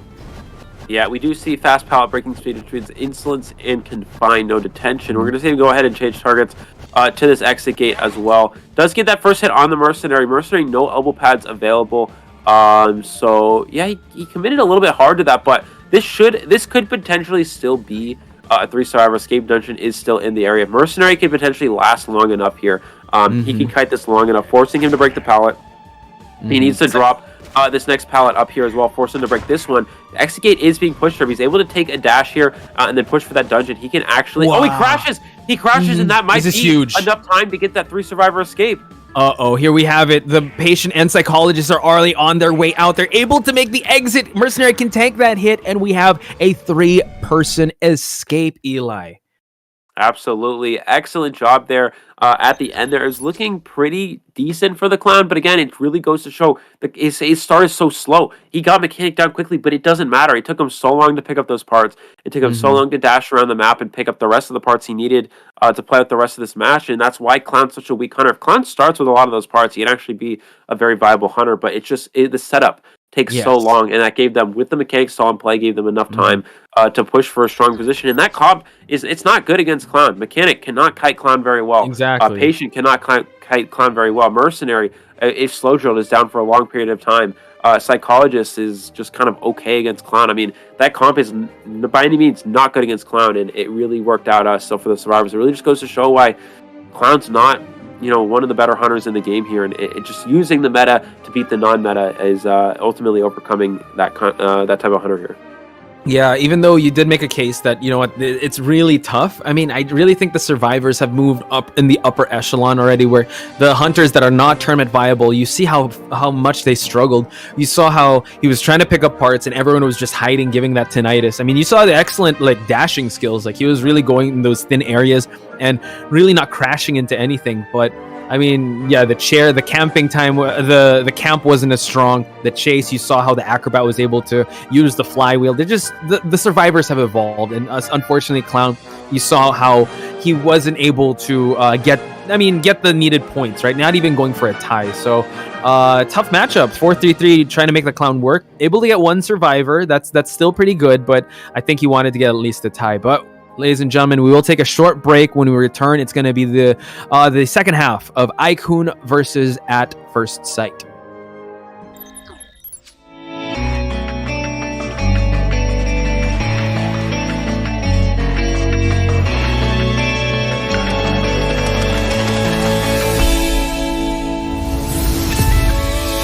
Waking up through the darkness, I can see the sun.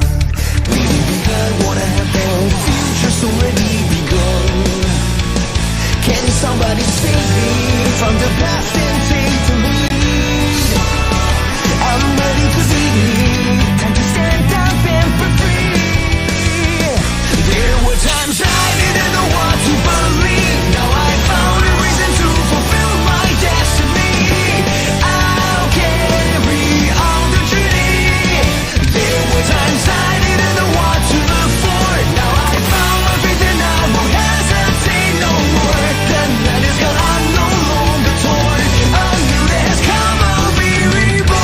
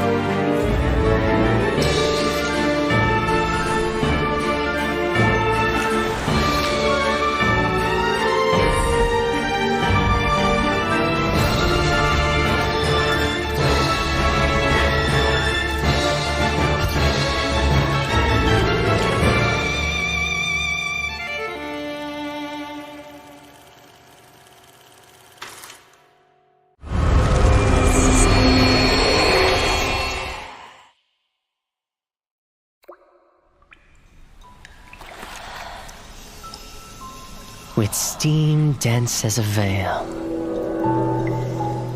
and wine sweet as honey, one can't help but relax at the hot spring. Return to basics, surrender restraints, relinquish thyself. Like the eagle plummeting straight down, lusting for lambs, hating all lamb souls. Bathed in the spring, we drink. We worship. We indulge.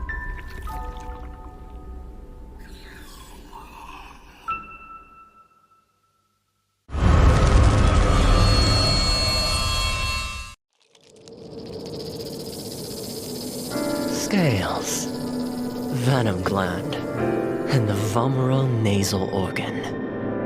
Reptiles' delicate biology is engraved with the mysteries of evolution. Researching them feels like listening to hymns of heaven and tracing the steps left by the Creator. But the end lies in unexpected malice.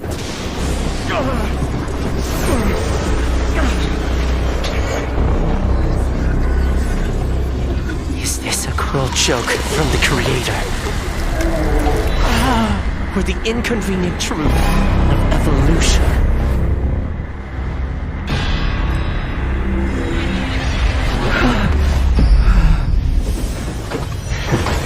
All but a small price to pay on the path to truth.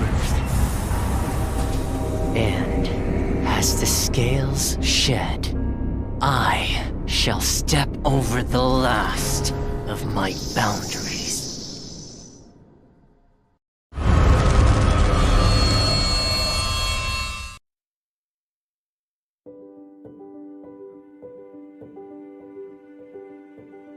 Hello， 大家好，第五人格的玩家们，我是浩明。Identity 人格系统的新求生者教授卢基诺已经和大家见面了，我是他的设计者之一，很高兴这个角色能够得到大家的喜爱。今天我就来分享一下这个角色开发幕后的故事。我们呢，在2021年引入了 Identity 人格系统，在这个系统里，所有的角色都。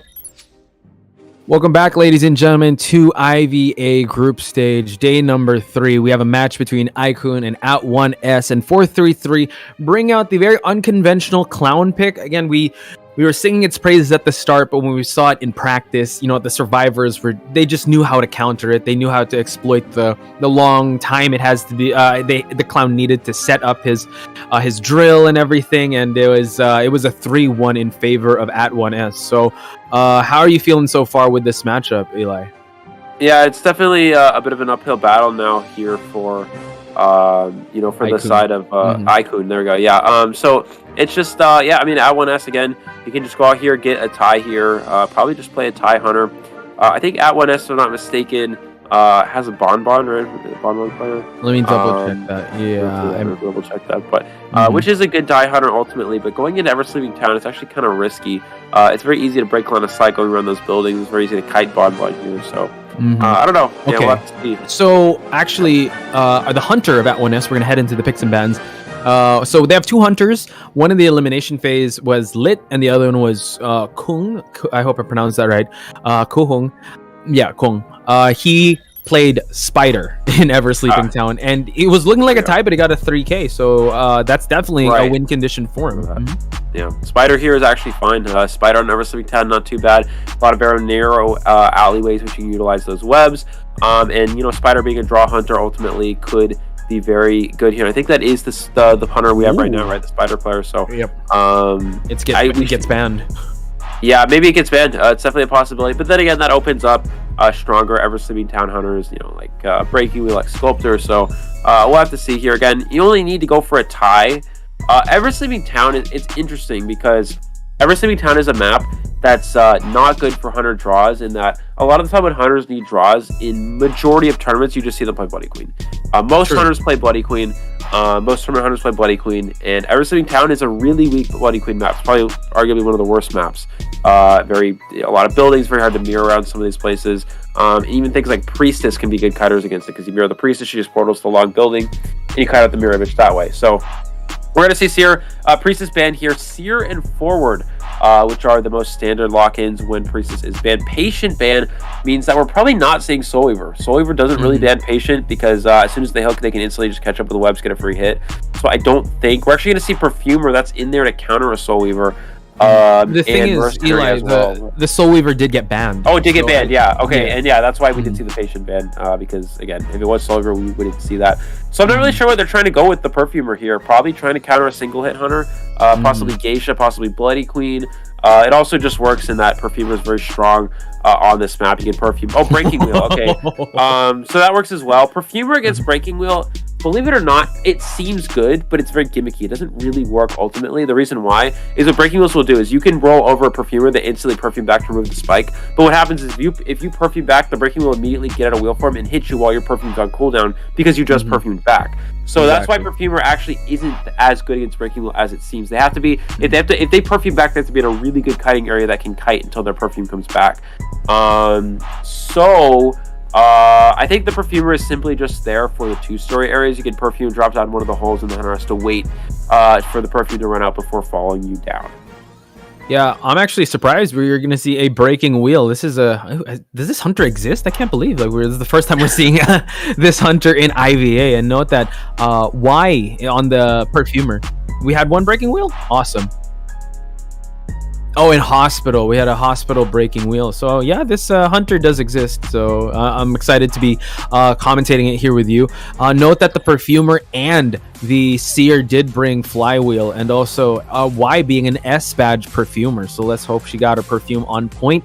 While this, I'm pretty sure this Breaking Wheel, I mean, no intro is needed with how well he's able to perform in this map. So again, 4K or nothing, I think he's put in a tough spot, but let's see how this one's going to pan out, because there are instances like Afu needing to get like a tie, unable to get that. So let's see if they're able to maintain this lead.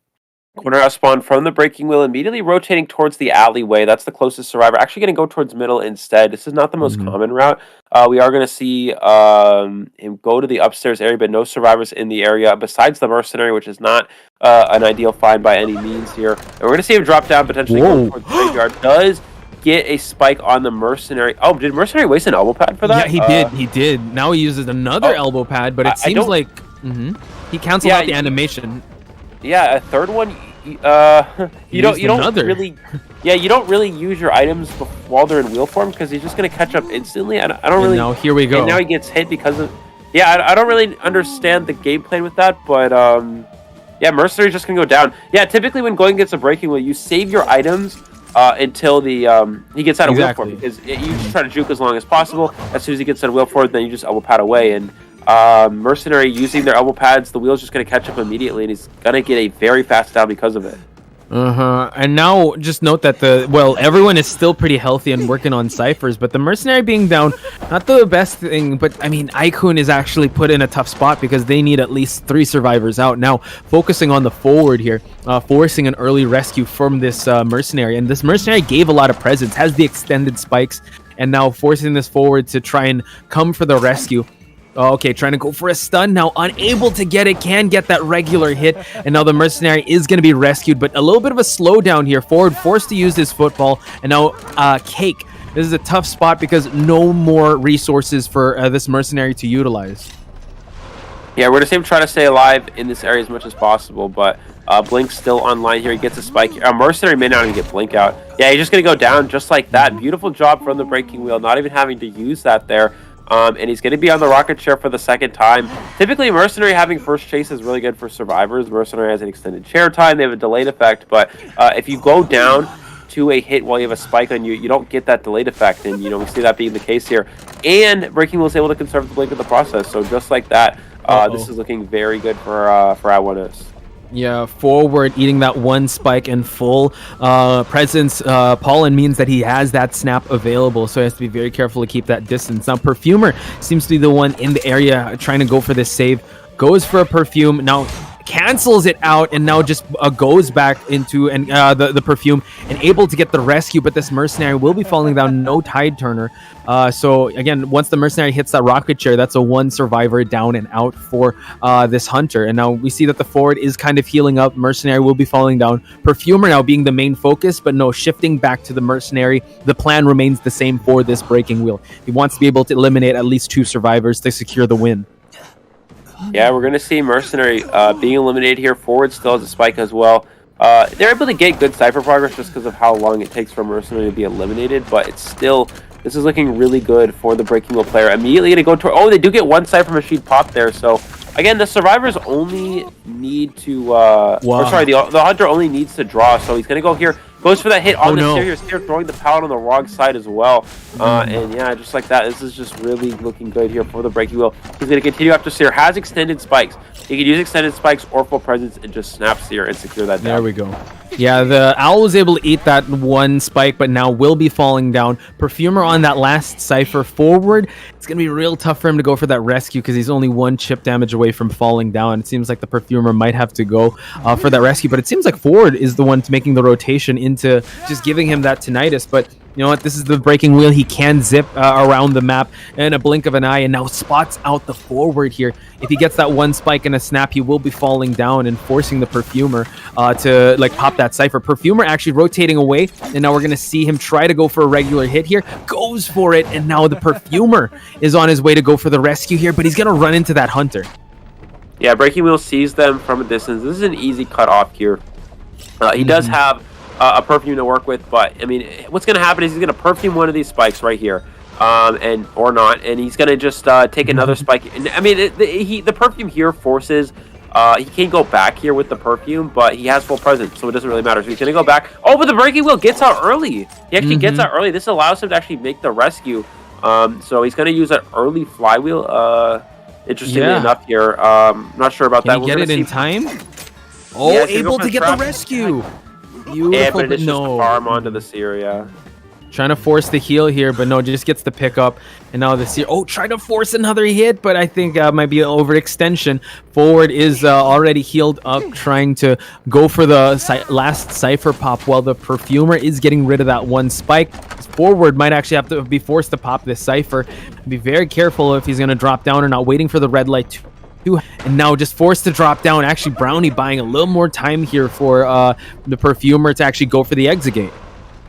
Yeah, they are going to, again, he only really needed a tie for this hunter, so they've already secured what they needed here. He's going to go ahead and get a blink. Gets the blink drop hit as well. He's going to be able to chair this survivor and head to the other exit gate. There's a good chance that this Perfumer can make 1 out the gate here, but ultimately it's not going to matter. That extra kill, also very nice for points as the tournament progresses. But yeah, Perfumer out the exit gate, but 3 survivors eliminated. That is going to secure the win here for At1S, taking what I seems to be an unlikely victory. I mean, we talked about how Ikun probably might have been favored going into this, but it looks like At1S having excellent control this entire match.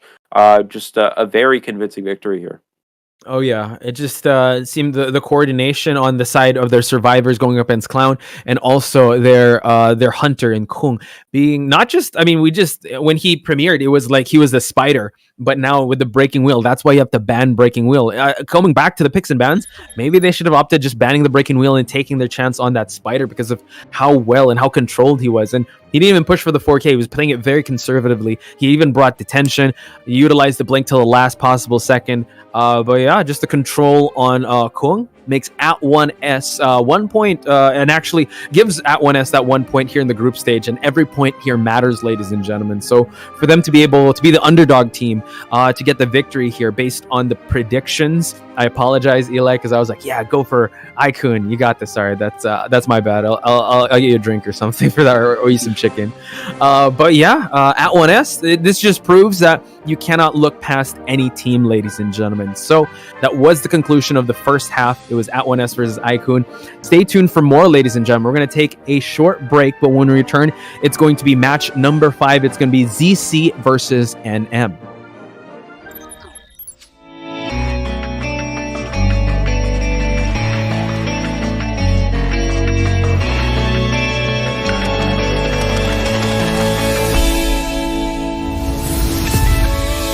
Waking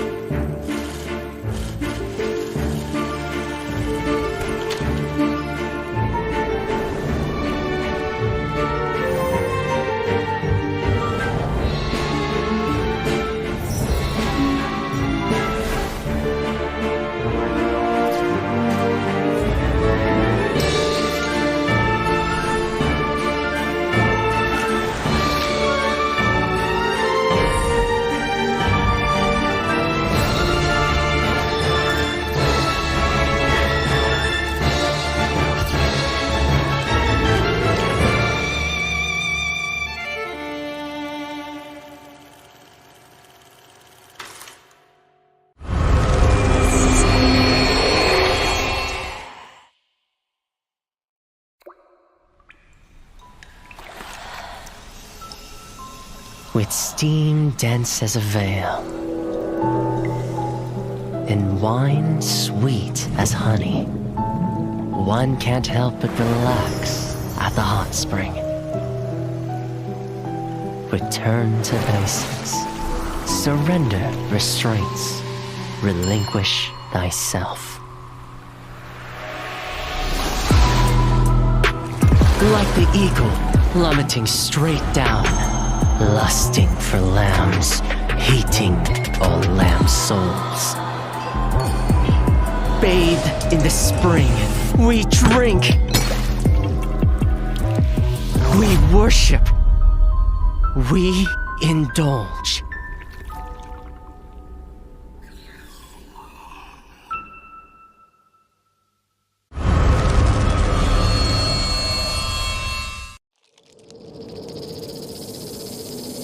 Scales, venom gland, and the vomeronasal organ. Reptiles' delicate biology is engraved with the mysteries of evolution. Researching them feels like listening to hymns of heaven and tracing the steps left by the Creator. But the end lies in unexpected malice.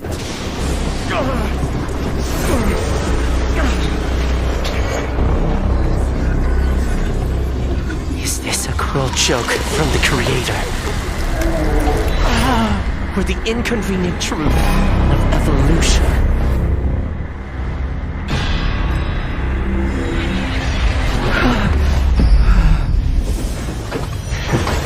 All but a small price to pay on the path to truth. And as the scales shed, I shall step over the last of my boundaries.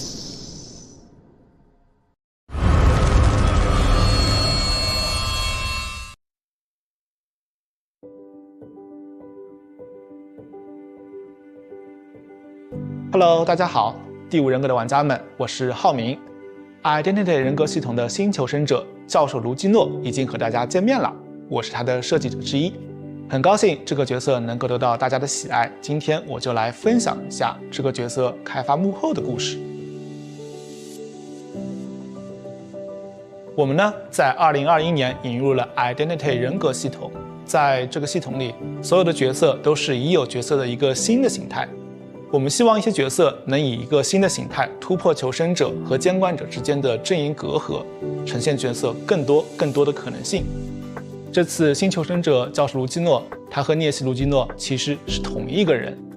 在涅西卢基诺的推演故事中，卢基诺教授被神秘的毒蛇咬伤了，他的身体逐渐开始变异，他为了追寻这一条毒蛇之源，来到了庄园。也就是说，每一对 identity 角色都是基于同一个角色，在同一个故事框架下进行设计的。当然，我们也不会限定这样一对角色它必须是同一个人的概念，也不会限定说每一对角色它都必须在求生者和监管者两个阵营之间相互转换。今年我们将再推出一个新的 identity 角色，大家敬请期待。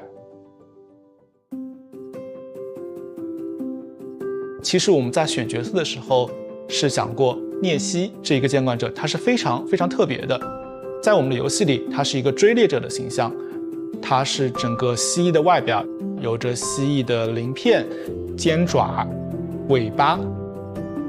这时我们就会好奇，如果我们拿监管者这个涅西卢基诺的形象去做一个求生者，那求生者他长怎么样的呢？之前说过，求生者卢基诺是他受邀来访庄园时的形态。因此呢，我们在设计外形的时候需要兼顾教授卢基诺和涅西卢基诺两者的特征。虽然监管者涅西他是有着蜥蜴和人脸混杂的五官，但是我们还是提取了一些他身上独有的五官的立体感。此外呢，在整个教授卢基诺身上还有一些涅西的鳞片，以及手和指甲也会变得更像爪子，让两者有所呼应。最后就诞生出了大家最终看到的教授卢基诺。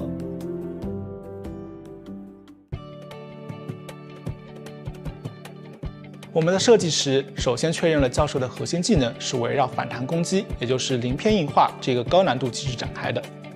玩家们需要在高度紧张的追逃过程中，同时留意对手的动作，并在瞬间抓住时机，激活技能。有时候，你甚至可以主动靠近监管者来触发鳞片硬化的技能效果。鳞片硬化可以在板窗交汇的过程中使用，避免被后来追击的监管者恐惧震慑。为了进一步加强教授的辅助能力，我们为他添加了支援其他求生者也能反弹攻击的退灵技能。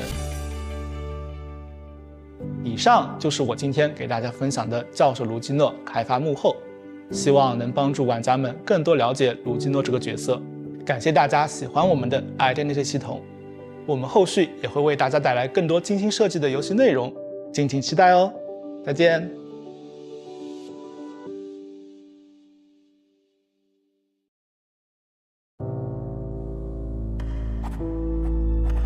Miss Keo, how was your childhood? Well,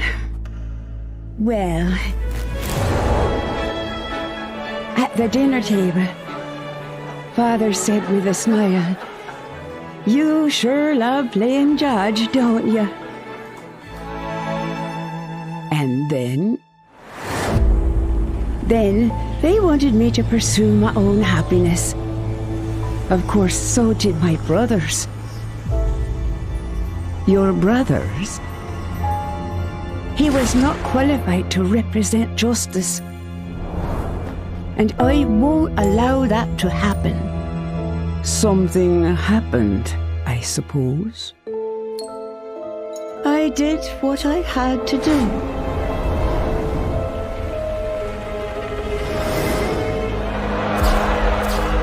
Justice needs obedience. Justice needs sacrifice. It ain't over till the fat lady sings.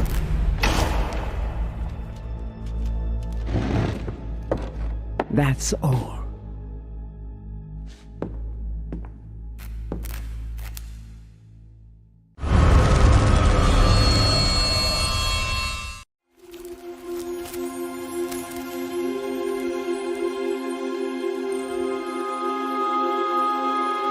Long, long ago, when demons and gods walked amongst humanity, two sisters lived a life of creating fragrances.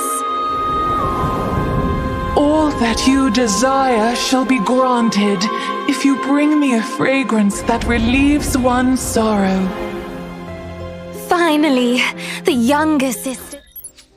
Welcome back, ladies and gentlemen, to the second half of the group stage for IVA day number 3. Botch Spice and Eli O about to witness a match between ZC and NM. Now, this seems like a David and Goliath story because NM had a really hot performance starting off the day against Noir. ZC though, actually I got to look up the standings where they're at right now, but they're definitely a team that hasn't seen so much victories just yet. Yes, they are still looking to get on the board. It seems like in Group A, NM is leading the charge here, while Noir and Team A do trail behind with just 1 point. So, Eli, before anything else, I think we're still waiting on the teams to get ready. How are you feeling so far with the performances, the ups, the downs, the surprises? How are you? Yeah, well, NM definitely had a really good start to the day earlier on, able to beat Noir, which was a very good team. So I think that going into this, they're going to have definitely advantage going into this. I think the favorite team to win here. So ZC is definitely going to need to try to come back here. But yeah, looking at these past matches as well, the last round we saw, At1S having a very convincing victory in a matchup I think kind of expected Ikun to outperform in, but here we saw At1S coming out on top there, Breaking Wheel taking advantage, being able to get a quick down on a mercenary and turning that into their favor. So ultimately just a very nice position there for At1S. So they're going to be taking their first victory here. I'm actually very excited to see NM play, very excited to see Seichu's hunting again. Yeah, definitely a hunter I really enjoy watching here from the Southeast Asia region. So we should have a nice matchup ahead of us here. Mm-hmm. Okay, so now that I know you're our guest caster, and I've always wanted to ask this, but if you can categorize certain styles for regions, right? Japan, China, Southeast Asia. How would you categorize Southeast Asia, and like what would be the style that you've kind of noticed with majority of the teams here? Are we very very kite centric? What is the review that you have for the teams that you witnessed so far? I think that NAEU and Southeast Asia are a little similar in terms of survivors, in that it's more I think we see a lot more support heavy from Japan and China, but I think that mainly comes from the fact that they just they're able to put more time into the game. I know a lot of those teams, some of those teams do it for a living, right? They do it for they're professional, and here we have a little bit less time. One team I have seen be very similar in that sort of play style is GH. We see a lot of support from the survivors. They have very good, just game sense and overall support when it comes to that sort of thing. But overall, I think definitely more just strong kiting in general. GH is very strong with that, with their support as well. But in terms of just general strong kiting by itself, I think NM actually is a team that has that. We saw remind me of the players. Nello, Nello. Is very strong in that as well. We've seen them be the main kiter for the most part, it's just very good to see ultimately. So I think that's going to be a big factor for them in this matchup. How well can the survivors kite, and it's really going to come down to that. Again, we're on map pick is also very important here. I think that if NM is a team, they have a hunter that is going to thrive more depending on if they have map pick or not, right? So if they can go ever slipping town, right, and that puts Seichu in a position where you have the best map for sculpt and the best map for breaking wheel. So it doesn't matter what you ban, you're still going to have a very good map option for your type of hunter, the type of hunters that you play. But the other team gets to go map pick, you can pick something that's beneficial for your hunters, maybe something that's weak for Seichu, such as something like Arms Factory. You get to ban Sculptor, maybe ban Sculptor. Can't play Breaking Wheel on Arms, so then you're forced to play a tie hunter like Bon Bon, which is not really ideal in a situation where it's best of one. You want to try to get as many kills as possible. Yeah, it seems like the deck is stacked against Team ZC, since this is actually their first tournament outing, and for them to go up against NM, they have to come in with those factors in mind: map control, map picks, and also bans. Seichu just being a very well-rounded hunter, especially when it comes to best of ones, right? You did say that those two hunters alone can do have 4K potential, and on Seichu that can definitely happen. And we do see that the match is about to be ready. I think we're just waiting on which map we're going to play in and the sides we're going to be doing. And it seems like ZC7, who is the hunter of Team ZC, will be coming in. I don't know if he'll be actually surviving or hunting, because he is both a survivor and a hunter. Note that when he played survivor, he went for a batter. And when he played hunter, he used Bon Bon and Undead. So that's something that we need to take note of. Yeah, definitely. We'll have to see. Sorry, this just in. Red? What was that? Okay. So it's going to be in Red Church. Okay, so ZC picks Red Church. Yep. Yeah, that's fine. Also similar in that, it's not going to be very strong for Breaking Wheel. And Sculptor is fine on Church, but Breaking Wheel not as not as strong ultimately. So I think that'll be a big game changer. Definitely, definitely going to this matchup. NM's favored, so I think ZC really needs to try to benefit from this first map option that they have. So let's meet the teams once again, ladies and gentlemen, starting with ZC. Looking to get points on the board, we have Sky, Yumiko, XN, WCW, and 7. I'm not sure if 7 is the same as Jaylong, but yeah, they did have two hunters. Again, BQ, Undead, and Bon Bon were the hunters that this team did use. And now let's introduce NM. Yeah, for NM here, we do have it's Zhao Kun. Really hard for me to I got you. Okay, yeah. Carrie Donna. We also have Neru or John Oleng and Love, and we have Super Chew on the hunter side. Yeah, there we go. So we'll have to see again. The Survivor team played really well early on. You know, we saw Nello and Love being very good kiters ultimately, so that's going to be really strong for this team. And I know Zhao Khan, I believe, is a forward player as well, right? If I'm not mistaken. Yeah, yes. So they just have a really all-round, very strong team and a very good hunter to work with. So, going into this, the Nello Mello Rebels should have a really good matchup for themselves going forward here. But never know what ZC is able to pull out here. Let's see if they can kind of go for an upset victory here and potentially beat NM. So the thing is, if NM would win this one, Eli, they're able to go in their group like leading the pack because they're currently at second place now because they have 2 wins. If they're able to beat ZC, all they got to do is beat A and they'll have a perfect streak. So that's definitely something that would be something to look forward to. I'm excited to know also what kind of strategy that they're going to be utilized because 7. I don't know. He picked Undead, so that just shows that he's a wild man. He can go with crazy hunters if he needs to. Not sure if you could kind of beat NM with gimmicky hunters, or you just have to stick to the meta. But we all know that team like NM have been practicing the meta since day one. Yeah, absolutely. It was Percy, and what was the other hunter you said was the? So a BQ, Percy, and Bonbon. Okay, yeah. So the Red Church here would work for. To be honest, any of those hunters.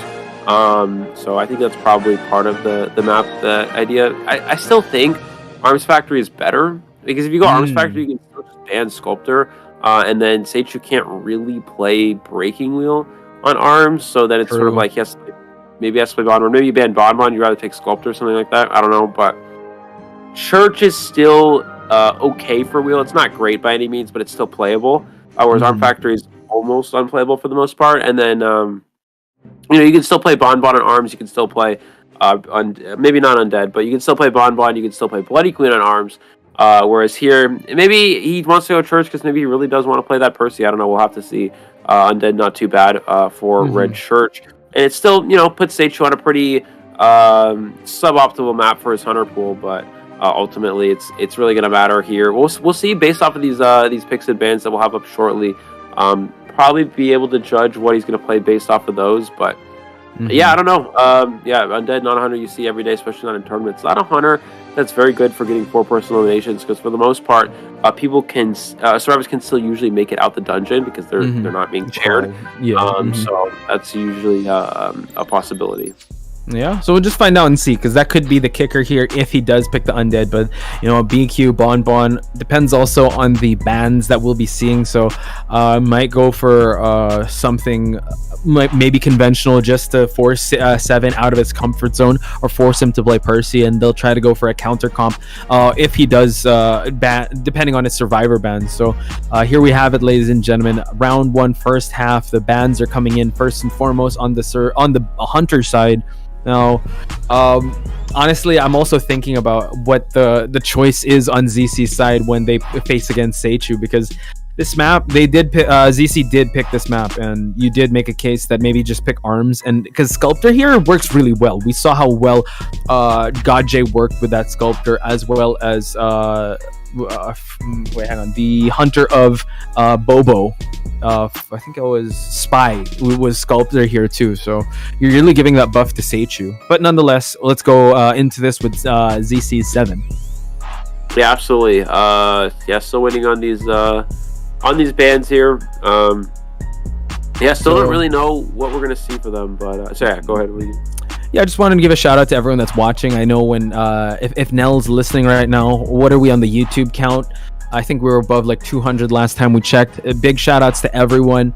Once again, if you want to participate here without playing, you could definitely play the team predictions game over at the Discord. We this one is closed out already. There's a fifth match, but if you guys haven't locked it in yet, we still have match number 6, 7, and 8. That's Predators versus Little Dragons. We have Fun versus GL, which I think would be the main event, because that's just a GH Civil War match that could happen. And then we have the 8th match with GT versus Ikun.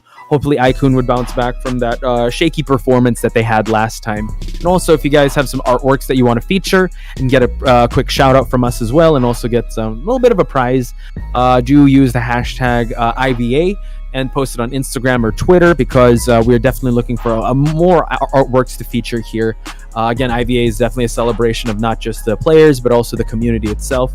So make your voices be heard in chat. And also, let us know how you're doing in terms of the predictions. Eli, can you tell me how much coins you have in the predictions, or how many IVA apples that is? I can't figure out how to check that. I think I've gotten most of them, but it's supposed to DM you. Oh yeah, I do have a DM. Wait, let me look at my phone. Right. It's supposed to have your wallet. I think right now I have. This will tell me. They banned Wu Chang. Oh, what? Really? Oh yeah, they get a bit of Wu Chang. Yeah, that's interesting. Red Church is probably the worst Wu Chang map, so I'm not really sure.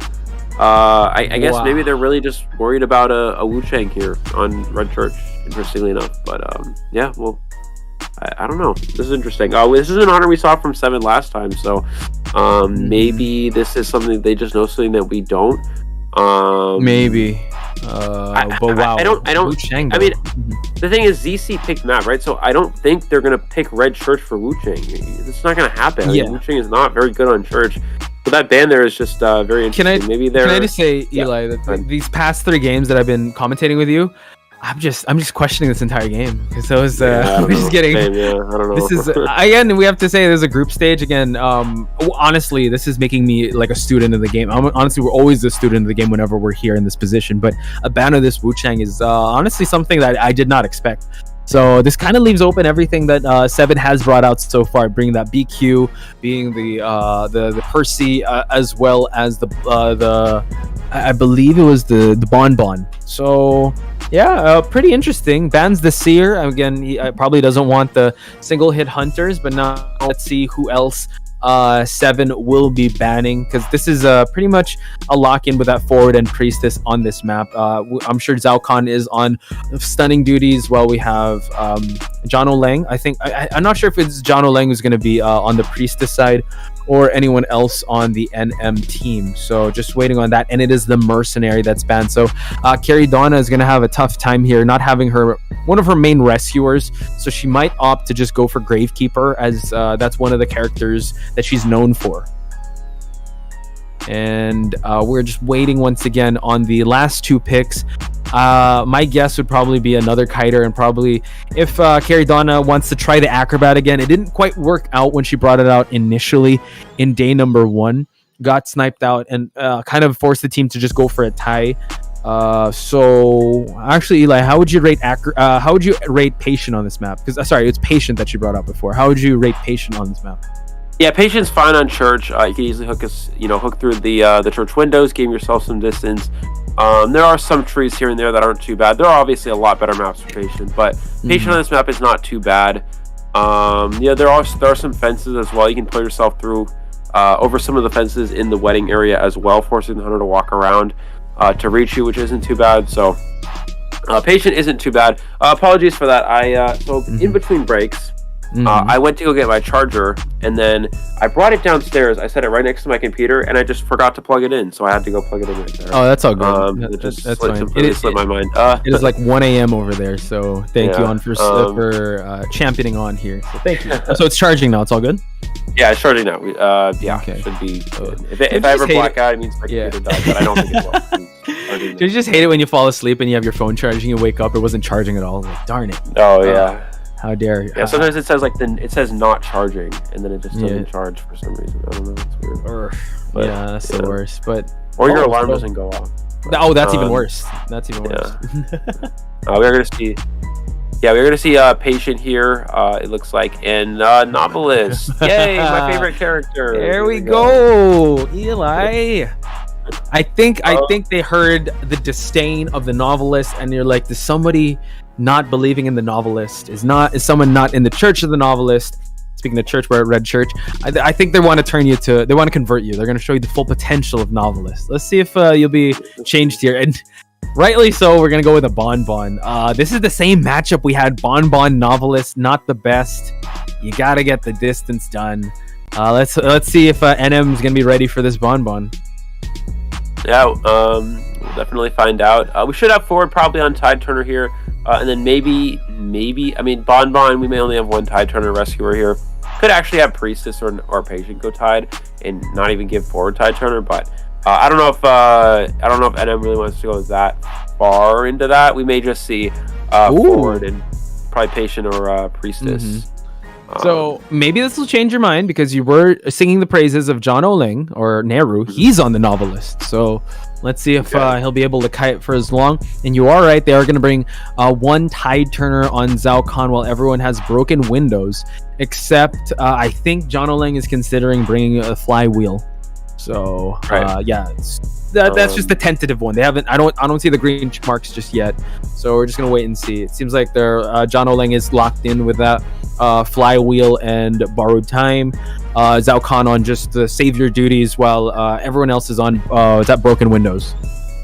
Yeah. So we actually saw Seer ban first, which is not really the first ban for Bonbon, which is actually a little interesting. Maybe he was planning to play Wu Chang, I guess. Maybe. And we just were totally not prepared for that. I don't know. But Wu Chang was banned first before the Seer. Well, I don't know. No, the Seer ban would be first, and then the Wu Chang. Wait, yeah. Survivor Hunter ban first. What isn't it? Isn't it Survivor ban then Hunter ban? Oh wait, or is it Hunter ban? Yeah. Oh, Wu Chang ban first. Oh, they do that first. Based on because it's best of one. So we don't know the best of one. Yeah, right. Okay, that's we don't know this game. Yeah. So then I have no idea why bans it. But anyways, here we go. We're gonna see Bonbon Stan over in your church window. Actually, gonna go towards top broken first. We do have the trump card control freak build. So I think this is like what we call the PV Shaw build, or similar to it at least. But we're gonna see the Bonbon try to red light trick mind gaming around the top broken.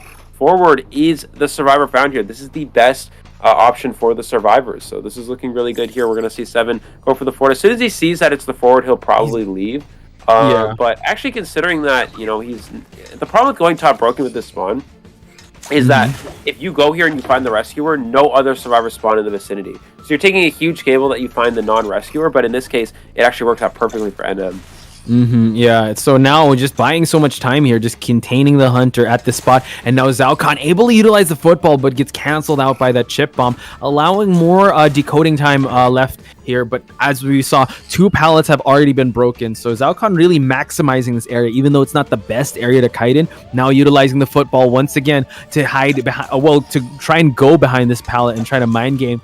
But 7 still hell-bent and intent on trying to drop this forward. Another bomb hit connects. And now able to utilize another football. I think he wasted the entire football, and now it falls to the blink. Yeah, there's the blink that's going to secure the down on the forward. So a 60-second kill here, or about for this Bonbon, and we're going to see him get placed on the rocket ship for the first time. Survivors have pretty decent cipher progress, but it's really just a drop pace. It's not a winning pace for the survivors here. I don't expect we're going to see a rescue here. The main rescuer, with that tide turner being the forward, is not really an option anymore. Forward on chair, no football as well. If forward has football left, is a good chance you go for a rescue here. Try to allow for a rebound kite, maybe set up a portal in church. Forward can football to church, and you make it into that church that way. But I don't think that's going to be an option. He actually died away from all ciphers as well. We see the Bonbon's kind of camping this a little bit too hard. You want to get off it. He doesn't. I don't even think he has tinnitus. Looking for the survivors, there's no way he has tinnitus. So. He should be. Bonbon really wants to try to pressure down these ciphers here, but the survivors see that he's just going to face camp. They're going to take advantage of this, and they're going to rush down the ciphers, and they're going to should be able to secure an easy draw because of this free decoding that they have available to them. Yeah. So again, it wasn't the best. It wasn't the best early chase, and you know what? They realized, all right, let's not risk it. He really heavily capped that. So now buying some time for these ciphers to actually have decent progress. Priestess is about to pop a cipher here at Shack area. And now portal cleanup. Actually, that portal already ran out. So now it seems like Love will be taking this next kite. And no, John Oling now, the novelist, will actually gain the attention of this hunter, allowing Love to rotate away from the Shack area. Now he is buying some time here, gathering from the book, utilizing the flywheel just to move on away. And still, will he have the book online? He does, but now we see that just being followed now. 7 moving on away, allowing him to at least go towards the church area. Yeah, we actually saw the Bonbon made a little bit of a misstep when you're controlling the novelist right before the novelist switches back. Oh, with the portal a little bit messed up there, unfortunately. He's able to go back through it, but He wasn't able to gain a lot of distance. When you're controlling the novelist as a hunter, you want to try to crouch them at the last second, so then they have to switch them back to bomb. I actually opted not to do that, and it allowed them to get a little bit of extra distance. We're going to see him take a bomb hit here, transitioning towards his back area, no blink available, so Nello should have a pretty... Oh, beautiful move there! He gets the power as well. What a mind game. Does actually take a bomb in the process, but what an incredible move. A lot of survivors would have gone down there, so an excellent play there from this novelist. Yeah, and Neru has one book available to utilize, and now constantly always looking behind him. Will he be able to utilize it just in time? He does, and now you just see like they are chasing each other. It's kind of funny how you see the hunter running away from the survivor and unable to crouch again, allowing John Olang to have a head start in actually rotating away. They already popped the cipher, Eli, so now this is they're really pushing for the tie here, but can the novelist kite long enough for him to be able to rotate towards that dungeon area? Yeah, the problem is he does have blink available, so he should be able to just go for a blink unless the gate is already open. Wow. It's already open. He goes for the blink, but he avoids the hit, and he gets the escape because the Bonbon went for that charge attack. That's what happens when you charge attack with Bonbon. It gets delayed for a long period of time on that swing. The Bonbon's charge attack being very weak because of that, and he's able to avoid that and get dungeon. What an excellent job from this novelist. I mean, that was... he didn't even go down that entire kite. What an I mean, just that's incredible. I think he might have actually had his book online at the last second as well, but it doesn't even matter. He's able to avoid that blink there, predicting that. He saw him go for the charge attack. He knew the blink was back. He knew if he gets out of range of that charge attack, he can easily just jump into the dungeon because the Bonbon's charge recovery from the charge attack is just really, really slow, and that's what happened there in that instance. That was so important, that last sequence. And if you're looking at the lower left side of the screen, ladies and gentlemen, I was watching the entire time. He was constantly looking back. So I think John Olang being a seer main, yeah, this is definitely not a survivor he is estranged to. Beautiful performance, and honestly, like it's not just the novelist that the skill he utilized, it's just overall like just the fundamentals, right, of dealing with a bonbon, avoiding the bombs, making sure that you establish enough distance, not being too predictable with your routes. And he was really able to buy enough time. Zhao Khan being their first chase really kind of paid off for them to set themselves on a draw pace. But I really think the cherry on top of that was that novelist. Shoutouts to John Olang for making that one of the most clutch escapes possible. And ultimately, from a tie to 3-1, really putting ZC in the pressure cooker here. So that was an incredible game on the survivor side. Yeah, NM has consistently just been both factions very strong throughout this tournament so far. The survivors consistently securing wins, and the hunter side is consistently getting draws and wins as well. So this is just looking really good for NM here. Again, Seichu just needs to draw, and that's really not been a problem for him so far in this tournament. Yeah, we'll have to see what the survivors can do. They're really going to need to step it up and try to turn things around here. So this is just an excellent position for NM here, just being up 3-1. It really goes to show the power of not rescuing a Bonbon. Bonbon is a hunter that can struggle in endgame kites. If you're able to play the endgame well, you can easily kite to dungeon. I think we're going to a short break here, though. We will be back in about 5 minutes to show the last half of this round between NM and ZC.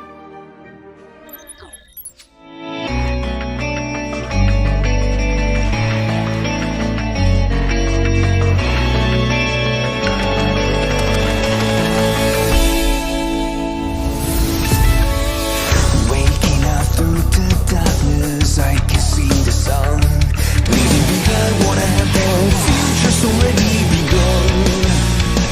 Can somebody save me from the past and take the lead?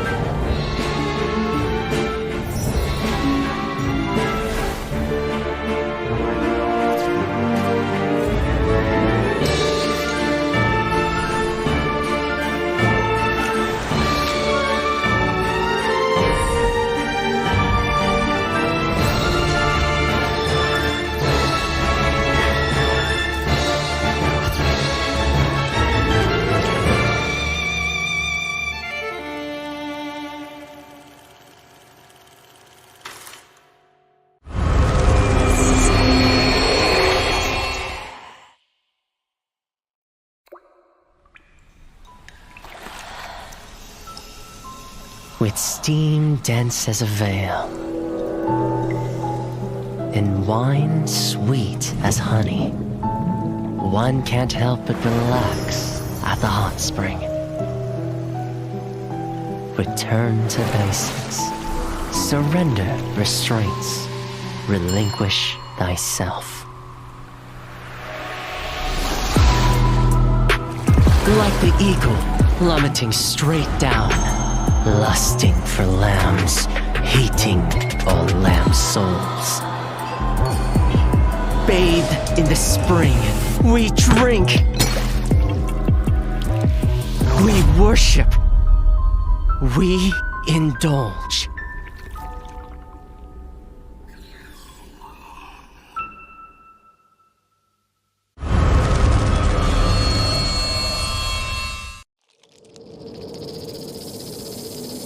Scales, venom gland, and the vomeronasal organ. Reptiles' delicate biology is engraved with the mysteries of evolution. Researching them feels like listening to hymns of heaven and tracing the steps left by the Creator. But the end lies in unexpected malice.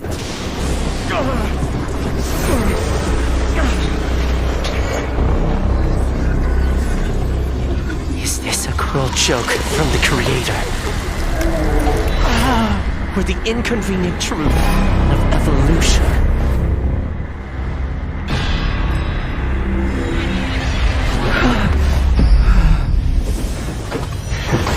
All but a small price to pay on the path to truth.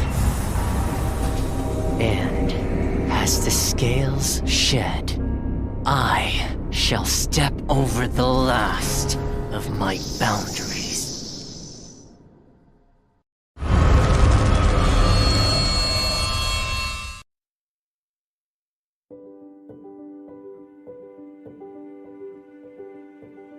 Hello， 大家好，第五人格的玩家们，我是浩明。Identity 人格系统的新求生者教授卢基诺已经和大家见面了，我是他的设计者之一。很高兴这个角色能够得到大家的喜爱，今天我就来分享一下这个角色开发幕后的故事。我们呢，在2021年引入了 Identity 人格系统，在这个系统里，所有的角色都是。All right, everybody, welcome back to the second half of our round of ZC versus NM, and we saw a 3 survivor escape. A pretty decent position for the ZC hunter. He was able to get it down with Blink within a reasonable amount of time.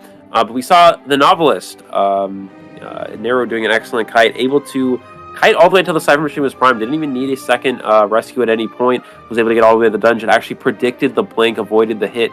And because Bonbon's recovery from a charge attack is so long, he's able to jump through the dungeon and secure a 3 survivor escape. And that really goes to show why selling against the Bonbon, just not going for a rescue, can be very strong. Bonbon's a hunter that can actually struggle in endgame chase. We see a lot of hunters being very good, such as something like Bloody Queen or Geisha. With detention, you can kill survivors easily in the endgame. Well, no detention, Bonbon can struggle a lot and get kited significantly in the endgame. And it's actually a hunter that can get kited to dungeon, which we saw happen. So just like that, NM taking a 3-1 lead here. Seichu just needs a draw and has been very consistent so far in this tournament. And if he can keep that up here, then NM will be looking very good in their group stage. Yeah, we talked about Seichu and how he still has his hunter choice, depending on if they ban either the Breaking Wheel, the Sculptor. I think he also has a Dream Witch. So it's looking really scary for ZC side, I'm not going to lie, because ZC needs to get at least 3 to tie. It would be great if they're able to get 4, but right now they've been kind of put through the ringer. They're really looking to get on the board, and for now they're not even gonna risk it. They are gonna ban that Breaking Wheel of a Super Chew, leaving open that Sculptor. So we'll see. Priority banning the Priestess to start things off, and now this kind of leaves open ZC for a lot of picks here. We do note that they kind of go off meta a little bit when it comes to the Survivor side. They do opt for Prisoner sometimes, so I'm excited to see if they'll kind of stray away from the meta in their Survivor side. Yeah, Priestess ban here should be Bonbon. I don't think anything else would really want to ban Priestess first. If he's going Sculptor, he'd probably ban Seer, so Typically, if you're going Bonbon first, you'd probably actually ban forward, but as we know, ZC doesn't really favor forward as much. So from what we've seen so far, we're going to see forward ban anyways. Yeah, so this definitely indicates a Bonbon here. We're going to see Acrobat as well. Mechanic, you don't have to ban here, so this mechanic's really only a draw survivor in reality. So I think here ultimately we're probably just going to see Seichu play Bonbon. Barmaid, I don't know how that's going to work going into a Sculptor or Bonbon. That's the character that struggles heavily against. But then now maybe, if he's playing Dreamwitch, you just ban Seer first. So I don't. That's not. Yeah, I'm just trying to make sense of the Barmaid Seer comp. Let's go. This is okay with a Bonbon, but you could just keep dropping bombs here. So interesting choice here. Again, like Bonbon isn't afraid of that Seer Owl.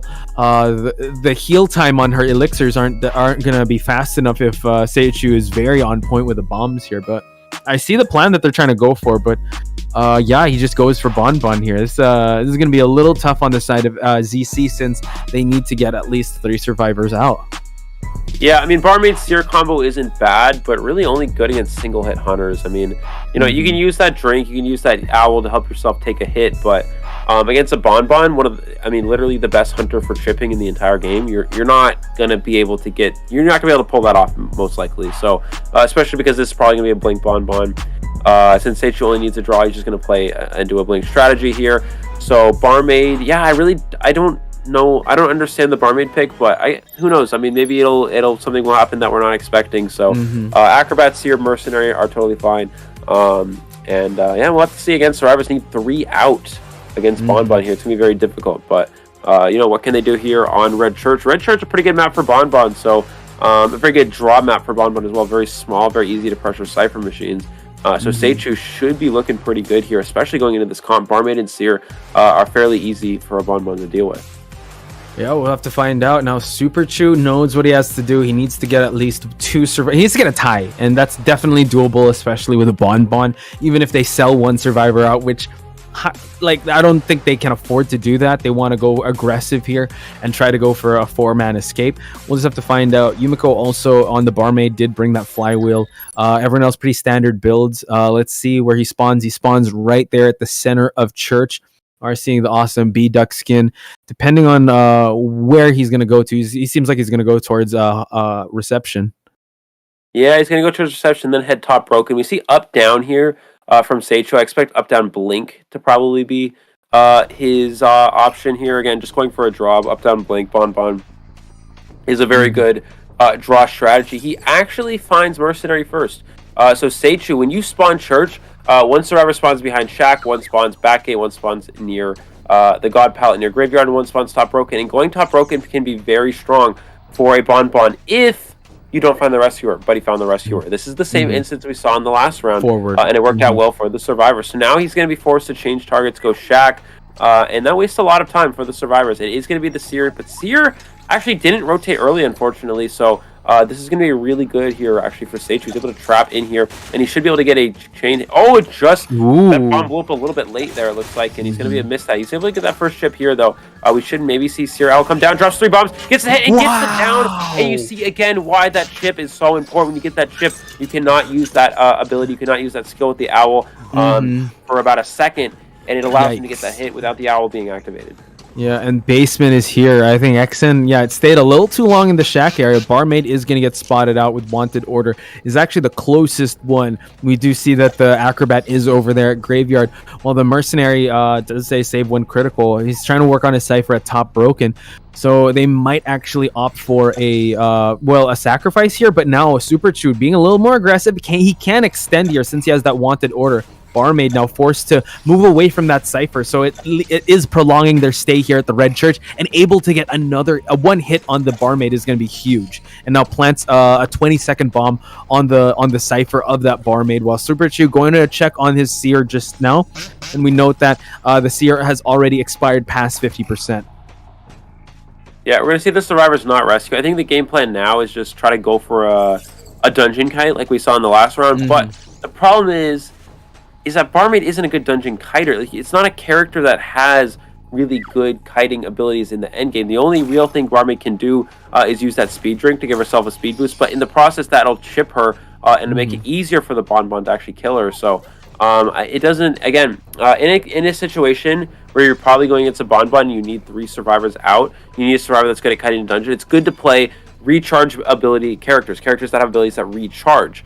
You know, Priest is obviously being banned, doesn't really work, but something like an Acrobat can recharge those bombs with the rescuing, decoding, kiting. Yeah.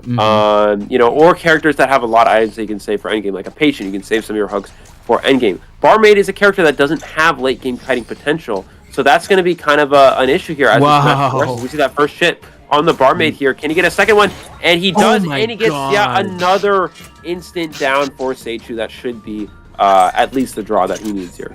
Yeah, and now they're forced to make this rescue. The mercenary is already in this area, was feeding that tinnitus when that seer got basement, and now Yumiko will be seated down on this rocket chair. Sky at least has Tide Turner for them to work past, but again, being in this spot here, not much to work with. A lot of breakable walls, but this is actually a great spot for Bonbon to actually stuff the rebound kite.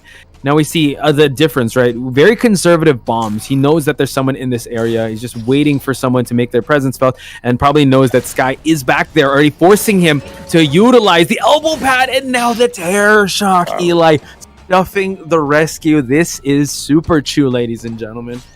Yeah, just like that. That is going to be a guaranteed a win for him here at this point. He's just going to go ahead and maybe share this mercenary. I guess it does matter in terms of points. You want to try to get as many points as possible, but here I think NM has enough lead in terms of their record where it may not even matter anyways. So yeah, Seichu's just going to chair this mercenary, securing that extra kill as well. He's going to go ahead and look for that Acrobat. Still has Blink. Still hasn't even needed it. So full presence Bonbon. He's going to have 6 bombs to work with, plus the control bomb, plus Blink. This should be a pretty easy kill for him to secure this last one. And Acrobat still has a lot of bombs to work with. He's going to go ahead and he uses the interaction bomb, gets a hit through the pallet as well. He can get a pallet stun in the process, but it doesn't matter. He still has Blink, still has control bomb, and this should be the last kill shortly here for him. Yeah, he's just waiting and now goes for it. Doesn't even need to get the Blink hit, and that's going to be GG's called from ZC versus NM. NM, ladies and gentlemen, having a pretty flawless performance so far in this tournament, but you got to give it up to ZC. You know, they're testing their merit up against the best of the best here, and you will run into a team like NM, and I'm pretty sure they gained a lot of experience. They still showed a lot of heart, and I'm sure they learned a lot from that experience, because Super Chew did not pull back any of his punches, and found the mercenary early on, got the seer, caught him in a bad spot. Then after that, rotated immediately to find the Barmaid, the next possible chase, and really stuffed it. I think that was pretty flawless with how he was able to down all those survivors. Yeah, absolutely. Again, just a very good start. I mean, you saw him find Mercenary first, which is good for survivors, but I think the biggest thing is when he left the Mercenary, Seer wasn't able to rotate. There was maybe a little lack of communication. I'm not sure. Seer got caught in the shack area, which was just very weak overall here for the survivors. He was able to get Seer down quickly. Didn't even use the owl. Seer was sent back to the manor with that owl still in play. Right. And that was just really good. That basement play so crucial there for Seichu. Then another fast down in Barmaid. Again, you see why Barmaid can struggle against the Bonbon. They really no abilities to kite with, and Seichu was able to utilize that to his advantage, get a quick down on Barmaid, and then a stuff on the Mercenary on top of all that was just the cherry on top, and definitely secured a really nice win here for NM.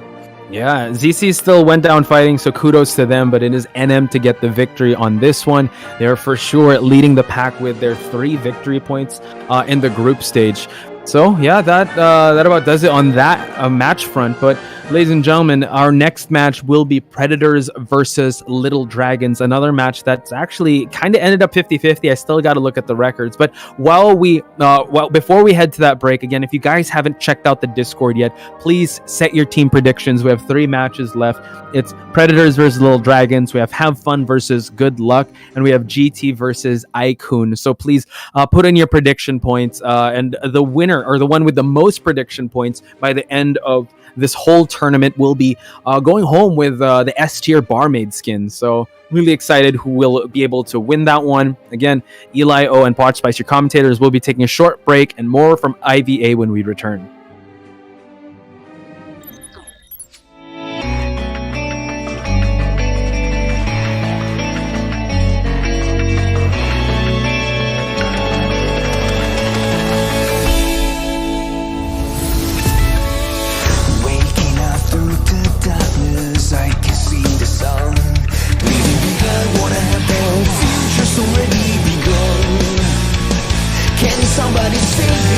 from the past and take the lead. I'm ready to be, time to stand up and be free. There were times I didn't know what to believe. Now I found a reason to fulfill my destiny. I'll carry on the journey. There were times I didn't know what to look for. Now I found my faith and I won't hesitate no more. The night is gone, I'm no longer torn. A new day has come, I'll be reborn.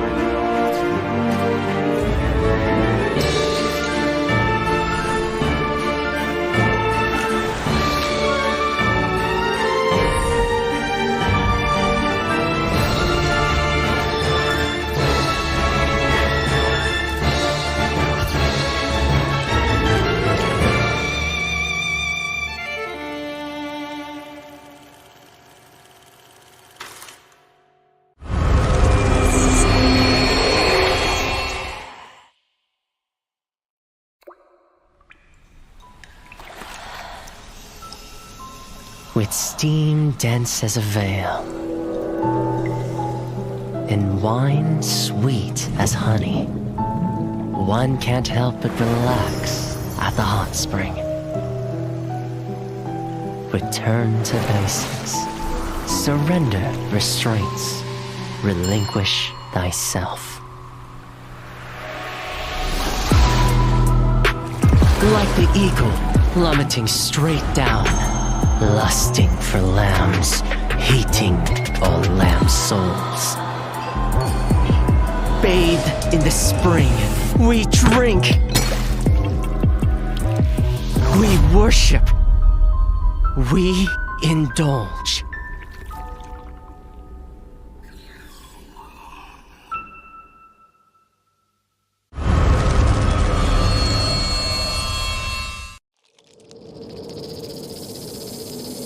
Scales, venom gland, and the vomeral nasal organ. Reptiles' delicate biology is engraved with the mysteries of evolution. Researching them feels like listening to hymns of heaven and tracing the steps left by the Creator. But the end lies in unexpected malice.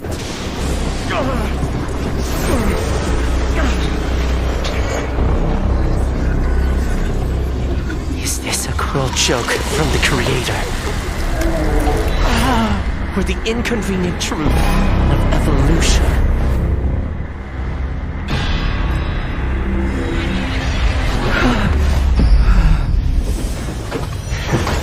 All but a small price to pay on the path to truth.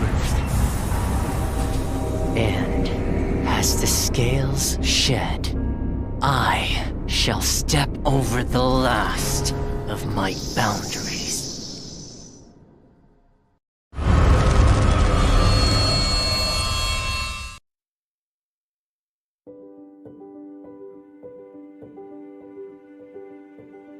Hello， 大家好，第五人格的玩家们，我是浩明。Identity 人格系统的新求生者教授卢基诺已经和大家见面了，我是他的设计者之一，很高兴这个角色能够得到大家的喜爱。今天我就来分享一下这个角色开发幕后的故事。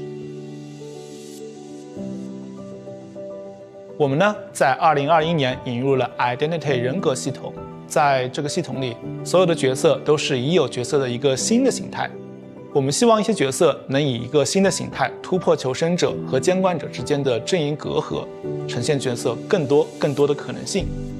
这次新求生者教授卢基诺，他和涅西卢基诺其实是同一个人。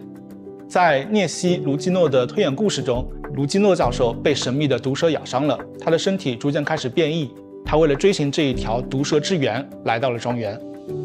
也就是说，每一对 identity 角色都是基于同一个角色，在同一个故事框架下进行设计的。当然，我们也不会限定这样一对角色它必须是同一个人的概念，也不会限定说每一对角色它都必须在求生者和监管者两个阵营之间相互转换。今年我们将再推出一个新的 identity 角色，大家敬请期待。其实我们在选角色的时候是想过，聂西这一个监管者他是非常非常特别的，在我们的游戏里他是一个追猎者的形象，他是整个蜥蜴的外表，有着蜥蜴的鳞片、尖爪、尾巴。这时我们就会好奇，如果我们拿监管者这个聂西卢基诺的形象去做一个求生者，那求生者他长怎么样的呢？之前说过，求生者卢基诺是他受邀来访庄园时的形态，因此呢，我们在设计外形的时候需要兼顾教授卢基诺和聂西卢基诺两者的特征。虽然监管者聂西他是有着蜥蜴和人脸混杂的五官，但是我们还是提取了一些他身上独有的五官的立体感。此外呢，在整个教授卢基诺身上还有一些聂西的鳞片，以及手和指甲也会变得更像爪子，让两者有所呼应。最后就诞生出了大家最终看到的教授卢基诺。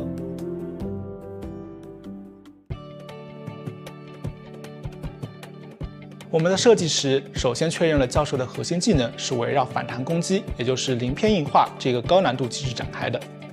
玩家们需要在高度紧张的追逃过程中，同时留意对手的动作，并在瞬间抓住时机，激活技能。有时候，你甚至可以主动靠近监管者来触发鳞片硬化的技能效果。鳞片硬化可以在板窗交互的过程中使用，避免被后来追击的监管者恐惧震慑。为了进一步加强教授的辅助能力，我们为他添加了支援其他求生者也能反弹攻击的退灵技能。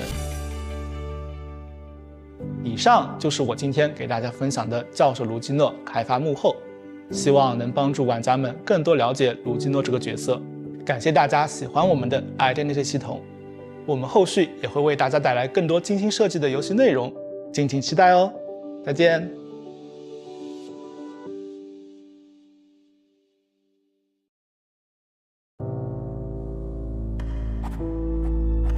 Miss Keo, how was your childhood? Well,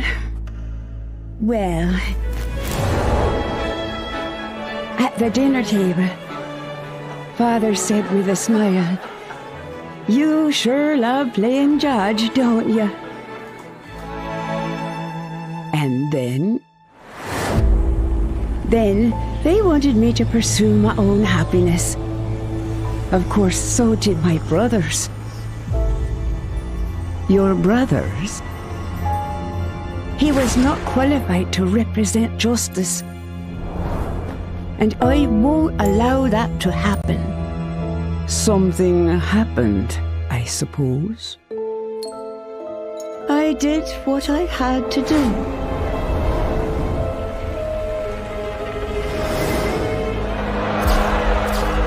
Justice needs obedience. Justice needs sacrifice. It ain't over till the fat lady sings.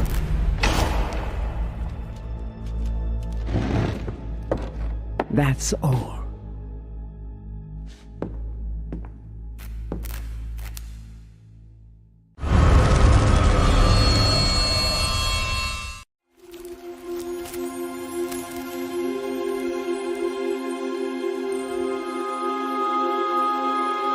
Long, long ago, when demons and gods walked amongst humanity, two sisters lived a life of creating fragrances.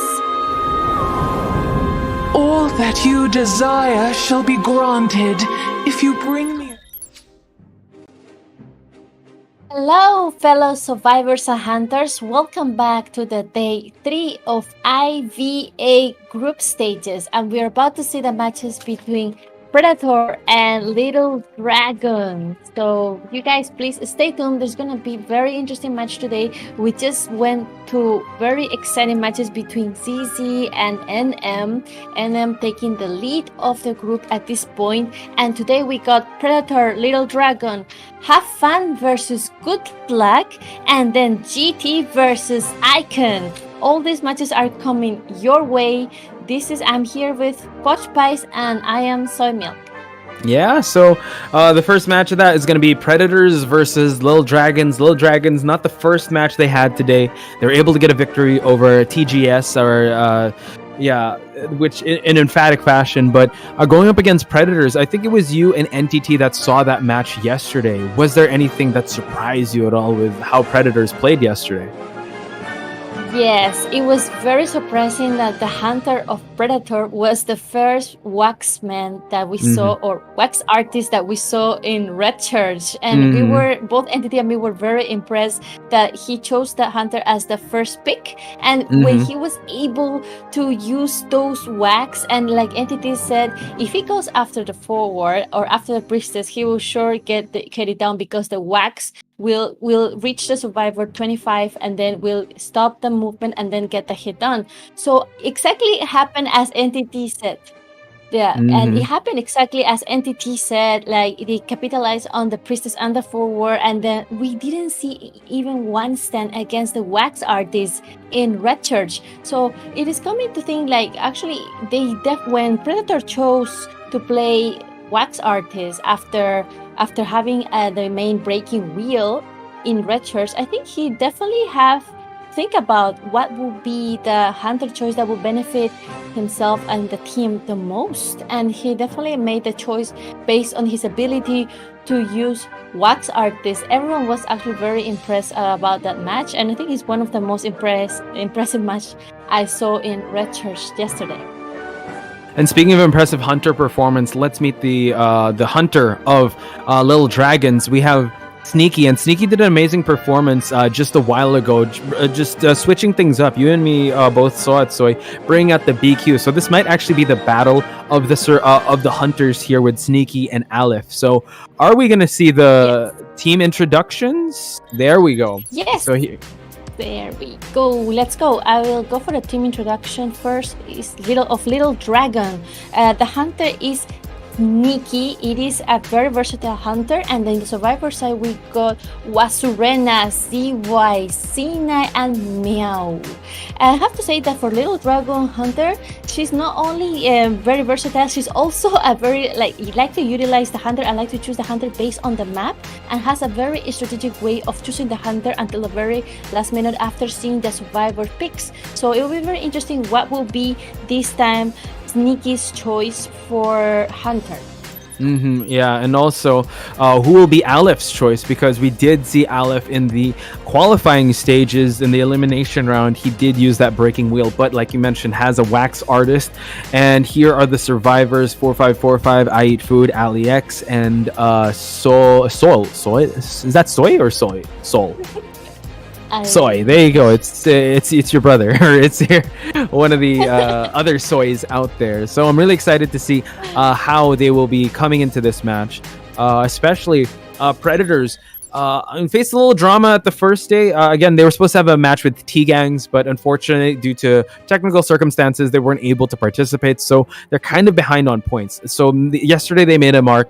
Now they want to be able to solidify their spot in the group stage standings, because Little Dragons did get a point over T-Gangs. That's right. And as we're going to enter soon the band phase, the map that is going to be chosen for this match between Predator and Little Dragon, it is going to be Arms Factory, which, as you have seen, even though it is a very survivor-sided map, on the right hunter's hands, it could also become a very hunter-sided map like Sneaky did in the first match. However, though, the hunter that is going to be playing first is Aleph. And we are really looking forward to what will be his pick today, because even though he's a breaking wheel main and got a wax artist under his sleeve, maybe he will come up with another surprise. And really looking forward to see what will be the first bands from both hunters and survivors. Yeah, Arms Factory being a pretty, I would have to say it really depends on the hunter. You know, if you have like someone like with like a Dream Witch or something, it really depends. Honestly, it's really hard to say which maps are which, because we did say that Hospital is a survivor sided map, but we've been seeing Hunter 4K 3K on Hospital. So yeah, it's really hard to say until we see who Aleph will be bringing to the table. We do see a ban of the wax artist, so they do not want to deal with his wax artist here in Arms Factory. And I think they definitely shadow banned his Breaking Wheel, since there's a lot, unless he really wants to roll the dice on using Breaking Wheel here in this map, it's really his choice. Yes, you are right. It's really his choice after all, and we already see the respect ban on that wax artist, and also we see his first also ban for Seer. Eli is going to jail again. It is one of the favorite picks for banning for the hunter, and now we will think that at this point the survivors might be thinking of what will be the first pick. And I think for this type of map and for this type of a hunter like Aleph, you really need a good rescuer. You really need to find a survivor that can endure a lot, and I think one of the good picks could be Mercenary. After that, I think also Forward could work quite relatively well, because like I said, Mercenary coming into play. Yeah, I think it could be very, very safe. And then we see Mechanic. Mechanic is a very good survivor, as we saw in the previous match when you were casting with Eli. We saw Mechanic manage to kite around the little factory area and leave the robot out, and then that could buy so much strength for the decoding, especially in a map like Arms Factory, that all the cipher machines are almost evenly spread, and then when the robot goes all the way up to back gate and the main body of the Mechanic will be in the factory or cutting around the area and eventually fall down, then it will buy a lot of time for the robot to finish one cipher machine at least. And even though if the team decides to sell the Mechanic per se, then at the end of the day the survivor team will benefit from the time that she bought in the chair and from the cipher machine that the robot finished decoding. Yeah, so looking at the Mechanic and the Mercenary, like you said, he definitely will have to, Aleph will have a hard time, especially early game, especially if he's not going to find the Mechanic right off the bat. So kind of a defensive and aggressive lineup, but as we've seen before, Mechanic can securely draw a tie in this game, and going up against Aleph, maybe that's what they want to do and give Sneaky the reins to go for that 4K like she did with that BQ. So it's really up in the air, but I think Mechanic is definitely weirdly enough a survivor we don't see that often, because usually in big maps it's always Forward Priestess, Seer Forward, all Seer Mercenary.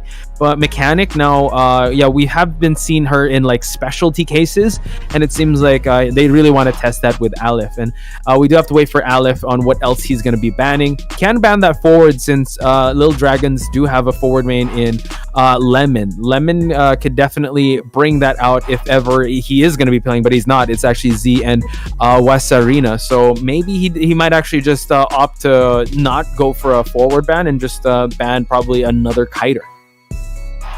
Yes, you're right. It might not get the Forward. If it doesn't get the Forward ban, might even choose another survivor if it's not available. But this team, like that we see in the team of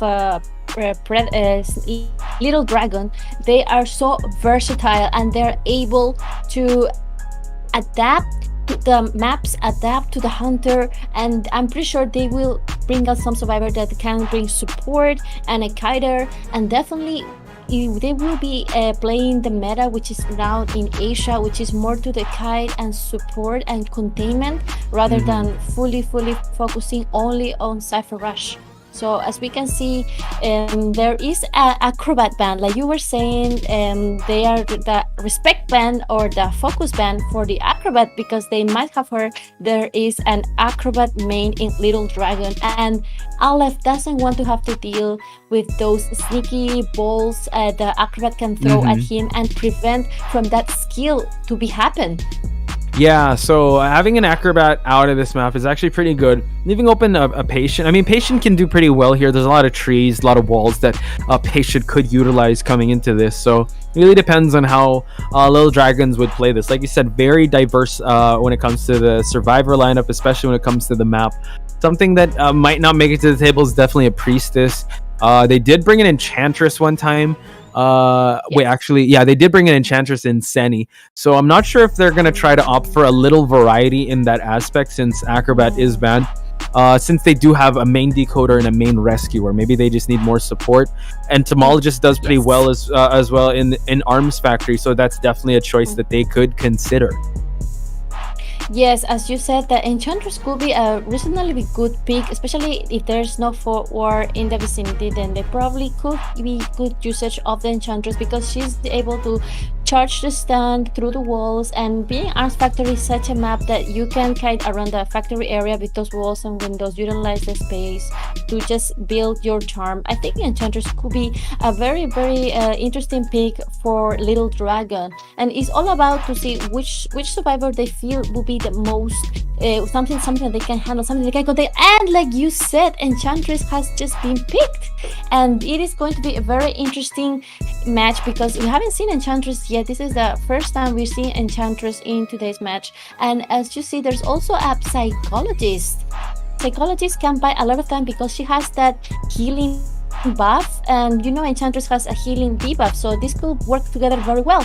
And as you see, as Aleph already chose the Hunter, it is going to be Breaking Wheel, the other one of his mains. And as you know, Arms Factory is not particularly the best map for Breaking Wheel. However, though, in the right hands, Breaking Wheel can find its way and use this map to his advantage. Yeah, honestly, I think he was kind of target banned with his Wax Artist. Breaking Wheel is going to have to come out. He's forced to play Wheel on a map that's not that suitable, so he can actually go a lot of good windows. I mean, even in Factory alone, that's going to be really tough. He's going to have to be able to find these survivors right away. On paper, it's not good, but let's see how Aleph does. I mean, he was able to make Wax Artist work. He was able to get a 4K for his team, so you can't count out his Breaking Wheel just yet. Has to be put into practice, but I mean, Enchantress can gain a lot of stun just by hugging the walls, being close to the windows. Psychologist can actually heal the Mercenary to go for a rebound rescue, and ultimately you want to go for that mechanic at the start, but going after the mechanic, they can just sell her out. But with a small map like this, camping is not going to be pretty hard. Like, you can go back and forth in this map. So we're just going to see how Aleph will control the pace of this match. And we've seen how well he can perform with his Breaking Wheel. But we saw his Breaking Wheel in Ever Sleeping Town, though. Yes, we did. The containment of the wheel in Ever Sleeping Town was very nice. It's super scary, very able to control the map, very map controlling type of Breaking Wheel. And we see that there is two flying wheel effects in the survivors from Little Dragon. There is the Enchantress and it is Mechanic. but there's two flying wheels and the mechanic. That is going to be very interesting to see.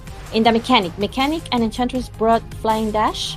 And yes, let's get soon into the match between Predator versus Little Dragon.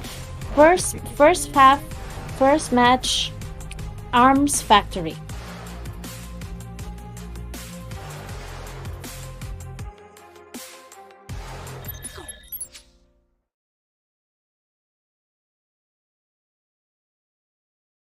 So now we see Wheel spawn here near the shack area in No Man's Land. We're going to see a quick pause. I feel like they were actually discussing about the, I think the skin. I'm not sure. I think there was a request on changing the skin. So we're just going to wait and see what the ruling here is going to be. But so far, they have definitely locked in everything. And we see that Soy Milk is part of the iPad gang. What's up? You could definitely be a player from South Korea.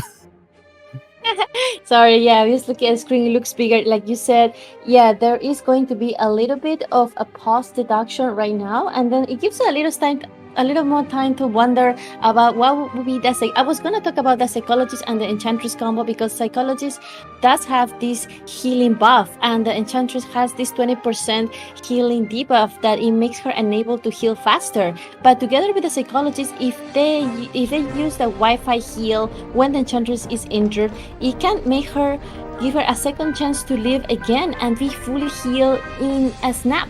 So I think if these two playing together as a team in a combo will work quite well. At the same time, since Mercenary has a decoding debuff, mechanical compensate for that with a robot. So this strategy overall seems that it could be quite suitable for countering breaking wheel, because the survivors already know that Aleph means breaking wheel, and they must have prepared a little strategy to counter him, especially in a map such as Arms Factory. So that's why I think that I'm really looking forward to see what will be the strategy. Like, for example, if the mechanic gets found first, it will try to drive the hunter to a kiting area while the robot remains decoding, and then after that, if depending how long can the kite get, Enchantress might come for some support, and if Enchantress gets a hit trying to body block from mechanic, then Psychologist can come in and get a Wi-Fi heal. And it will happen also with the Mercenary. If the Mercenary tries to come to protect the mechanic,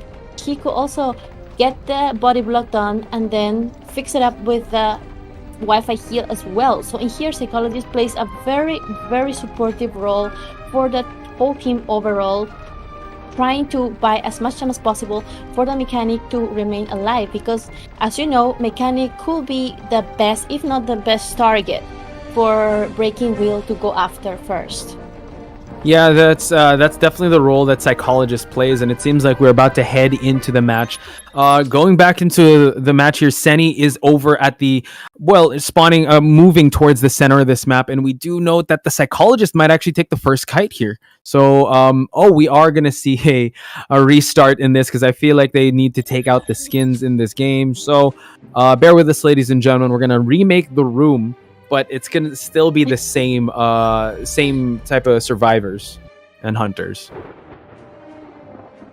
Yes, that's right. We need to remake the room again. We do have some little rules in the tournament that certain skins and certain accessory cannot be utilized because of the rules are written that way, and we all need to respect those rules to make everyone's experience and gaming better. So yeah, we will be able to go back to our room first and then wait for the survivors and hunter to prepare the match again. And in the meantime, we're just gonna talk about what we just saw about the strategy that of banning the main one of the mains of Aleph, which is wax artist in Arms Factory. I actually think that if they didn't ban wax artists in Arms Factory, I think that Aleph would have been very, very comfortable choosing wax artists once again in Arms Factory. Yeah, he did bring wax artist in our church, and there are some spots there where you can actually break the line of sight and also hide, especially behind the walled area. But I think he's comfortable with that wax artist and the control he had, able to get 4K. I think they were able to get a 4K over Team Omez, and Omez has an excellent survivor team. And for him to be able to do that, I think that's just confidence itself. So I think they did a good job banning the wax artist and allowing the breaking wheel to come in. Now, I know we're gonna have some new spawn points, but you just saw how fast it was for him to transition from wheel form from the shack area. He already went straight across into the factory area, even though we were gonna go for a pause or remake the room. It was still fast. So I think that's what he needs to rely on. I think what they need to do first and foremost is hide. Hopefully Mechanic gets a good spawn next to a window, most probably, or plant the bot somewhere that's far and go hide somewhere else.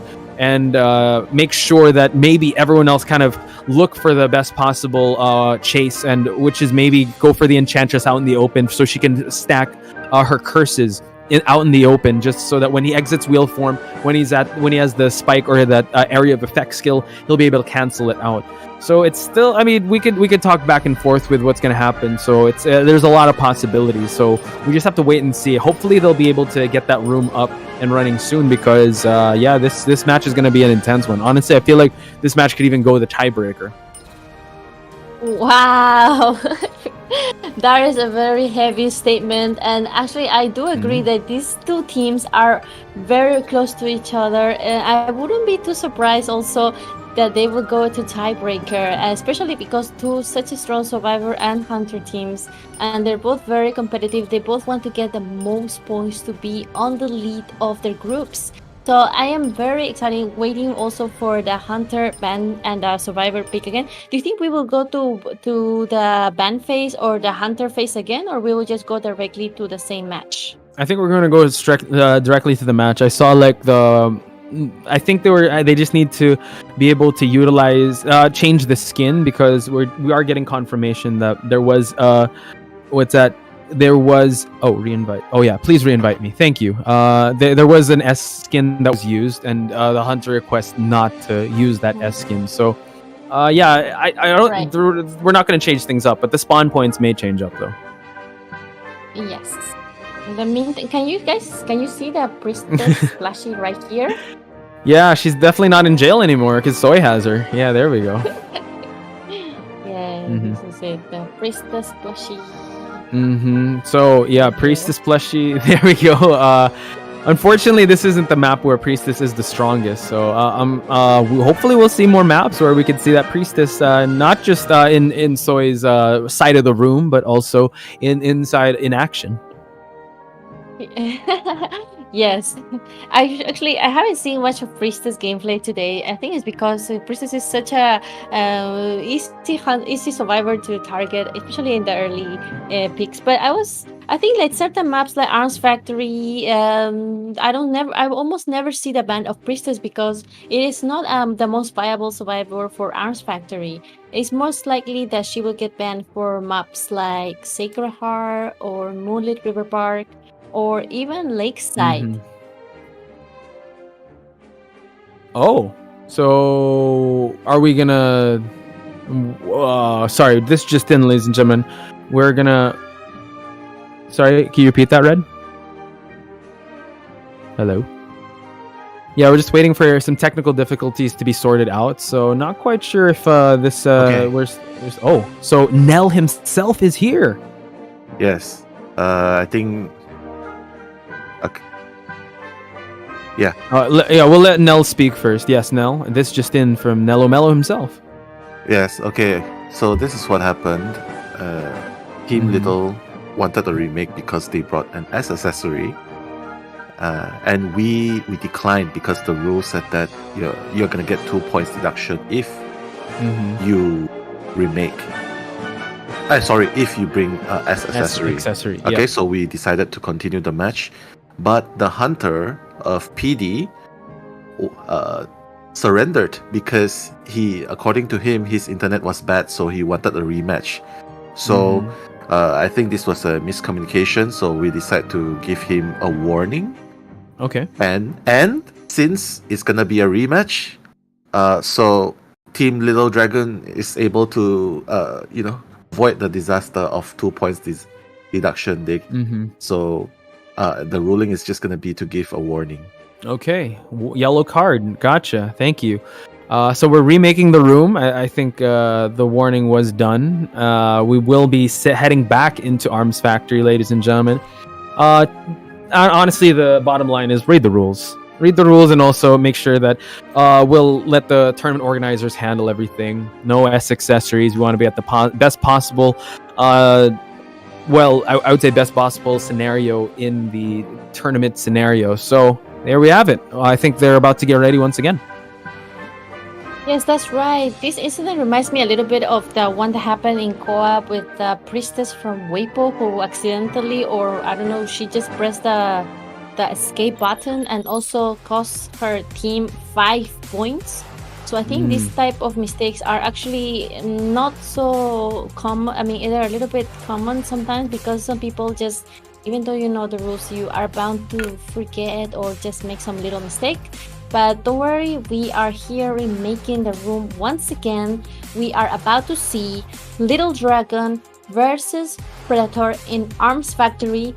We have Breaking Wheel on the map very soon. Yeah, and to note, Senny is I didn't notice that. She's an A badge enchantress, so that's why she keeps going back to this enchantress. So let's see if the spawn points will be changing up.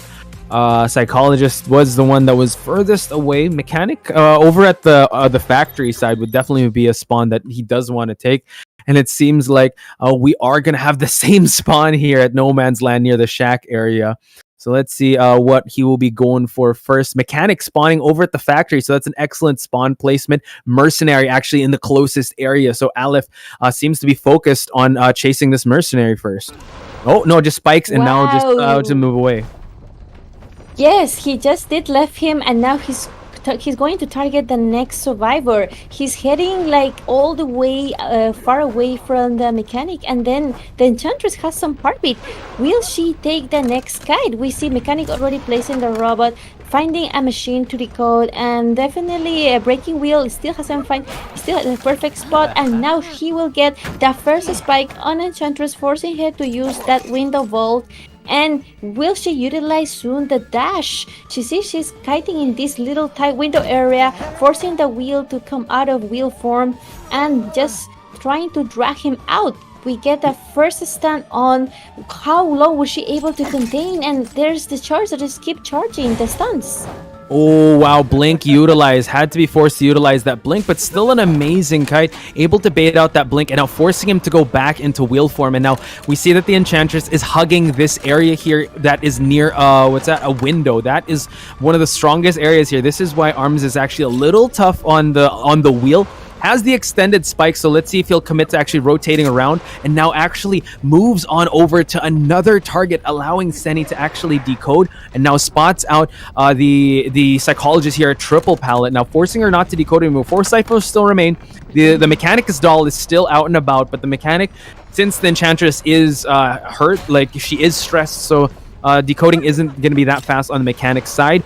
Gets a spike on the psychologist, so this is huge. If he gets another one, that's gonna potentially be another hit. Tried to go for a trap, but no, the psychologist was able to dodge that.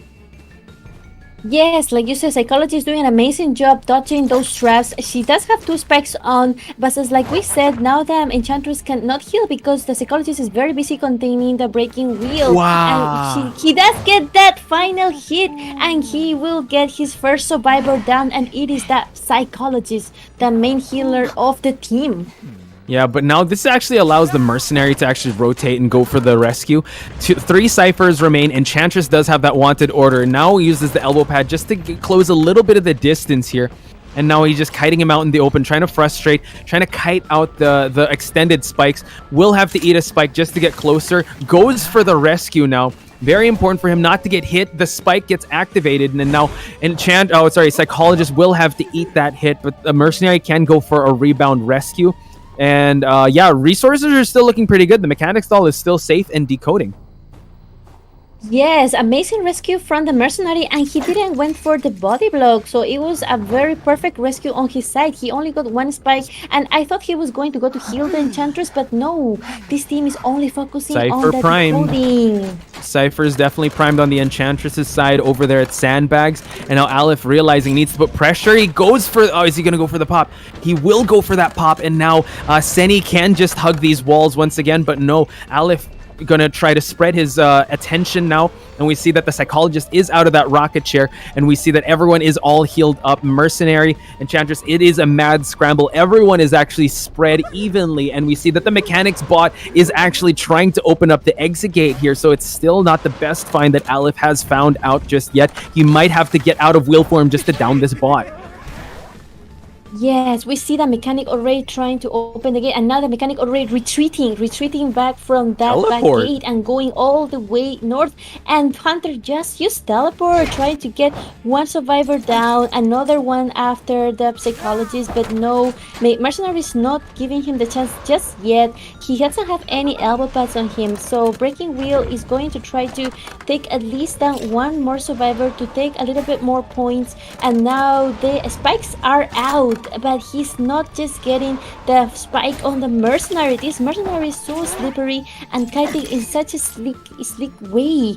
We see the psychologist gate already being open, and mechanic just waiting right here. Are they aiming for a tie or a 4-man escape? This could actually be a 3-man escape. Actually a 4-man. We don't see that he has detention on, and Senny able to utilize that 3 stack. Is the mercenary able to open up? No, they might go for a 3-man escape, while Senny is actually going to use the flywheel just to get a little more distance to go for the dungeon. The dungeon is about to open up, utilizing the stack here again. It is going to be a mad dash towards the exit gate and towards the dungeon, and we see that he's trying to cut off the corner. He's going to hit that trap, and now the enchantress does fall, but it's all good. It is a 3-person escape on the side of Little Dragons. Yes. Amazing three-man escape from Little Dragons, especially when it was about to reach the dungeon. That stand was on point, but unfortunately, it is a breaking wheel that it has full presence after all. So that was actually really, really close. Let's go to check some stats right here. Mm-hmm. Stats, So yeah, stats all around here, ladies and gentlemen. Again, congratulations on the side of. Oh, hang on, I have to accept this. Yeah, just the containment time, almost above 40. It was 48 seconds, I believe that was the mechanic, and 18 Yes, seconds on the 40. mechanic side. So yeah, go for it. Yes, I just saw like 40 seconds. I think 80 seconds of some of a psychologist kiting. If I can see the stats.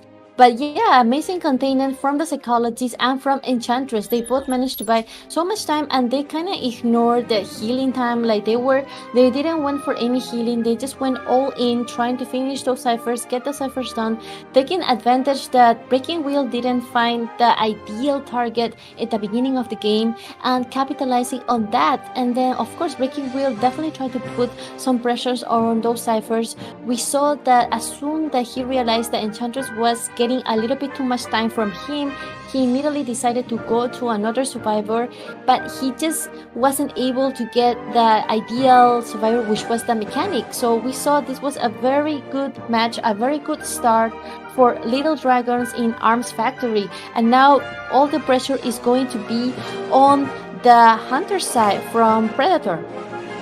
The hunter side from Predator was Aleph. We just saw him. So Yes. it's the hunt. Yes. It's the survivor side. So here we have it. Little Dragons again, 3-1. Impressive performance. I think this is more of a case study to how hard it is to use Breaking Wheel in a map like this. You saw the Enchantress just containing. It was okay to eat the regular hit. He baited out a blink. That was kind of an inevitability, but just stacking up the curses and being able to just frustrate the Breaking Wheel to probably switch targets. Honestly, I was observing the second cam, and it was really hard to see where he was going to go to.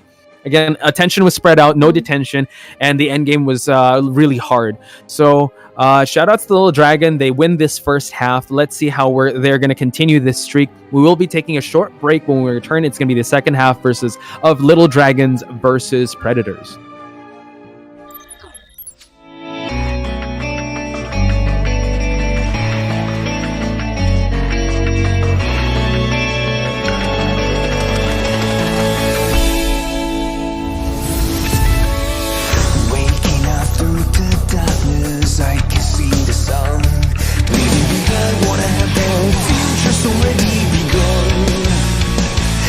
Somebody save me from the past and take the lead. I'm ready to be, time to stand up and be free. There were times I didn't know what to believe. Now I found a reason to fulfill my destiny. I'll carry on the journey. There were times I didn't know what to look for. Now I found my faith and I won't hesitate no more. That is gone, I'm no longer torn. A new day has come, I'll be reborn.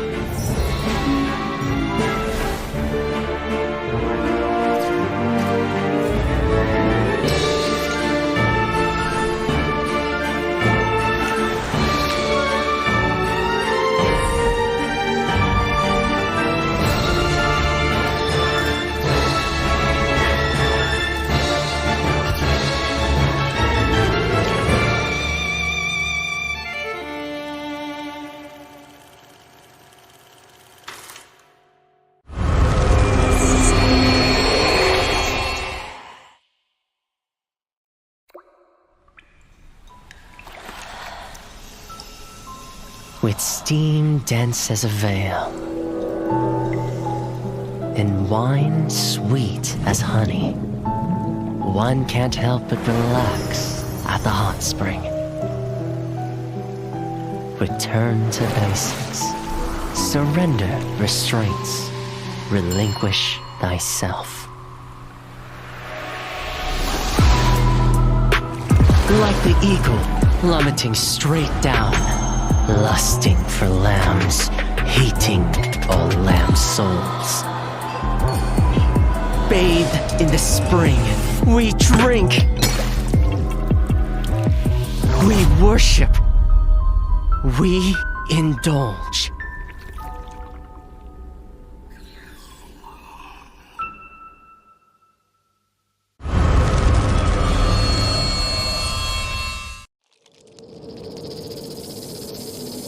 Scales, venom gland, and the vomeral nasal organ. Reptiles' delicate biology is engraved with the mysteries of evolution. Researching them feels like listening to hymns of heaven and tracing the steps left by the Creator. But the end lies in unexpected malice.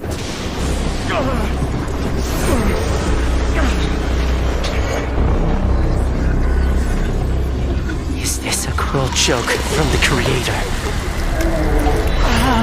Or the inconvenient truth of evolution?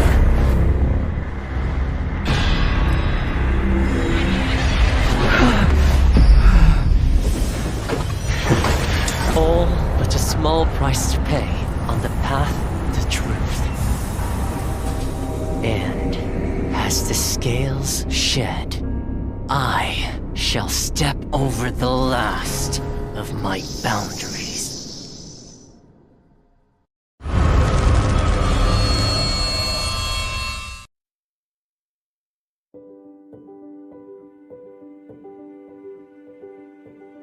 Hello， 大家好，第五人格的玩家们，我是浩明。Identity 人格系统的新求生者教授卢基诺已经和大家见面了，我是他的设计者之一，很高兴这个角色能够得到大家的喜爱。今天我就来分享一下这个角色开发幕后的故事。我们呢，在2021年引入了 Identity 人格系统，在这个系统里，所有的角色都是已有角色的一个新的形态。我们希望一些角色能以一个新的形态突破求生者和监管者之间的阵营隔阂，呈现角色更多的可能性。这次新求生者教授卢基诺。Hello. Hey guys, welcome back to IVA Day 3. We just watched the first match between Predators and Little Dragon. We are right in the middle of group stages. We're gonna see the teams trying to get as much points as they want for their own, for being on the top of the groups. What are your thoughts of the last match that we saw, Poch? Yeah, I just want to reiterate my points that honestly, yes, Aleph has a very strong breaking wheel, but a wheel on Arms Factory was just heavily countered with not just the comp that would really annoy the breaking wheel, but just the spawns, like the sandbags area, the ruins area, the factory area was just so hard. And I think the spawn of the mechanic in factory was just the perfect spawn for the mechanic to just go her merry way and just decode, because you barely saw the mechanic at that whole game. It was really the mercenary, the psychologist, and the enchantress that were really buying enough time. So yeah, Aleph was still able to get one. Now the pressure is on the survivor team of Predators, because they will be going up against Sneaky, and Sneaky's performance today so far in Arms Factory has been very, I would say, a 5-star rating, because of how well she's able to utilize her Bloody Queen. And not just that, her Bloody Queen, she has a Dream Witch, she has a Sculptor, so it's really up to her who she will be utilizing. And now the respect ban on that Bloody. Yes, we see the first ban on the Bloody Queen, and then we will see the first ban from Sneaky. It is going to be a focus ban on the forward. This is actually a very good ban, and we see immediately the survivors are picking up those picks, which is the mercenary and the acrobat. They're getting right into the spot, trying to get those survivors locked in. They have prepared a strategy. I think from this starting lineup, I think as I can guess a little bit, knowing that Sneaky means a Dream Witch, I wouldn't be too surprised if she decides to take out the Dream Witch, especially against the survivor lineup. And now we see the second survivor that is being banned. It is going to be the Seer. So after seeing the Mercenary and the Acrobat come out to play, what are your thoughts on the next two survivors that might get into the lineup? Well, we still have a lot of options. They can actually even go mechanic, but honestly, like the survivors, they really need to be able to get more than just the draw. I think that was another case study in having the mechanic out there. So they will opt to pick the Postman, which I think is great. At least you can give the decoding buff to the Mercenary, and now an Entomologist, a very underrated character, I would have to say, in this map in particular. So can harass if ever. Sneaky will be using that Dream Witch, but also, well, yeah, there we go. It goes for the Dream Witch. So they're gonna have their hands full with this one because, yeah, there's a lot of heavily, like, this can go back and forth. I mean, Acrobat has the bombs to create distance. We also have the Entomologist to help support with rescue. Still, the main priority here is getting that Postman just so we can stop sending out those letters. Yes, as you said, that Dream Witch is going to be no, it's just I saw she also put a sculpture because we know she makes a sculpture, but at the end the last pick it is going to be that Dream Witch after all. And I'm very excited about seeing Sneaky's Dream Witch because I was really expecting to see a Dream Witch earlier, but now we're gonna see the Dream Witch in Arms Factory. It is actually one of the best maps that you can utilize a Dream Witch because of those little areas that the leeches can get in and try to surround the survivors and force them to stay on their side and getting those leeches everywhere. For example, in certain machines, in certain Cypher machines like the one in the middle, the Dream Witch can have a good map control, especially after we saw like previous matches before that they always try to capitalize on the Cypher machine that is the most advanced, and especially the one that is like around those areas, like right in the middle or right near the chair, and forcing the survivors to stay in those areas. And we will see how will Sneaky try to counter Mercenary, Entomologist, Acrobat, and Postman in Arms Factory. Little Dragon versus Predator. Let's get right into the first round, second half in Arms Factory.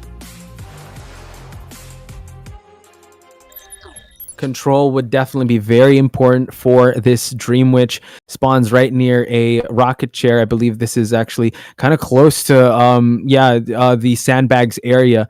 Now let's actually see if we're able to see the build. It did bring a patroller, mind you, so the closest survivor she'll be actually going to will be very important. Now Postman is the one to look out after, and now already leeching the Postman here in the factory area. This is actually a great find, and now he's going to try to block off the window, and now allowing him to just delay and inevitably catch up to this Postman. And this Postman actually sent out not a decoding letter, but a letter to just help him kite. So we see that the leech follower is right behind him, as well as the main follower. Now we're trying to create some distance here. You want to give the leech follower that hit and able to get it. So that's actually a good trade-off, but now adds and stacks onto it a patroller. So now the main body can actually close out this distance and get this Postman. So now he has to try to hug these pallets just so he can cancel out the patroller. Animation unable to do so, though. That's right, the pallet was just a smash onto the Dream Witch and she will get the first down on the Postman. We did saw the beast for a little bit trying to support with the kite, however though they didn't connect, and now we see the Entomologist being forced to stay away from her original Cypher machine and go into the machine on the factory. The Mercenary seems to be having heartbeat as well. The Dream Witch is going to capitalize on the patroller and putting it immediately on the Mercenary and going immediately for getting that hit. And now can switch back to this one. Can he hit? Oh my god, it's gonna be a double down situation if he's able to get this this hit on the Postman. But now realizing, all right, my main follower has that leech, has that dog bite. I was gonna say patroller bite from the dog, but now able to establish that distance. But this Mercenary falling down can be a little detrimental. Nice utilization of that dash, just moving on away. I Eat Food will be falling down, so we can't go for a rebound rescue. Now we do see that the Postman is hanging out in the middle part of this map, so it's going to be a little tough. 4 ciphers still remain while 2 are already on their way. Yes, we see indeed the mercenary has been decided to go down a little bit further away from the main cipher machine, and now we see that there's another leech on the map. There is two leeches on the main body, and we see the Dream Witch already trying to go for the next prey. Oh, he got the patroller on him, and now is going to try to get that hit as well. Switch Yes, to he blink. did. Beautiful sequence of events there. Yeah, the reason I said is because he got the patroller on that postman, but the postman is able to get the dog, but able to cancel that out right in the nick of time, just so he's able to utilize that blink, and now has two survivors on a rocket chair. Now it is entomologist that will try to save this mercenary, and now acrobat now getting the attention away from the hunter. Yes, amazing rescue from the entomologist using the bees and getting that rescue without any harm. And now entomologist is going to try to get that rescue of postman before he flies back. Dream Witch doing a great job camping, able to get the hit, and amazing use of the dash effect from entomologist just to get away and not get that double man effect. And now postman will have to go back to the manor because he did feel a little bit too close to the chair. And also the entomologist, beautiful sequence of events here. Yeah, the flywheel was able to help out a little bit, but I love the proactivity of Sneaky, not just focusing on one target. This is a really dangerous Dream Witch, a Dream Witch that can keep you on your toes. You don't know constantly what is happening, and now we'll be chairing the postman. We'll have the next survivor on a rocket chair, which is the entomologist. So now entomologist will be going to the rocket chair first, and now the postman as well. And one cipher remains. Everyone is injured, so at least the only leech that is left is the mercenary's leech. So that's going to be a little tough. We do see that they are deleeching. Pakuki and mercenary cannot afford another hit, and it seems like the mercenary will be chased. Wow, yes, the mercenary leeches with Dream Wish with blink. Amazing use. Was that a hit? That was too fast. Was that a hit on the mercenary? Yes, it was. It was going to try to stop the rescue. The blink was empty, but the hit was able to connect, and now a double hit, forcing the acrobat in a tough situation here in Sandbags area. Again, it seems like Sneaky is in complete control of this match because she just needed to get a tie. She's going to go for more than that. Sharing both these survivors, just adding a lot more pressure on this acrobat, because one more hit, he will be falling down, and acrobat being forced away from this cipher. And now it's only a matter of time till Sneaky drops this acrobat. But I'm sure Pakuki will be going down, fighting here, and just trying to survive for as long as possible. Yes, indeed. He's going to try to use that ball, and will he able to get... There's the dungeon over there, but there is two leeches again, and there will be a sandwich situation, and Pakuki successfully goes away using the window vault. There is only one way to go to the dungeon, and it is from this house all the way to the center of the map, but there is two leeches on this side, and there has... Amazing ball, but he gets the terror shock from Sneaky. There is 5 points for Sneaky. Yeah, consistent 5-point hunter Sneaky today. Congratulations, Little Dragons, moving on here with not just 1 point for today, but 2 points. Beautiful performance on this Dream Witch. Again, I really think it was the way she was able to really keep all the survivors on their toes, constantly changing targets back and forth. Not just the stuffing of the rescue of the mercenary was great, and also being able to have a double down situation on the entomologist plus postman. So very proactive. She was always a step ahead, and that's the ultimately how you want to be playing a Dream Witch.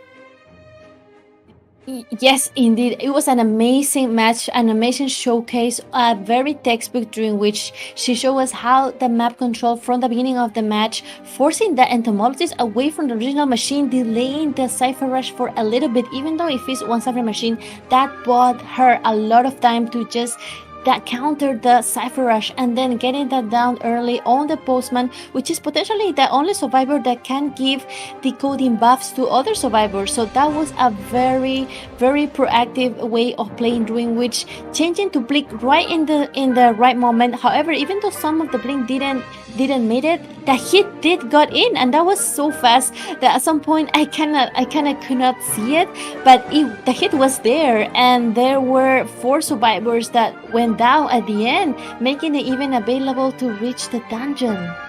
Yeah, again, beautiful performance by Sneaky. Survivors as well, getting the 3 survivor escape and also getting the 4K on Sneaky side. Congratulations, Little Dragons. They are going to be probably leading the pack from no points at all to now being able to get 2 points. Beautiful stuff. So, ladies and gentlemen, we'll take a very short break. When we return, it's going to be the match between the GH team. It's going to be Good Luck versus Have Fun. So, we'll take a short break. And don't forget also, we're on the break already because we got to talk about the predictions.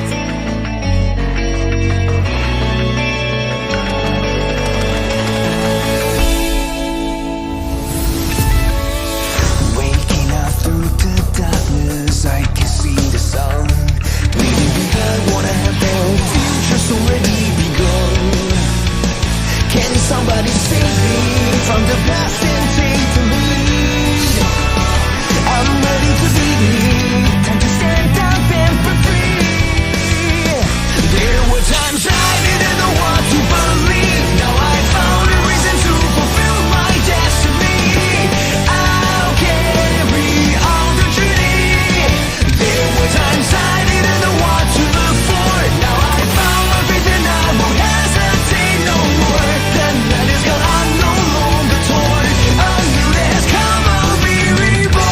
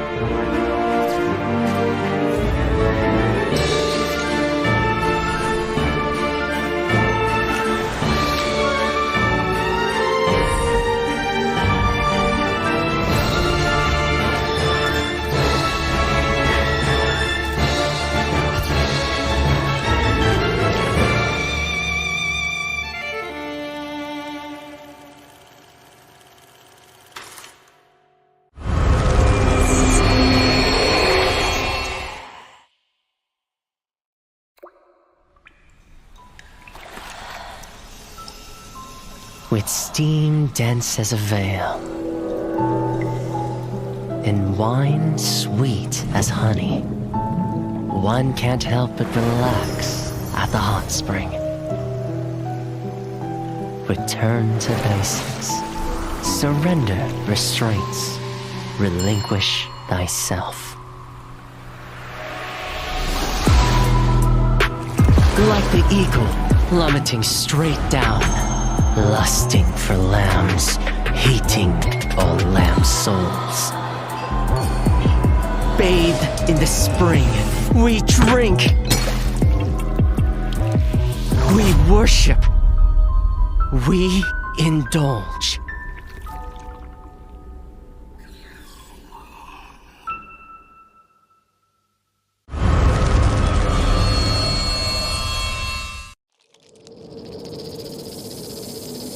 Scales, venom gland, and the vomeral nasal organ.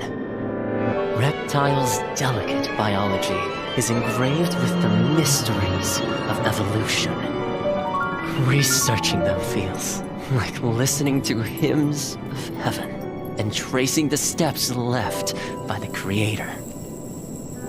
But the end lies in unexpected malice.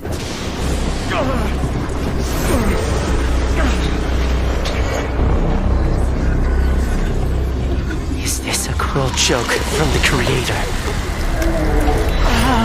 Or the inconvenient truth of evolution?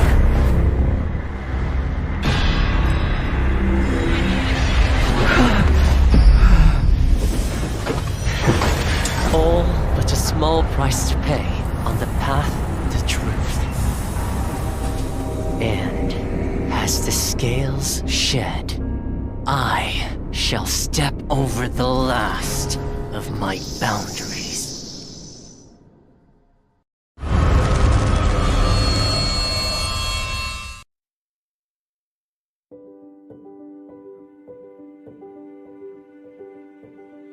Hello， 大家好，第五人格的玩家们，我是浩明。Identity 人格系统的新求生者教授卢基诺已经和大家见面了，我是他的设计者之一，很高兴这个角色能够得到大家的喜爱。今天我就来分享一下这个角色开发幕后的故事。我们呢，在2021年引入了 Identity 人格系统，在这个系统里，所有的角色都是已有角色的一个新的形态。我们希望一些角色能以一个新的形态突破求生者和监管者之间的阵营隔阂，呈现角色更多的可能性。这次新求生者教授卢基诺，他和涅西卢基诺其实是同一个人。在涅西卢基诺的推演故事中，卢基诺教授被神秘的毒蛇咬伤了，他的身体逐渐开始变异，他为了追寻这一条毒蛇之源来到了庄园。也就是说，每一对 identity 角色都是基于同一个角色，在同一个故事框架下进行设计的。当然，我们也不会限定这样一对角色它必须是同一个人的概念，也不会限定说每一对角色它都必须在求生者和监管者两个阵营之间相互转换。今年我们将再推出一个新的 identity 角色，大家敬请期待。其实我们在选角色的时候是想过，涅西这一个监管者他是非常特别的。在我们的游戏里，他是一个追猎者的形象，他是整个蜥蜴的外表，有着蜥蜴的鳞片、尖爪、尾巴。这时我们就会好奇，如果我们拿监管者这个涅西卢基诺的形象去做一个求生者，那求生者他长怎么样的呢？之前说过，求生者卢基诺是他受邀来访庄园时的形态。因此呢，我们在设计外形的时候需要兼顾教授卢基诺和涅西卢基诺两者的特征。虽然监管者涅西他是有着蜥蜴和人脸混杂的五官，但是我们还是提取了一些他身上独有的五官的立体感。此外呢，在整个教授卢基诺身上还有一些涅西的鳞片，以及手和指甲也会变得更像爪子，让两者有所呼应。最后就诞生出了大家最终看到的教授卢基诺。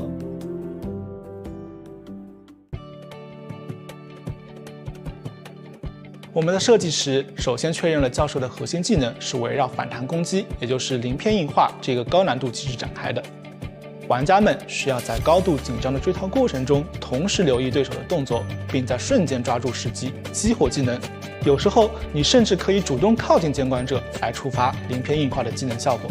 鳞片硬化可以在板窗交互的过程中使用，避免被后来追击的监管者恐惧震慑。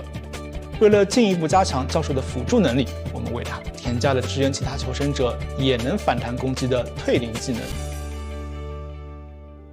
以上就是我今天给大家分享的教授卢基诺开发幕后，希望能帮助玩家们更多了解卢基诺这个角色。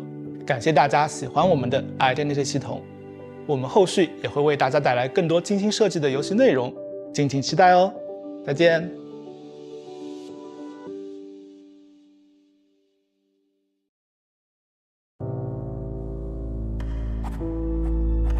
Miss Keo, how was your childhood?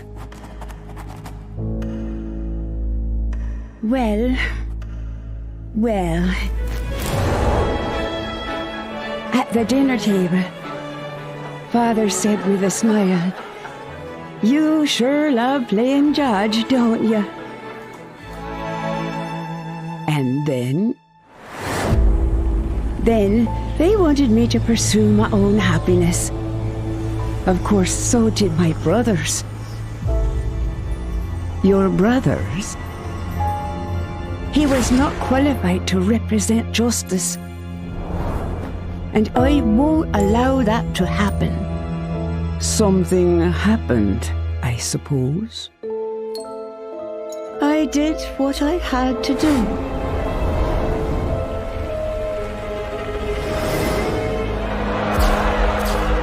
Justice needs obedience. Justice needs sacrifice. It ain't over till the fat lady sings.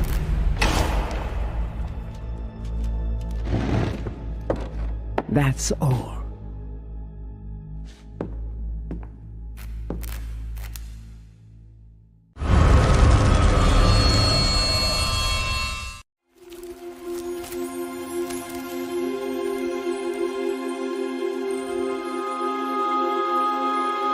Long, long ago, when demons and gods walked amongst humanity, two sisters lived a life of creating fragrances. All that you desire shall be granted if you bring me a fragrance that relieves. Hello, fellow detectives and survivors. Sorry. Hello, beautiful people. How are you today? Welcome to the third day of IVA. We are in the group stages, right in the middle, and we're about to watch the battle of two titans. It is going to be the battle between GH and GH. Actually, no, it's going to be just between Have Fun and Good Luck, which is actually two teams that actually come from GH. So it's going to be extremely exciting to see how GH is going to play. What are your thoughts on these two matches, Nell? Before we get into that, hello, it's me, Nello. I'll be casting with Soy. Thank you for bringing me in, Soy. Back to your question, what do I think about that? I think, first of all, I think the logos are really funny. The two donkeys. But it just shows that they're really trying to have fun, and I understand that these two teams are really strong. To be honest, they are just like they're one team, GH, right? You already pointed that out. So they're split up for a reason. They wanted to give more of their newer members a chance to experience the tournament. So I think that's what they're really trying to do here. Ikun really needs his luck because he lost like 4 of his main members to Have Fun, and Have Fun is just having fun. So, but what about you though? Like, if the two teams though, if they fight with each other, who do you think will have that slight advantage? Alrighty. Well, to be honest, I think because this game is about communication, especially from the survivor side, since we have seen that there is some really OP survivors on one side, like Skyfall, Little Boy, and Naimamos, together with true. one survivor that is not yet so veteran. Then we will see how will be the synergy between veterans and not per se newbies, but just survivors that are not so much experienced, especially in big tournaments like this. So I really want to see the synergy that they will bring in the survivors that are already settled in this game with the other ones that are coming into the tournaments, and I'm really looking forward to see that. Yeah, I mean, Crocodile is the last human, and he is the sub-hunter for GH. But now we are gonna look at Team Good Luck. And you can see God J straight away. I could just see the name straight away. God J has been doing a 4K on his Bonbon, and Crocodile. I believe that the hunters of GH they're just trying to practice Bonbon a lot, because that's all we see when we see God J and Last Human. You notice that, right? Soy, and I have to say it's been doing really well for them. They're getting better and better. But the lineups here, Ikun and Nina, Conan from XVX, which is also another team, very famous team in Thailand, and Hatari, the forward, the rescuer of the team. So pretty impressive lineup so far by both teams, and I am really excited to see what both teams are going to do and who will come on top. Me too. Yeah. And we're gonna head right into the band phase. It's going to be the Red Church map. We will see the hunter that's gonna be hunting first. It's gonna be God J, the one and only God J, the Thai hunter. So scary, so strong, and especially in a map like Red Church, we already see the respect ban of God J's breaking wheel coming into effect. And also, God J just got banned, also the focus ban on the forward of Good Luck. Yeah, I think they have to take out the forward, because GH, they are very well known for their forward plays. Like Hatari is one, and in this lineup, 9 Memos is also a forward player. So taking out the forward is definitely going to help a lot. But then Skyfall is going to pick up the Seer and the Priestess straight away, and that is very pesky for them, because Priestess in the Red Church, we might think that Priestess works a lot in big maps, but actually in the small maps, it's actually very good in the middle too, right? In Red Church. Yes, I heard same as what you said. It is Priestess is such a versatile survivor, especially when it is in the church. It can bring so much support for the teammates. And we see the next picks are Acrobat and patient. Very, Yeah. very nice line A up from lot. Skyfall, Little Boy, Nine Mammals, and Sasolei. Really looking forward to see what will be the hunter of Gotje. Like you said, Bon Bon it has been his very popular pick, but do you think he will go a little bit more experimental in this match and try something new? I think you should try something new, Soy, because look at the lineups, man. It's so hard. Like, even though that the seer is countered by Bonbon, but look at the acrobat. Look at the patient. They can just leap through the windows with the balls, leap through with the hooks. And if he decides to go for Bonbon, he's gonna die. And that's why right now we can see the hunter, Soy. The Galatea. Ooh, yes, that's right. Sculpture immediately coming into play, especially with the status. I think it could be a very good counter to the patient, like we see in previous matches, like maps like Ever Sleeping. I think in Rematched could happen the same thing. If Gotje manages to put those status into the place, into the open areas, or even in the tight spaces, you know, Gotje's status are so perfectly placed, and he could just counter those hooks and force the patient to run over items, like run off items, and then probably we will have to see a very strong support from the priestess side, and even Postman sending those letters left and right, providing boost for decoding, boost for kiting, boost for bolting. It is going to be a match very intense because Gotje, it is a very strong and amazing hunter, and we really looking forward to see how he's gonna do against his own team. Yeah, but right now I'm just looking at the chat as well. I think we have neglected the chat a little bit. Hi guys, it's Soy Milk here and me, Nello. Hope that you guys are doing really well in the chat. Just have fun, just relax, and just shout outs to Gentle, Chantel, Kayla. Thanks for being in the chat and just moderating as well. Right now we're gonna head into round one, first half. Bringing you the commentaries is me, Nello Mello, and Soy Milk. So let's go.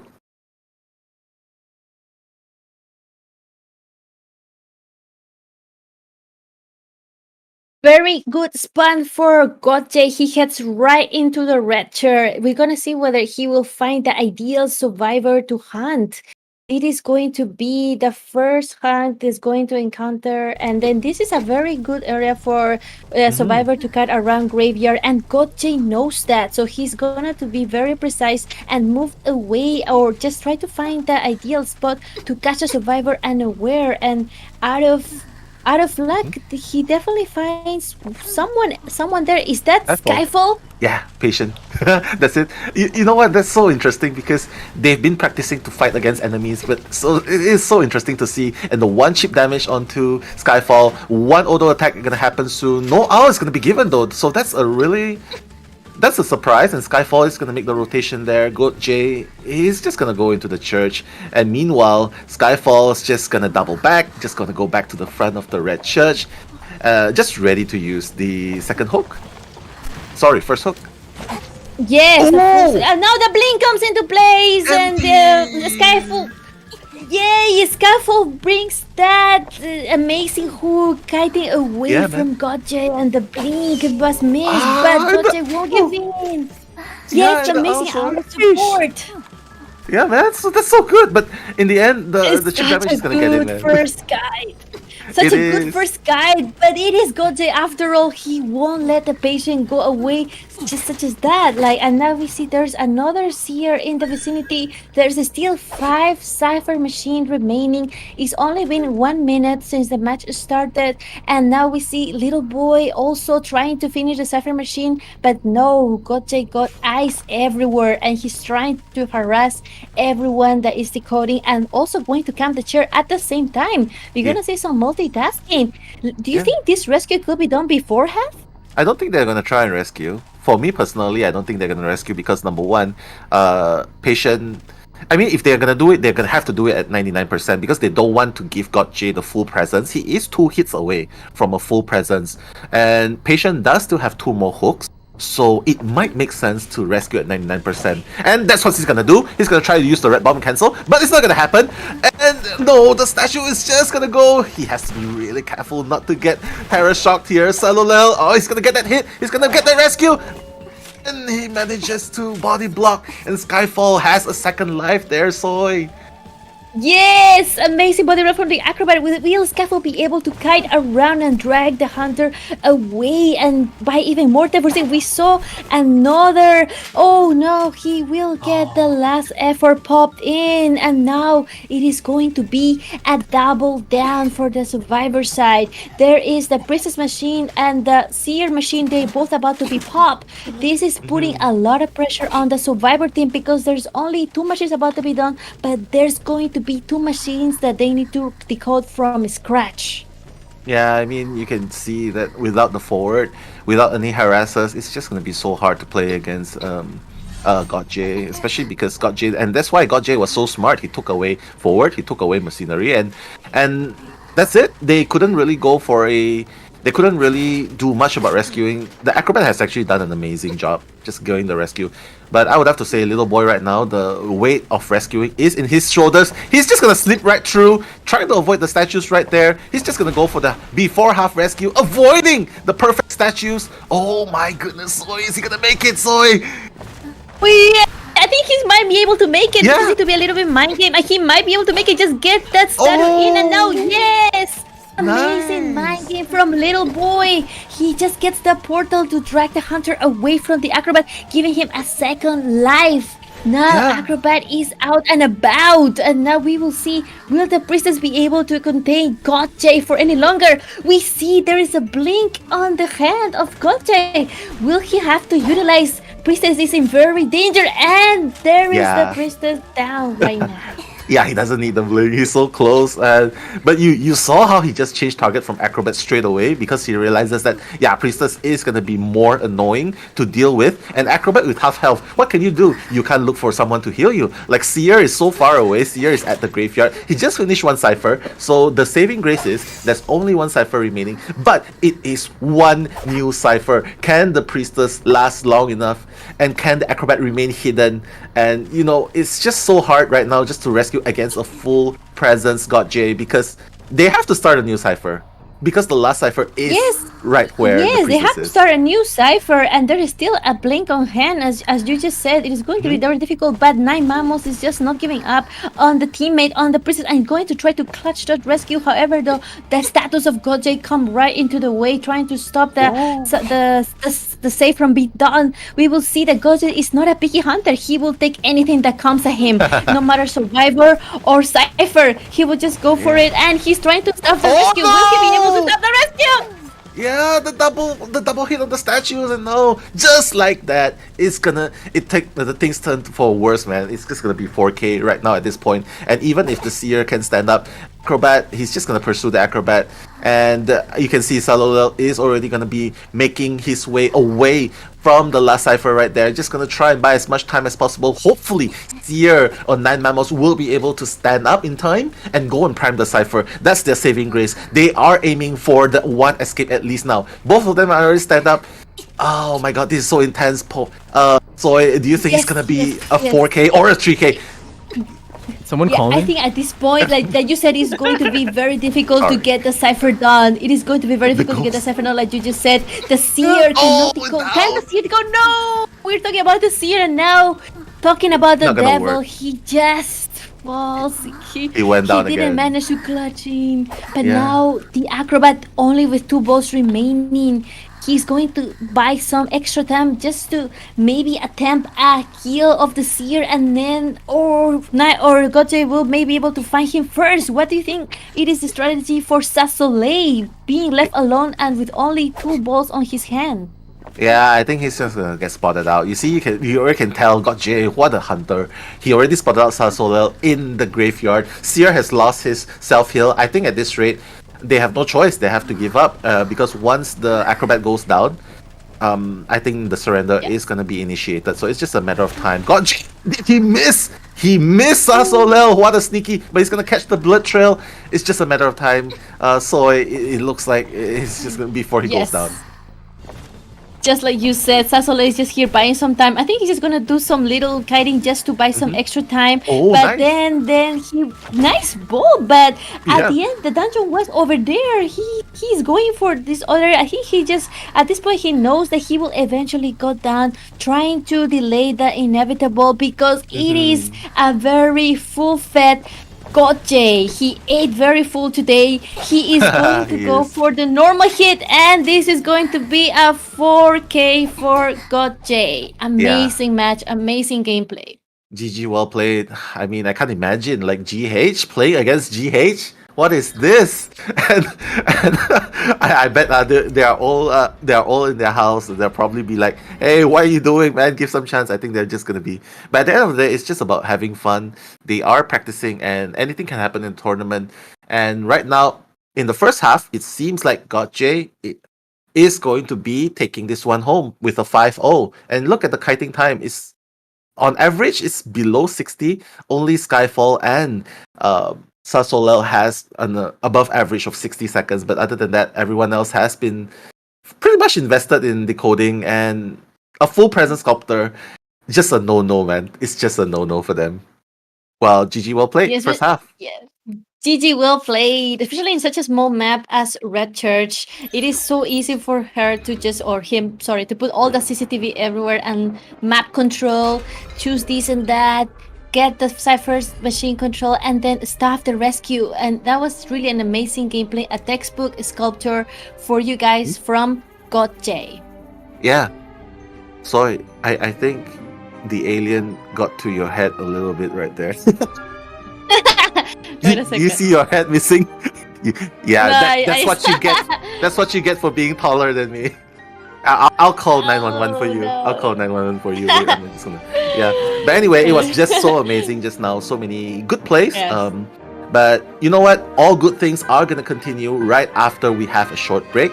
Don't go anywhere, guys, because second half is gonna be after this. So see you guys.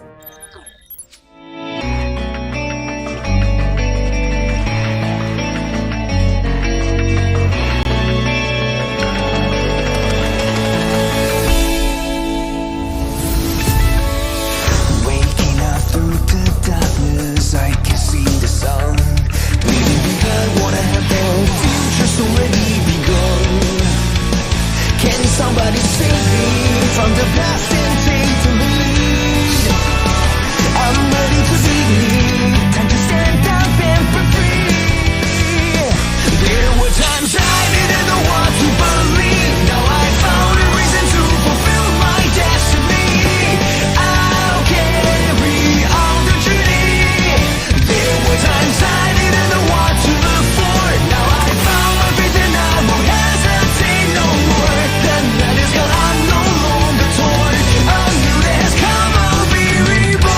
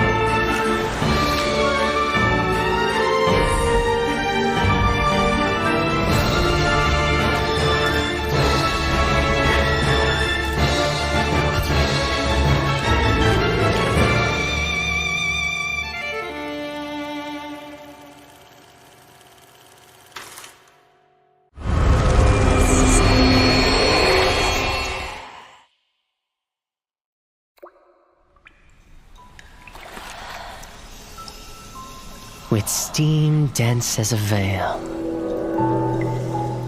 and wine sweet as honey, one can't help but relax at the hot spring. Return to basics. Surrender restraints. Relinquish thyself. Like the eagle plummeting straight down, lusting for lambs, hating all lamb souls. Bathed in the spring, we drink. We worship. We indulge.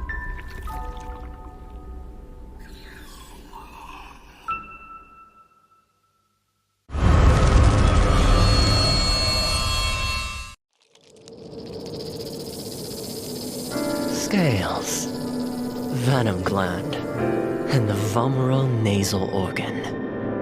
Reptiles' delicate biology is engraved with the mysteries of evolution. Researching them feels like listening to hymns of heaven and tracing the steps left by the Creator. But the end lies in unexpected malice.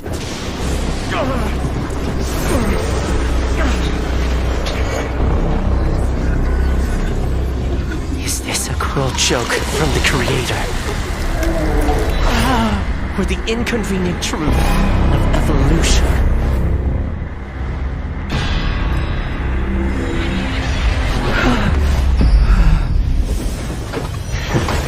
All but a small price to pay on the path to truth.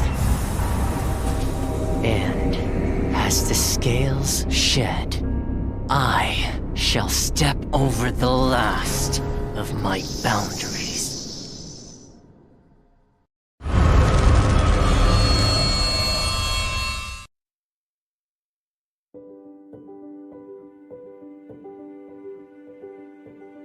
Hello， 大家好，第五人格的玩家们，我是浩明。Identity 人格系统的新求生者教授卢基诺已经和大家见面了，我是他的设计者之一。很高兴这个角色能够得到大家的喜爱，今天我就来分享一下这个角色开发幕后的故事。我们呢，在2021年引入了 Identity 人格系统，在这个系统里，所有的角色都是已有角色的一个新的形态。我们希望一些角色能以一个新的形态突破求生者和监管者之间的阵营隔阂，呈现角色更多的可能性。这次新求生者教授卢基诺，他和涅西卢基诺其实是同一个人。在涅西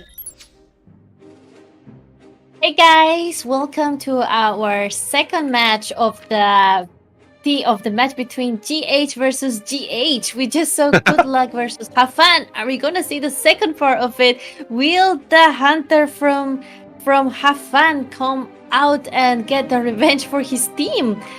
We definitely see, Nello, the pressure is going to be this time on the survivors of Good Luck. Don't you think so?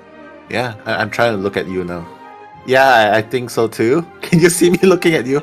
Yeah, I think so too. Like, the pressure is definitely going to be on 4K. And, you know, like, it's trying so hard to get a 4K only to draw. So, the pressure is definitely going to be in the hands of Kun, Nina, Hatari, and Conan because, oh my god, Crocoduck. If they don't ban Crocoduck's Bonbon, it's going to be so hard for them, especially in Red Church. So, I have to say ban Bonbon from Crocoduck and just hope that Crocoduck doesn't do as well on other hunters. Yes, you're right. Crocodile Bonbon, it is indeed very scary. And at the same time, it will be very interesting to see whether he decides to still take Bonbon out in Red Church, knowing that there is a lot of possibilities that the survivors could catch him around, especially in the tight areas as in the church. And then there is a lot of space. And it also depends where the spawns are. Like, for example, if there is basement in church and the survivor is down in church, I'm pretty sure that he will try to capitalize on the basement and try to make a basement party. So we will see whether Crocodile will want to will get lucky enough to do that. And of course, he doesn't want to. He probably wants to get this all kill done because his team just got an all kill. So I'm pretty sure he's also aiming for an all kill. So it's going to be a very intense match from Crocodile in Red Church, and we will be seeing the ban phase very soon. Nello, just like you were saying, the first ban is going to go for Crocodile's Bonbon. They're scared of the bomb. Are you not scared of the bomb? So, yeah, I mean, it's very wise. Like, Crocodile, he has been getting 4Ks with the Bonbon, and it shows. So that's why it's very wise. Just ban Bonbon in Red Church. And Bonbon, yeah. But the weird thing is Crocodile, he doesn't want the vision, so he's just gonna take out the seer. Interesting, right? So, so I think he's probably gonna gear up towards Red Bloody Queen, because like based on banning the seer, I think Bloody Queen would be a very suitable option, and banning the psychologist. Yeah, I'm definitely feeling very strongly right now. But again, Hatari and Conan, they have the mercenary, they have the priestess. If they want to, they might guess that Crocodile will bring Mary. So what do you think? Besides the acrobat, we see acrobat. Yes. What survivor do you think? will be? Acrobat. And one more. Yes, I What do you think the next survivor, I think they need a decoder. For some reason, I have the feeling that they will be they could be thinking about getting a decoder, either a postman or a mechanic. We see quite often postman comes out and wow, definitely know what I was guessing. Yeah, they're definitely going to the Gravekeeper, and as you just said, Bloody Queen might be on the mind of Crocodile, because Gravekeeper it is. Oh my god. Yeah, it works too in this map. Yeah, I think they were getting. Yeah, I think they were tanking up. You know, tanking up. Yeah, because having two rescuers means that they are playing very defensively, right? So, they're definitely tanking up to in face of Dreamwish. So, what do you think is the best target for Crocodile to chase first? Yeah, now that you mentioned Crocodile's Dream Witch in Red Church could be very, very scary, especially map control wise. So I think that the juiciest prey for the beginning of the match could be the Acrobat, because after you get those balls out of the way, and then it will be the easier way, because if you go after either a mercenary or a Gravekeeper, they both have those tools, and the mercenary takes a little while to go down. So I think it will buy more time for the survivors. So in this case, I strongly believe that the Acrobat and maybe the Priestess, depending on where the spawn is, could be the two most juiciest target for Crocodile to go after. Yeah, I mean, Priestess, we've seen a lot of times, right? Providing the support and just, getting further and further away from the leeches. Yeah, so without further ado, we're going to leave the actions to you guys to decipher, because right now, it's me, Nello, Mello, and Soy Milk bringing you the second half. Let's go, Soy, take it away. Let's go. We spawn right in the area where the Dream Witch is actually going to the Red Church and going to see around this area whether she can find the first survivor. There is the Acrobat in the vicinity, and she immediately spots it on. The Acrobat gets the feeling that the Dream Witch is in the vicinity and will get the first leech. But Crocodile is not just investing completely. She's also trying to lurk around, see who else he can find and who else he can also harass away from the ciphers. Interesting. He leeched the Acrobat and then used the follower to chase the mercenary away from the middle cipher. But I think ultimately he's just going to commit. He's just going to try and commit to the Acrobat, because that's what he's doing now. He's just trying to leave his mother host here. Let's just try to pressure. I think this is a very, very active Dream Witch, like forcing Conan to use up 2 pads in just a period of 1 minute. I think that's a huge thing. What do you think? Yes, it is incredible pressure that the Dream Witch is putting on the survivors, making them use all the items, and now she's transitioning away to this other category. And again, she still has the eyes on the prize. She wants to. Oh wow! She smashed smashed the pallet down. Doesn't want to have to deal with it, and now about to go to transition to the graveyard. Will take that hit. Will he be able to go into the long distance portal? Oh, he's going back, Nello. What do you think is the key?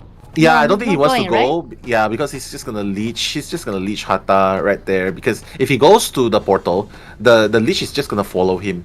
He's just gonna hit, and then he's just gonna get unnecessary down and unnecessary presence. So right now, Hata is just trying his best using the flywheel effect. I have to say, flywheel effect is so good on the Acrobat, which is why the blink is amazing on Crocodile. That's what he brought since the beginning. And first down straight away. Since the beginning. Yeah. Just like you said, since the beginning, he had Blink on hand. Survivors didn't know that. They were all expecting probably Patroller. They know for sure. But Crocodile has that hand under the sleeve, and now forcing the survivors to already transition away from the cipher machine and towards the rescue chair. Will they be able to make this rescue under the half mark? They should be able to. They have no choice but to do that, right? Because 3 ciphers remaining. Have no choice but to do it. Yeah, 3 ciphers remaining. Ikun is already going. That's why you can see the logic behind 2 rescuers. Gonna get 1 hit. He's gonna go into the grave. He's just gonna go dig, and then he's just gonna be removed from the dig.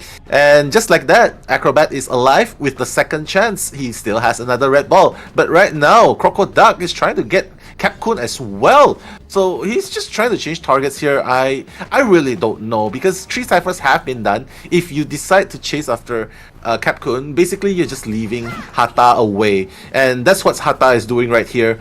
The pressure is definitely on Crocodile now. We can see that Crocodile is struggling a little bit, even though there are two rescuers here. Oh, again, so many actions going on here. So Machinery got that unnecessary once hit. again. Yeah. Yes, once again, I got baffled by the amazing ball from the Gravekeeper, avoiding that terror shock and now dragging the Dream Witch all the way to this little chapel area. And then he's still trying to delete and kite at the same time, while Dream Witch is also trying to contain and trying to do some little sandwich situation. But no, he needs to focus still on the acrobat. He's trying to stop those leeches from being removed, and she cannot just reach to the acrobat. Yes, it just got removed in her face. We see the acrobat, the amazing pressures he's putting on the Dream Witch. There is so much pressure now. Their ciphers are not yet popped, but there's only 2 ciphers remaining. The match is definitely on the survivor side at this point. Yeah, they have to play really, really safe against the Dream Witch. They cannot rush things, and that's why you can see the Priestess is healing up the Machinery, and the follower constantly, Acrobat just constantly moving away from the Mother Host. Kun has already used up his shovel, so he has no choice. He doesn't have any more defense. He's gonna go down straight away to the Blink, and right now, Kun is the one on the floor. Acrobat, though, he is still alive, and that's the important thing. They want to keep the Acrobat alive because Acrobat is on his second chair, and right now, just like that, Priestess has finished the second last cipher. 1 cipher remaining. Hata is 80% away from removing the followers, and Crocodile is in a very hot soup right now. Sorry. Yes, like you said, very hard situation for Crocodile, because that Gravekeeper on the chair is gonna buy the survivor team a lot of time, especially because now that there's 3 survivors on the map able to decode 1 cipher machine. For them, it should not be a big issue because it is only 1 cipher machine after all. The only thing that Crocodile has to rely on is whether he can camp this chair well and avoid the rescue. However, though, we see that Priest is already using the portal to kite away, and them amazing stand from the Mercenary and gets the rescue done. But Blink hit from Crocodile. He is on fire, hasn't missed a blink yet, and he's just going all the way for the Mercenary, leeching him on and still going back to the cipher machine. Do you think, Nell, this is going to be the cipher machine that Crocodile is going to be invested in?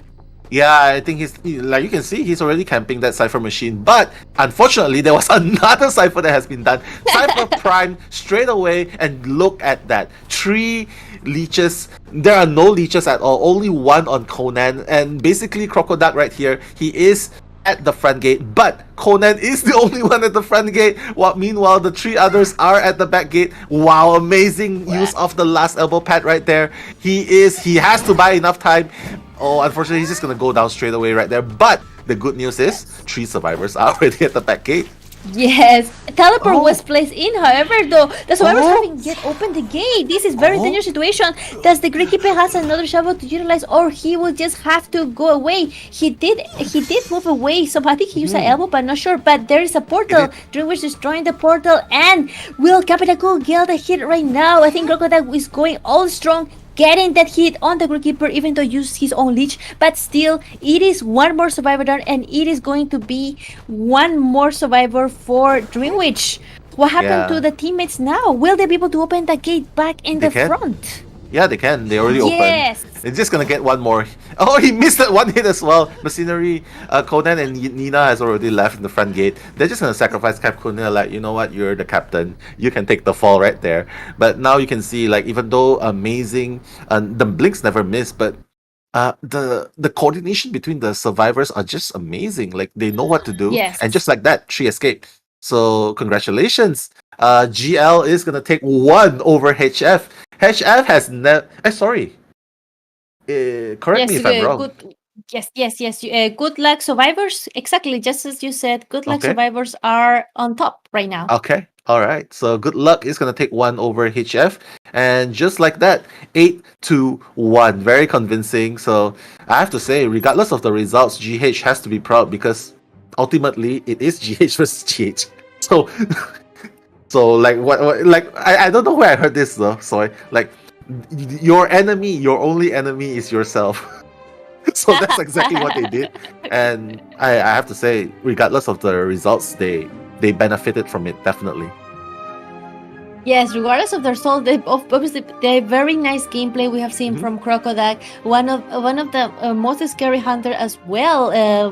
Together with God Jade, they're both very scary hunters. Much respect for them.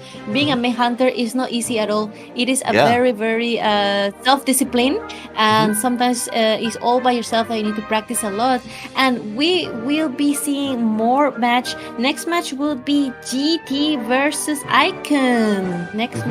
Are we going to have a second half of Have Fun versus Good Luck, or we're gonna head to GT versus Ikun? We already finished both halves, so we are gonna go into a short break. That's good. Yeah, we can have some drinks. So guys, 10 more minutes. We're gonna see you after this. So don't go anywhere. Last match, GT versus Ikun. After this, bye guys. Shout out to you guys.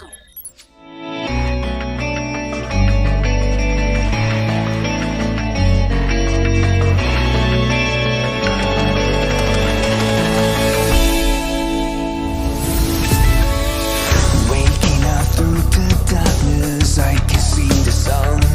Maybe I wanna have the future's already begun. Can somebody save me from the past and take the lead? I'm ready to lead. Time to stand up and be free. There were times I didn't know what to believe. Now I found a reason to fulfill my destiny. I'll carry on the journey.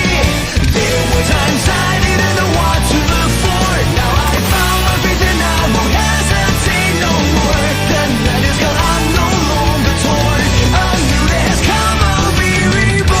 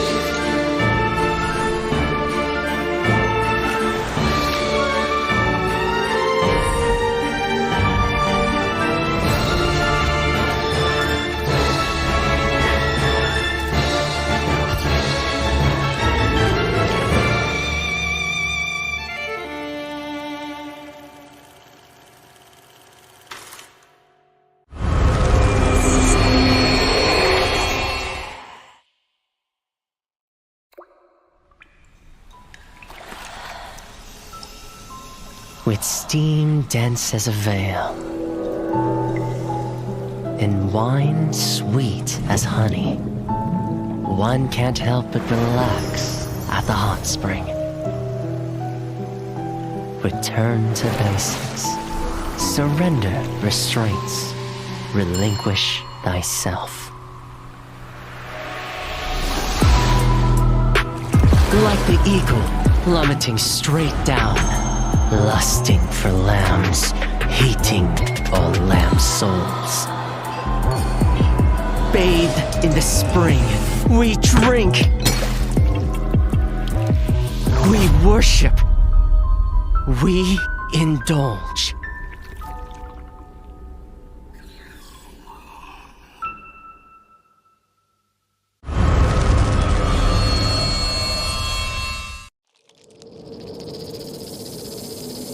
Scales, venom gland, and the vomeronasal organ. Reptiles' delicate biology is engraved with the mysteries of evolution. Researching them feels like listening to hymns of heaven and tracing the steps left by the Creator. But the end lies in unexpected malice.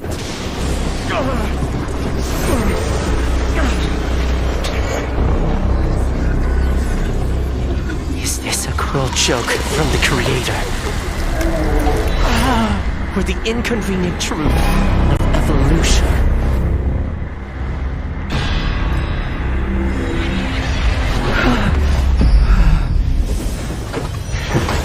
All but a small price to pay on the path to truth. And as the scales shed, I shall step over the last of my boundaries.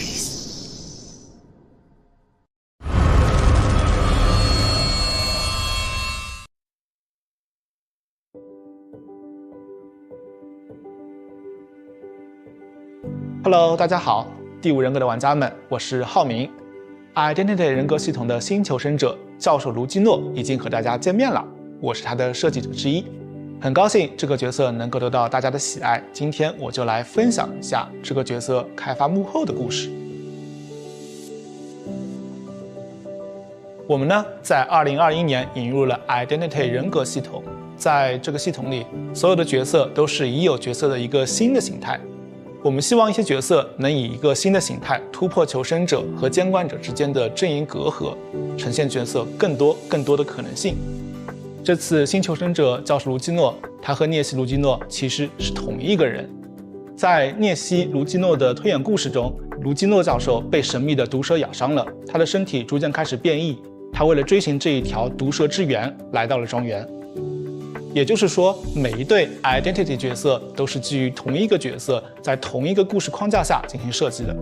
当然，我们也不会限定这样一对角色它必须是同一个人的概念，也不会限定说每一对角色它都必须在求生者和监管者两个阵营之间相互转换。今年我们将再推出一个新的 identity 角色，大家敬请期待。其实我们在选角色的时候是想过，涅西这一个监管者他是非常特别的。在我们的游戏里，他是一个追猎者的形象，他是整个蜥蜴的外表，有着蜥蜴的鳞片、尖爪、尾巴。这时我们就会好奇，如果我们拿监管者这个涅西卢基诺的形象去做一个求生者，那求生者他长怎么样的呢？之前说过，求生者卢基诺是他受邀来访庄园时的形态。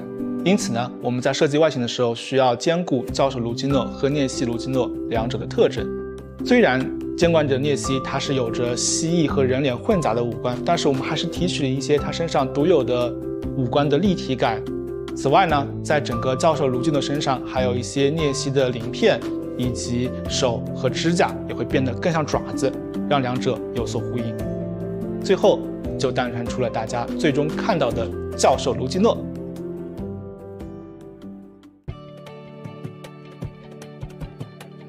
我们的设计时，首先确认了教授的核心技能是围绕反弹攻击，也就是鳞片硬化这个高难度机制展开的。玩家们需要在高度紧张的追逃过程中，同时留意对手的动作，并在瞬间抓住时机，激活技能。有时候，你甚至可以主动靠近监管者来触发鳞片硬化的技能效果。鳞片硬化可以在板窗交互的过程中使用，避免被后来追击的监管者恐惧震慑。为了进一步加强教授的辅助能力，我们为他添加了支援其他求生者也能反弹攻击的退灵技能。以上就是我今天给大家分享的教授卢基诺开发幕后，希望能帮助玩家们更多了解卢基诺这个角色。感谢大家喜欢我们的 Identity 系统，我们后续也会为大家带来更多精心设计的游戏内容，敬请期待哦！再见。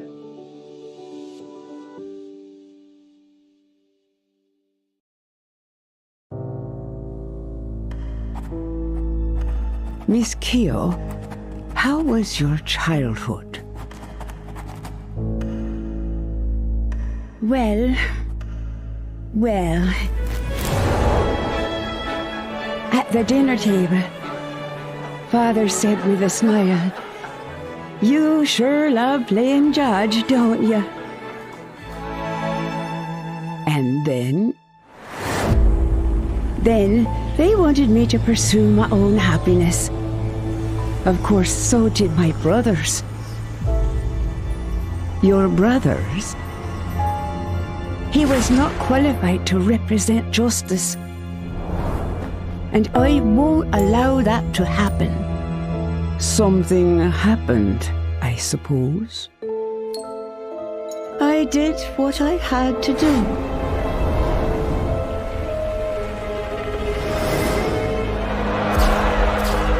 Justice needs obedience. Justice needs sacrifice. It ain't over till the fat lady sings.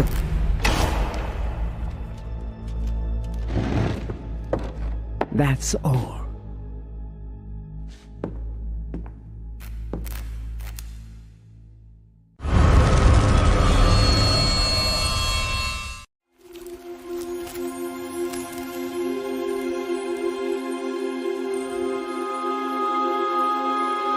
Long, long ago, when demons and gods walked amongst humanity, two sisters lived a life of creating fragrances.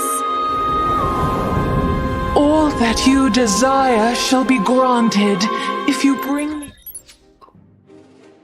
Welcome back to our IVA Day 3 group stages. We are about to see the last match of our Sunday. It's going to be between GT and I Kun, two amazing teams that already have shown their display today, and we're really looking forward to see what I Kun and GT will bring to today's match. Here is with Mello and Soy Milk. Thank you for bringing me in again. Yeah, so great to be casting with you today, Soy. And of course, to all the viewers at home, thank you so much for supporting IVA Identity 5 Alliance. Our motto is Make C Identity 5 great again. So thank you so much for being here and supporting us, everyone in the YouTube chat, the Facebook chat, and we're just trying to improve IVA more and more. We just want to get more people, and that's why we try to do the dual stream in both Facebook, YouTube, and even offer a Vietnamese stream. Ek, you can go and check out Ek as well. He's doing the Vietnamese commentary. So thank you so much, guys. And just want to give a few shout outs. Thank you, Shimbia, Chantel, Leah, and I just have to say Noel, Yana Haram. Yeah, thank you, Yumeko as well, Gentle, Kayla, everyone in the chat. Thank you so much in YouTube. And as for Facebook, Hana Atom, Inkis, Sumbunchokdi, Lolu. So, Kabun Krab, thank you so much for supporting the stream. And yeah, Soy, anything you want to say to the audience before we head into the team lineups? Yes, I also want to say hi to Yana, hi to Yumeko, Chantel, everyone that is there on the chat. Hi guys, I hope you enjoyed this last match together with us. We're about to see this match between GT and I Kun, two very competitive teams.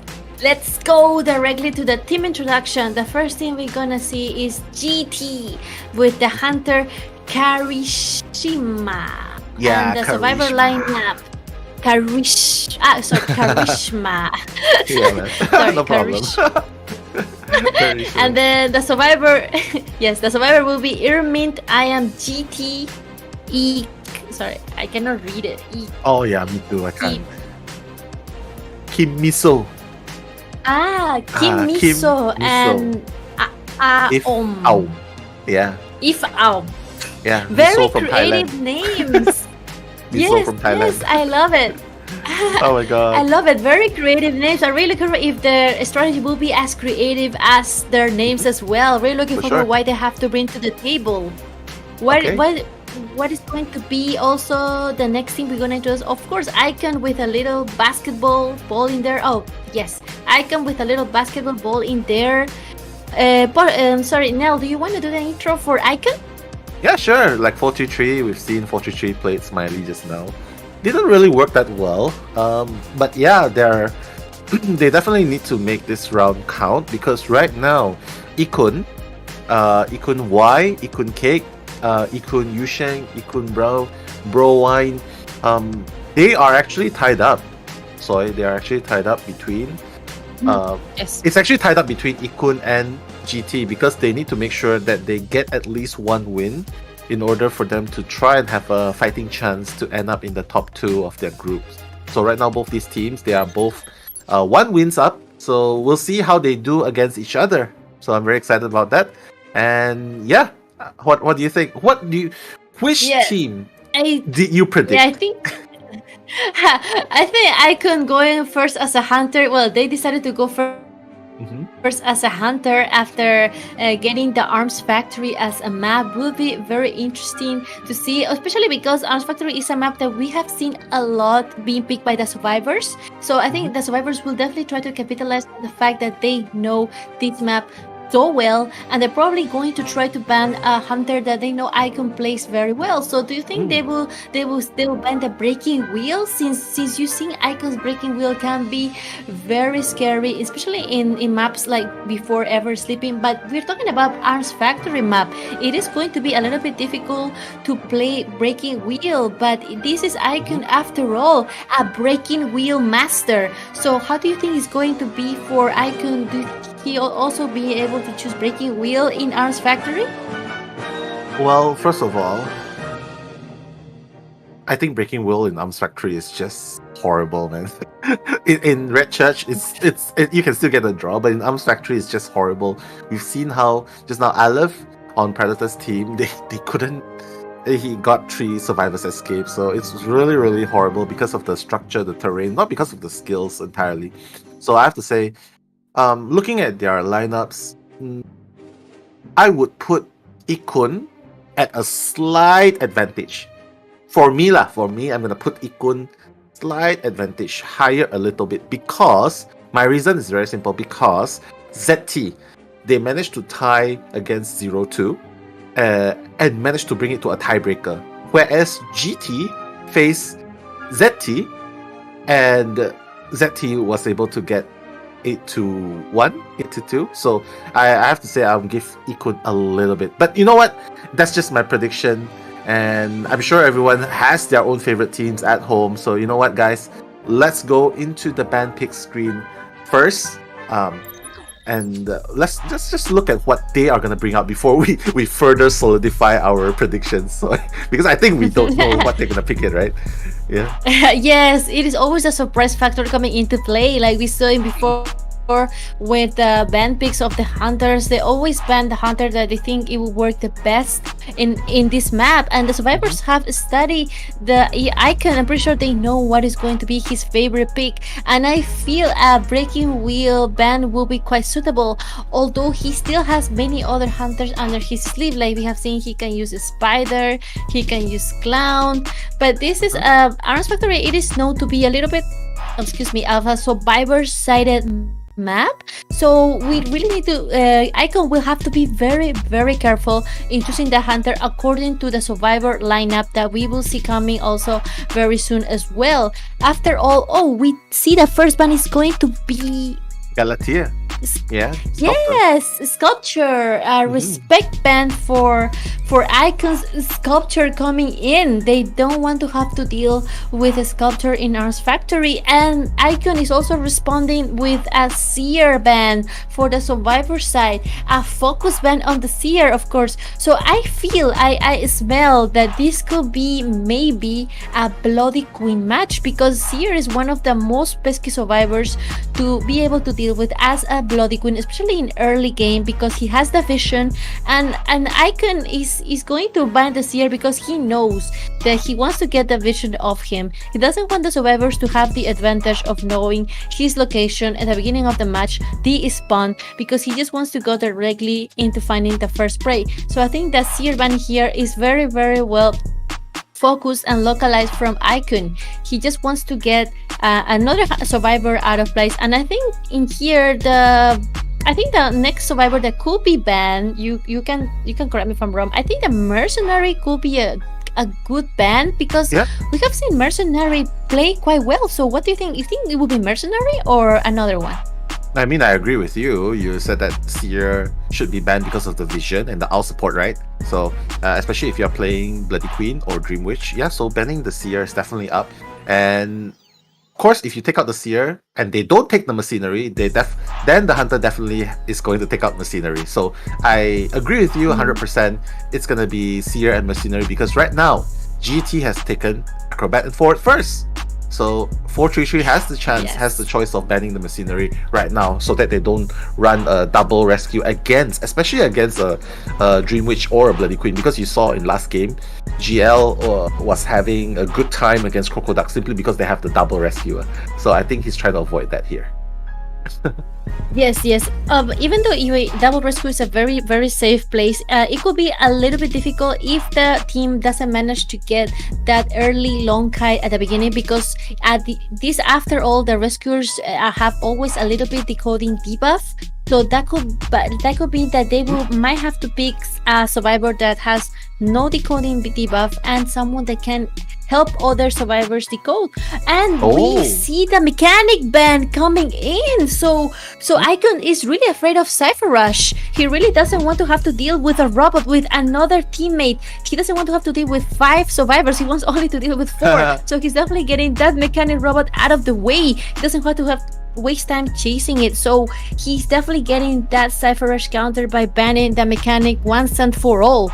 And then I think the 2 next survivors picks, I think since mechanic is out of the way, then I think and mercenary could be a little bit potentially, even though a good rescuer like you said, but the decoding debuff does bring a lot of weight on the survivor's shoulders.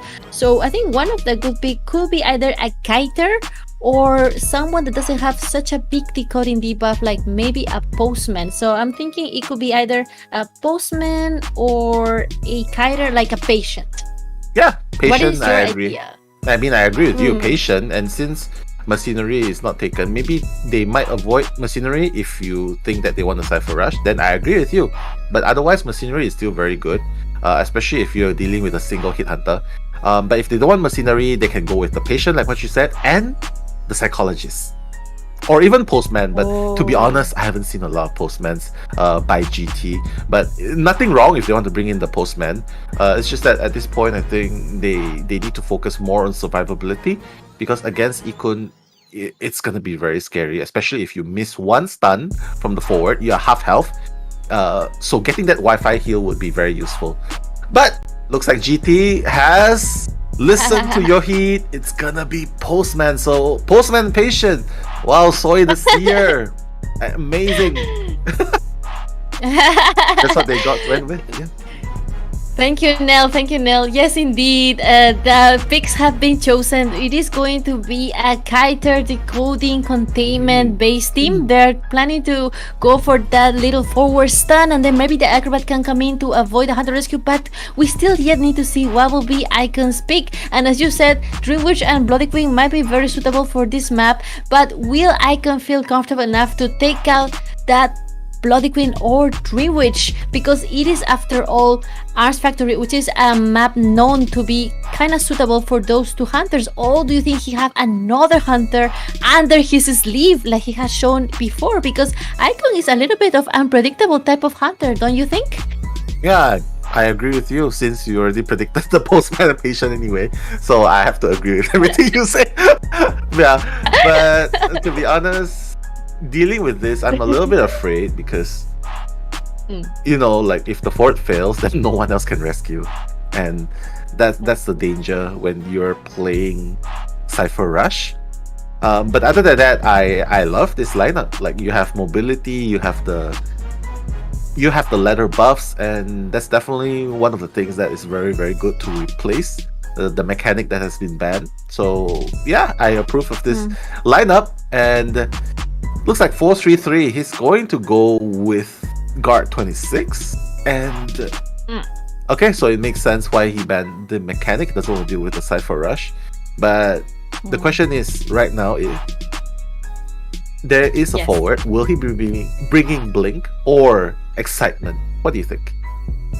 Oh wow, that is a very good question indeed, because in this map and such a small map, you don't want to get the survivors enough time for containing you. You want to get rid of any time delaying thing, such as a stun. And you know, forward stun, a well-timed forward stun can buy them a lot of time and can really annoy the bonbon. And I think that Excitement will be a perfect trade to bring, especially because you don't know who are you gonna bump into first? And even if you bump in the ideal survivor, which is either postman or patient, the forward will always come to help the survivor either struggle free, get that balloon rescue, and just buy even more time for the teammates. So I think that excitement will be the perfect pick for the trade of Bond, especially in such a small map like Arms Factory. You don't really need the teleport. You might need the blink eventually, but I think you want to get rid of that risk of getting a stun, especially a long stun with the forward.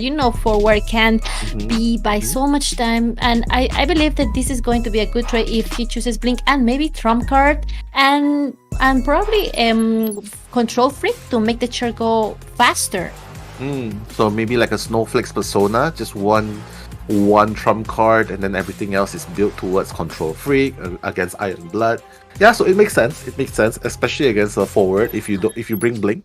But you know what? We're just gonna have to head into the game right now. Bon is gonna be spawning at the one window, one pallet. We are already seeing number one Clay Home. Kim Miso is already transitioning away from this little shack, and you can see even the forward is in the middle right there. Miso is just trying to kneel down, crouching, giving tinnitus, but trying not to reveal where his location is.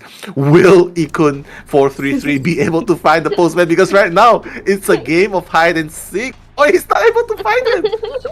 Yes, it's ahead of hide and seek. It's like BoBo is counting from 1 to 10, and then Patient is hiding, and then whether he's going to be able to come out.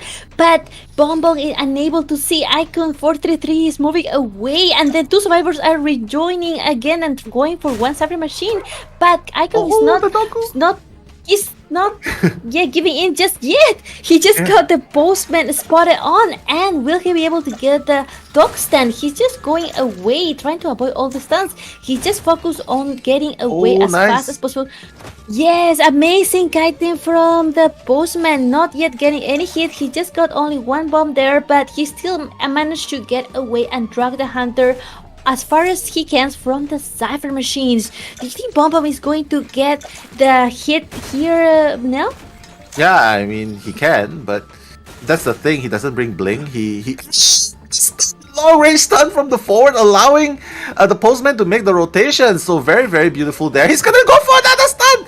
Amazing. That's more than half the ball gone there, but it's worth it because postman is at 75% damage. He's trying to go for the pallet stun again, trading the blows, but it's totally fine because right now postman is up and ready for decoding. So I think the plan is forward is going to take over the kiting right now. He is going to use up his balls if necessary, and if that happens, I think they're just going to sacrifice him.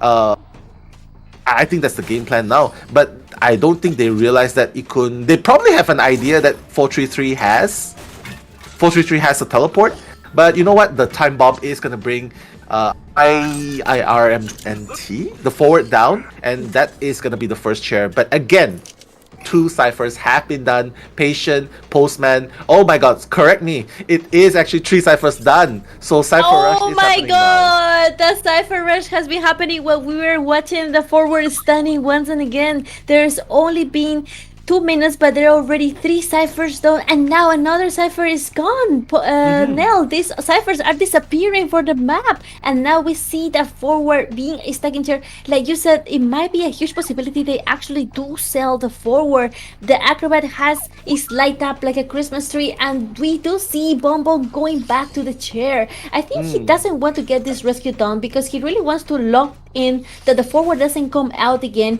He wants to get rid of that amazing stunner, and he just doesn't want to have to deal with it. However, though, the patient is going to get targeted in this little hot area, and there is no blink on hand, so it is going to be very difficult for him. And wow, utilize that hook and forcing the bomb to teleport away. The Wi-Fi bomb hitting him straight away, and that's the thing. If you are at 25% damage away from going down, I think the communication should be there. Like the moment Bon is looking towards the cipher, they should definitely communicate it and stop the decoding right away.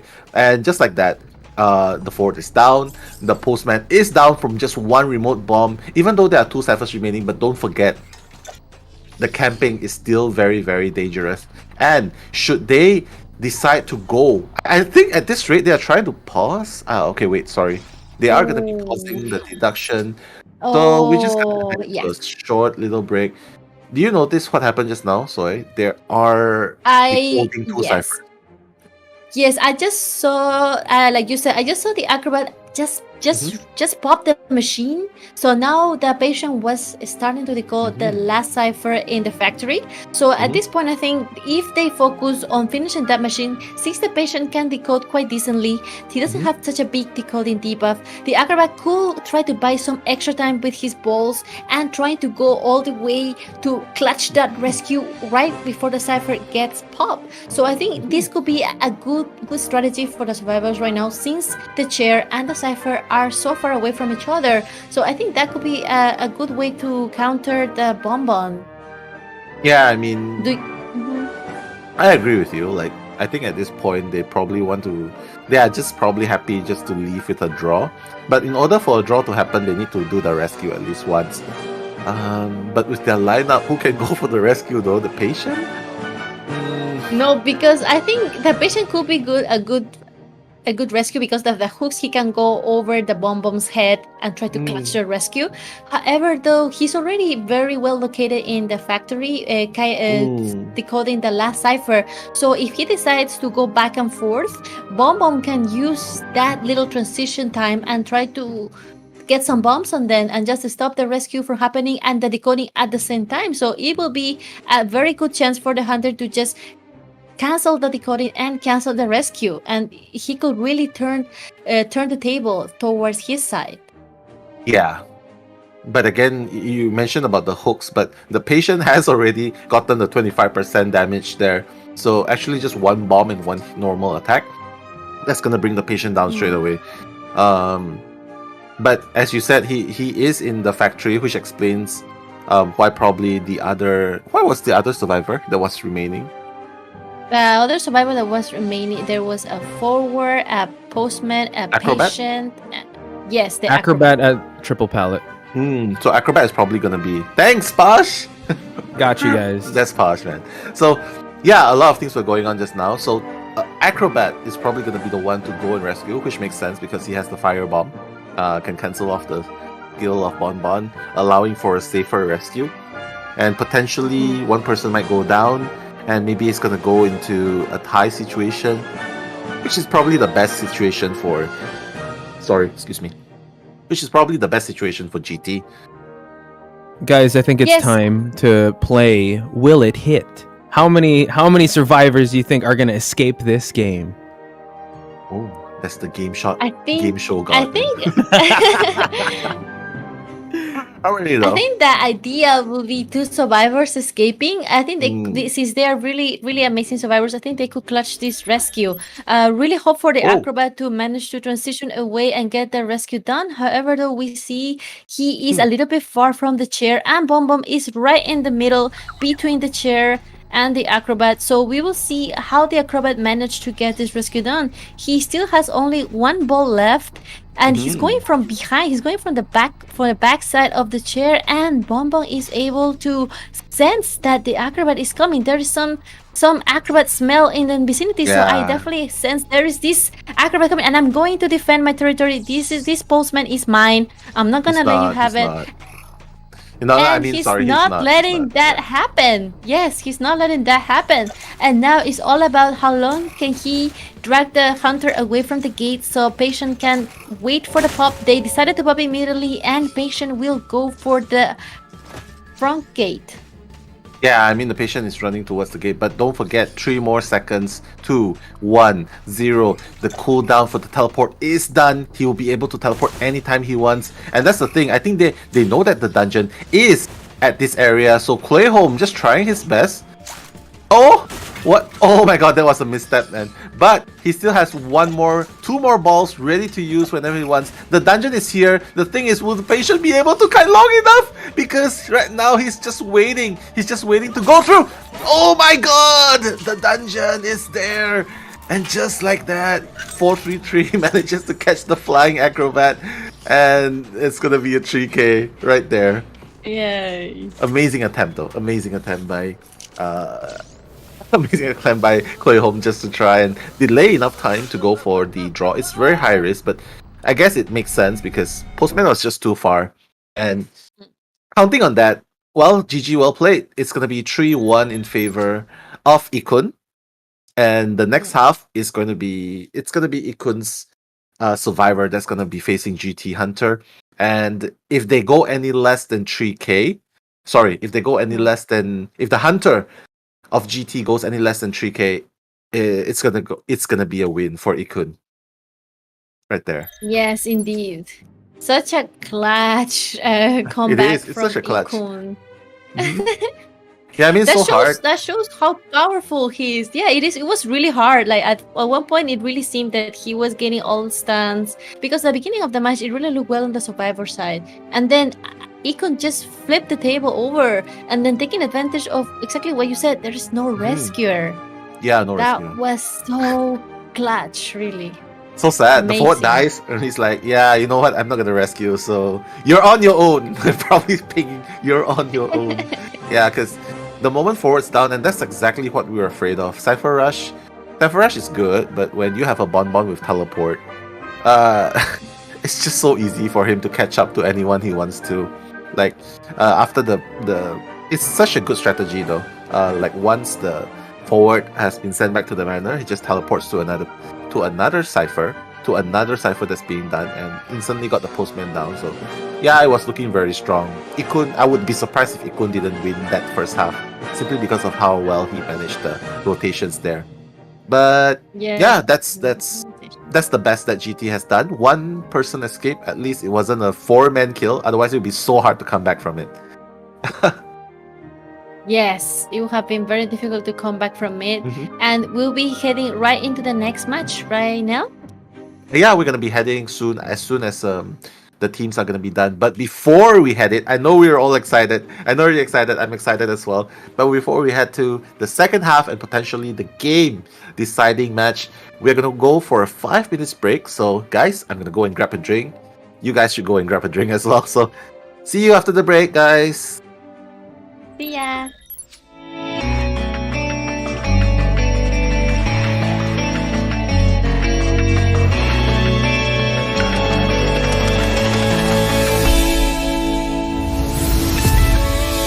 Waking up through the darkness, I can see the sun. Leaving behind what I have done, future's already begun. Can somebody save me from the past and take the lead? I'm ready to leave, time to stand up and be free. There were times I didn't know what to believe. Now I found a reason to fulfill my destiny. I'll carry on the journey. There were times I didn't know what to look for. Now I found my faith and I won't hesitate no more. The night is gone, I'm no longer torn. A new day has come, I'll be reborn.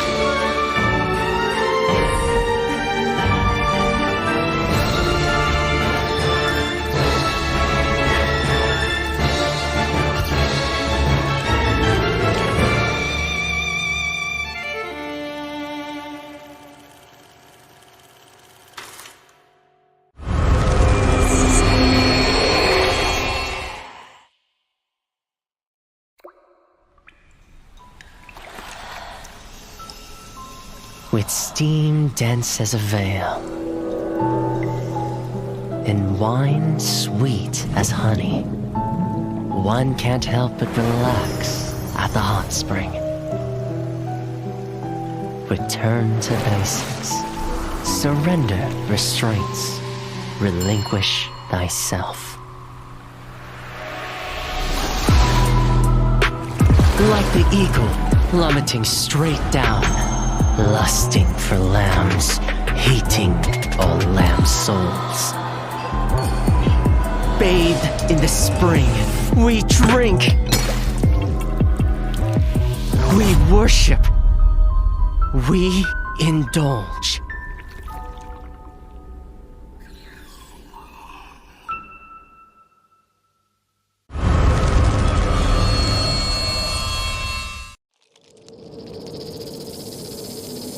Scales, venom gland, and the vomeronasal organ. Reptiles' delicate biology is engraved with the mysteries of evolution. Researching them feels like listening to hymns of heaven and tracing the steps left by the Creator. But the end lies in unexpected malice.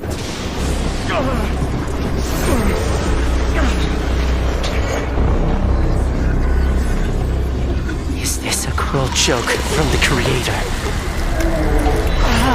Or the inconvenient truth of evolution?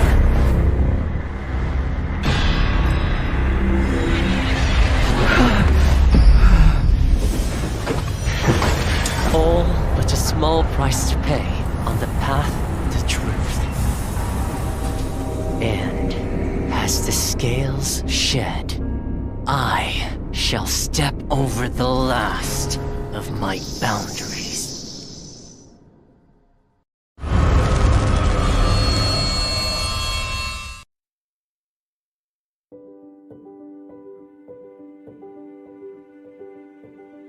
Hello， 大家好，第五人格的玩家们，我是浩明。Identity 人格系统的新求生者教授卢基诺已经和大家见面了，我是他的设计者之一，很高兴这个角色能够得到大家的喜爱。今天我就来分享一下这个角色开发幕后的故事。我们呢，在2021年引入了 Identity 人格系统，在这个系统里，所有的角色都是。Hey guys, we're back. This is going to be the last match of the day between GT and I Kun. We just saw the amazing hunter from I Kun 433 get a bonbon in Arms Factory. What are your thoughts on the next match, Nell? Well, next match, I think they have to play out of their minds. GT Hunter needs to get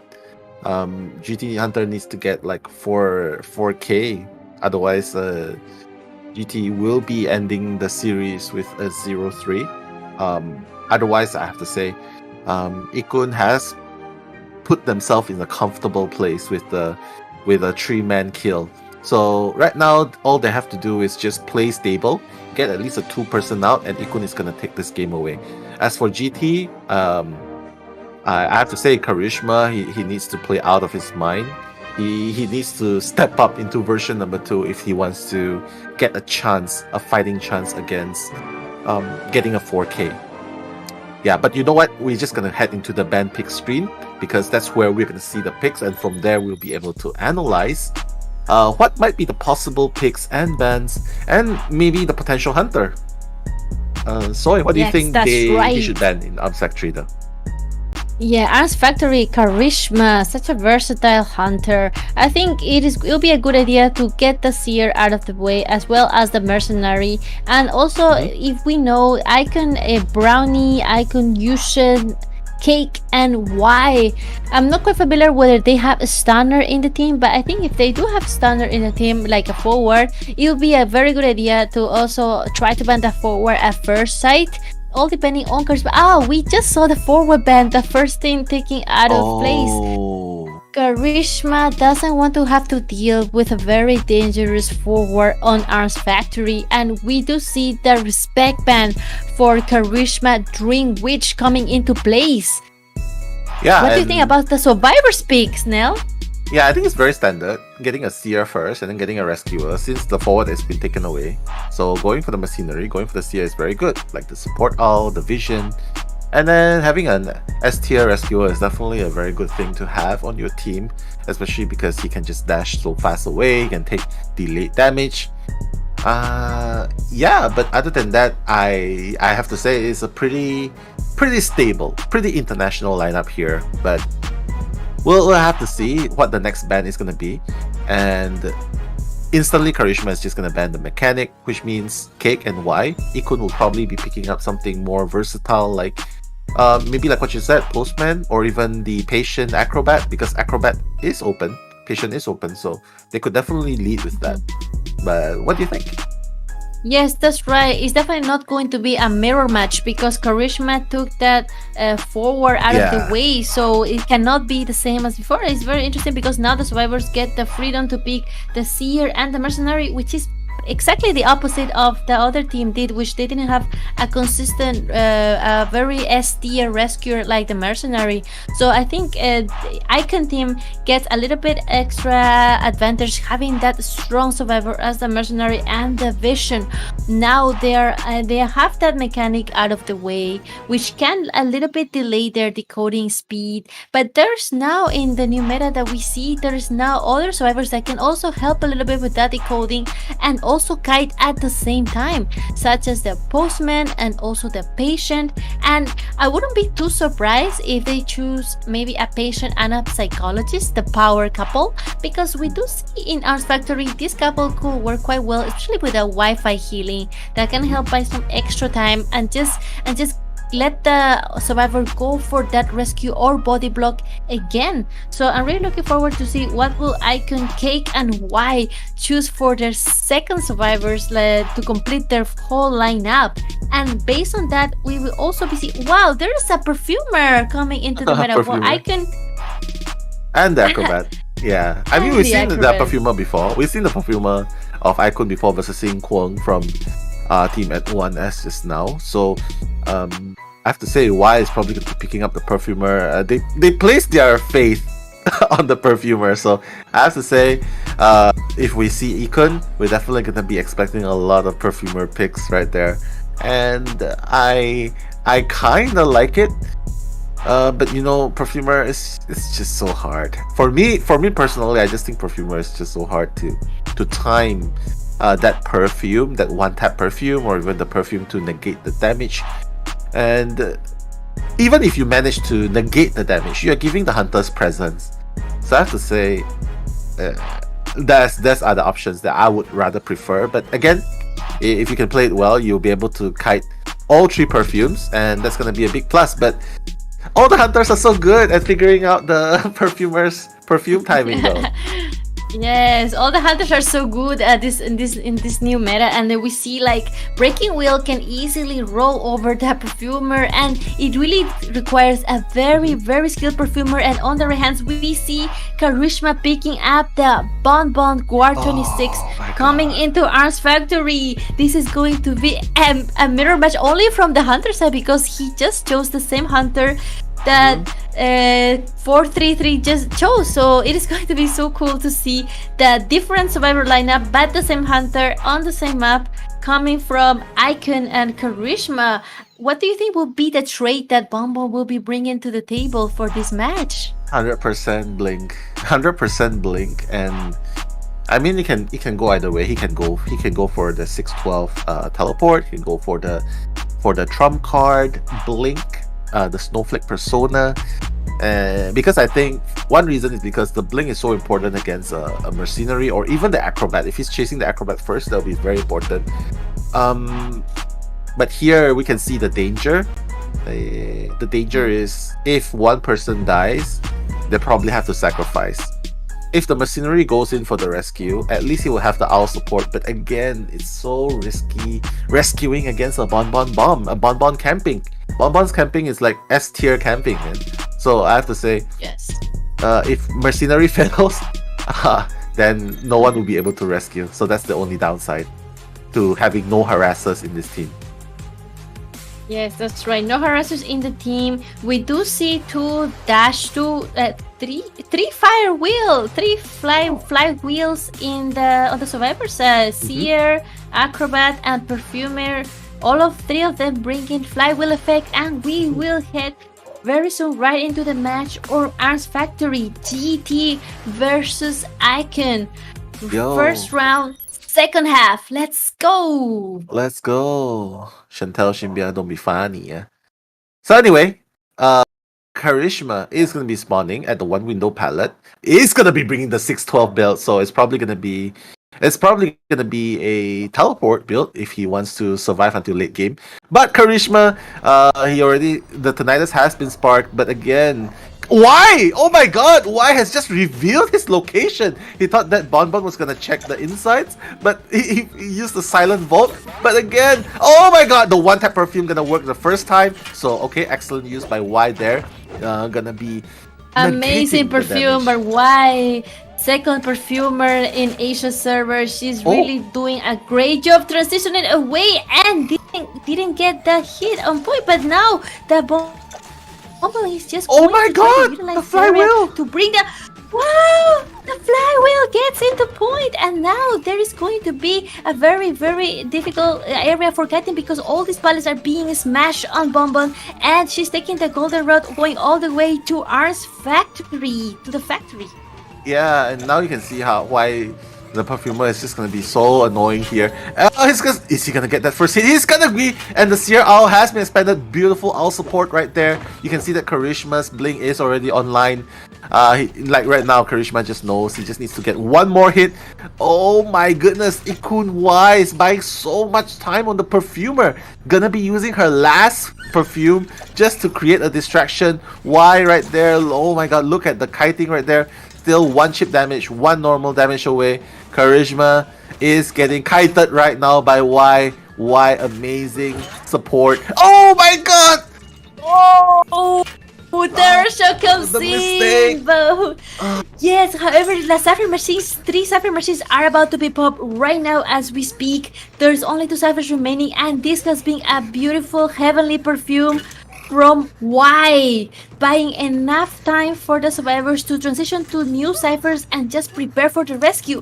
Although, Nell, do we see basement right there? Well, this is the basement, right? This is the Yes. basement. And the thing is, Charisma's build, I don't know how this is considered as the late game build because he does not have the option to change Blink. Basically, he's stuck with Blink. He does not have the option to change into teleport late game. So I have to say this build is probably a tie build at most. And he's gonna be able to rescue the perfumer even. Perfumer's just gonna run away. Yu Sheng is just gonna hide in the basement, just to try to avoid a secondary damage. Yes. Y just gonna try and run far away as possible. See that the cipher is being done. All ciphers are being covered. Sierra is having a good time, 71%. Acrobat is also having another good time. Ikun Yusha is already pinging. He's saying, don't worry, I'm coming, but he's probably going to be giving Tinnitus because, again, all Ikun needs to have is a draw, and they will be taking this match away. Yes, that's right. They are aiming for the draw to get this match away, and Bonbon is just trying to place a little bit pressure on the Cypher, even though now there's only 1 Cypher remaining. It is about to be primed, so there's not much he can do because he also needs to cover up for this chair and this rescue. Will he get the chair rescue? He hit the chair! And now he's gonna get the chair. And will the pop be done? Amazing pop! Oh my god, right now it's not looking good for Charisma at all. The survivors are being so slippery, like cockroaches. You can see that Yu Sheng is still trying to run around. He still has one more elbow pad. He's trying to bait Charisma to keep chasing him and be the sacrificial lamb, but again, it's not gonna work because even Brownie is not a good target at all. Simply because Brownie, he still has balls. Charisma, you can see he's stuck here. He does not know where to go. He cannot commit to anyone, but again, he needs to try to make sure that he gets at least 1k because, oh my god, he's not even gonna commit to the blink. He needs to get at least 1k because all the points matter. If you go into a draw with other teams in the group stages, the points are gonna be coming into effect. So that's what Charisma needs to have in mind. But right now, I don't know, Soy, he's creating so much distance right here, probably going towards the dungeon itself. Yes, oh, nice, blink with the tension, amazing. But after all, everyone escapes, and it's going to be a 3-man escape for Charisma, putting a lot of pressure on his team. It's such a strong survivor lineup we just saw. Such a beautiful perfumer. Beautiful Erica kite. bought so much time for the team. Even though perfumer is not the typical survivor that we see Mhm. nowadays, especially because it's been recently replaced by survivors like magician, and there's also acrobat and other even stronger survivors. You see, perfumer is an oldie but a goodie. They still keep bringing her out, and when they do, and they make kites such as this, it makes you think that perfumer is actually still a tournament survivor. Yeah, man. I mean, it works if it works. If it doesn't work, then it's just too bad. Like, I think this is actually the first time we've seen a really really good, we've really seen a really good play by Perfumer, in IVA, because the two times we saw the Perfumer, it wasn't a really, it didn't end really well. But right now, it's just showing how well, the rotation was. I have to say, I'm very impressed. All of the teams are all of the teams are set. There's just one more day.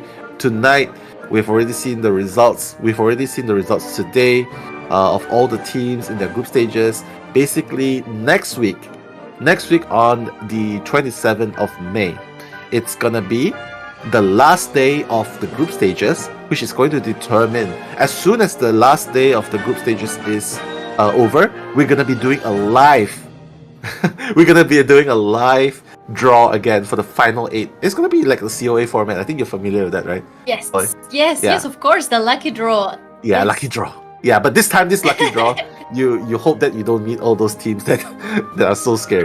Yeah, but that's all gonna be happening next week. So again, please do follow my page, Nello Mello. You see, like I have to come out and cast, man. So, but I'm still very excited. We're just trying to open up opportunities for all the teams to be known in Southeast Asia. We want you guys to know the teams in Southeast Asia. We want you guys to know the faces, the people working hard to make this tournament possible. And a special shout out to all the Nello fans, to all the friends and family that are in the chat. Thank you so much for supporting. And final shout outs to NetEase. Thank you so much for being supportive and just trying to support my tournament here as well. What about you, Soy? Any last words you want to share with everyone? I mean, this is your first time in IVA. Yes, of course. Thank you so much for everyone. For first of all, thank you, Nello Mello, for inviting me and giving me the opportunity to cast here. I feel extremely humbled by that, and I'm really looking forward for seeing the next matches coming in. And yeah, thank you guys for coming. Everyone who has been watching with us, these amazing teams from our Southeast Asia server. Let's make Southeast Asia great again. Yeah. Yes. And yeah, with that, guys, thank you so much. Thank you so much as well for sticking in. Please remember, follow Nello Mello on YouTube, follow Nello Mello on Facebook, and of course we have Soy Milk here. Please follow her on Instagram and YouTube as well. You know her IG, you know Soy Milk, so just type Soy Milk in, you're gonna find her. And of course, for the casters today, Eli O, do drop in a follow if you haven't on YouTube, and Posh Spice as well on Facebook, on Instagram, on Twitter, on Twitch. So yeah, guys, with that, we are going to call it a day. Thank you so much for the support. I can't stop saying that. So, and wish you guys take care, and we'll see you next week. Bye-bye. Bye.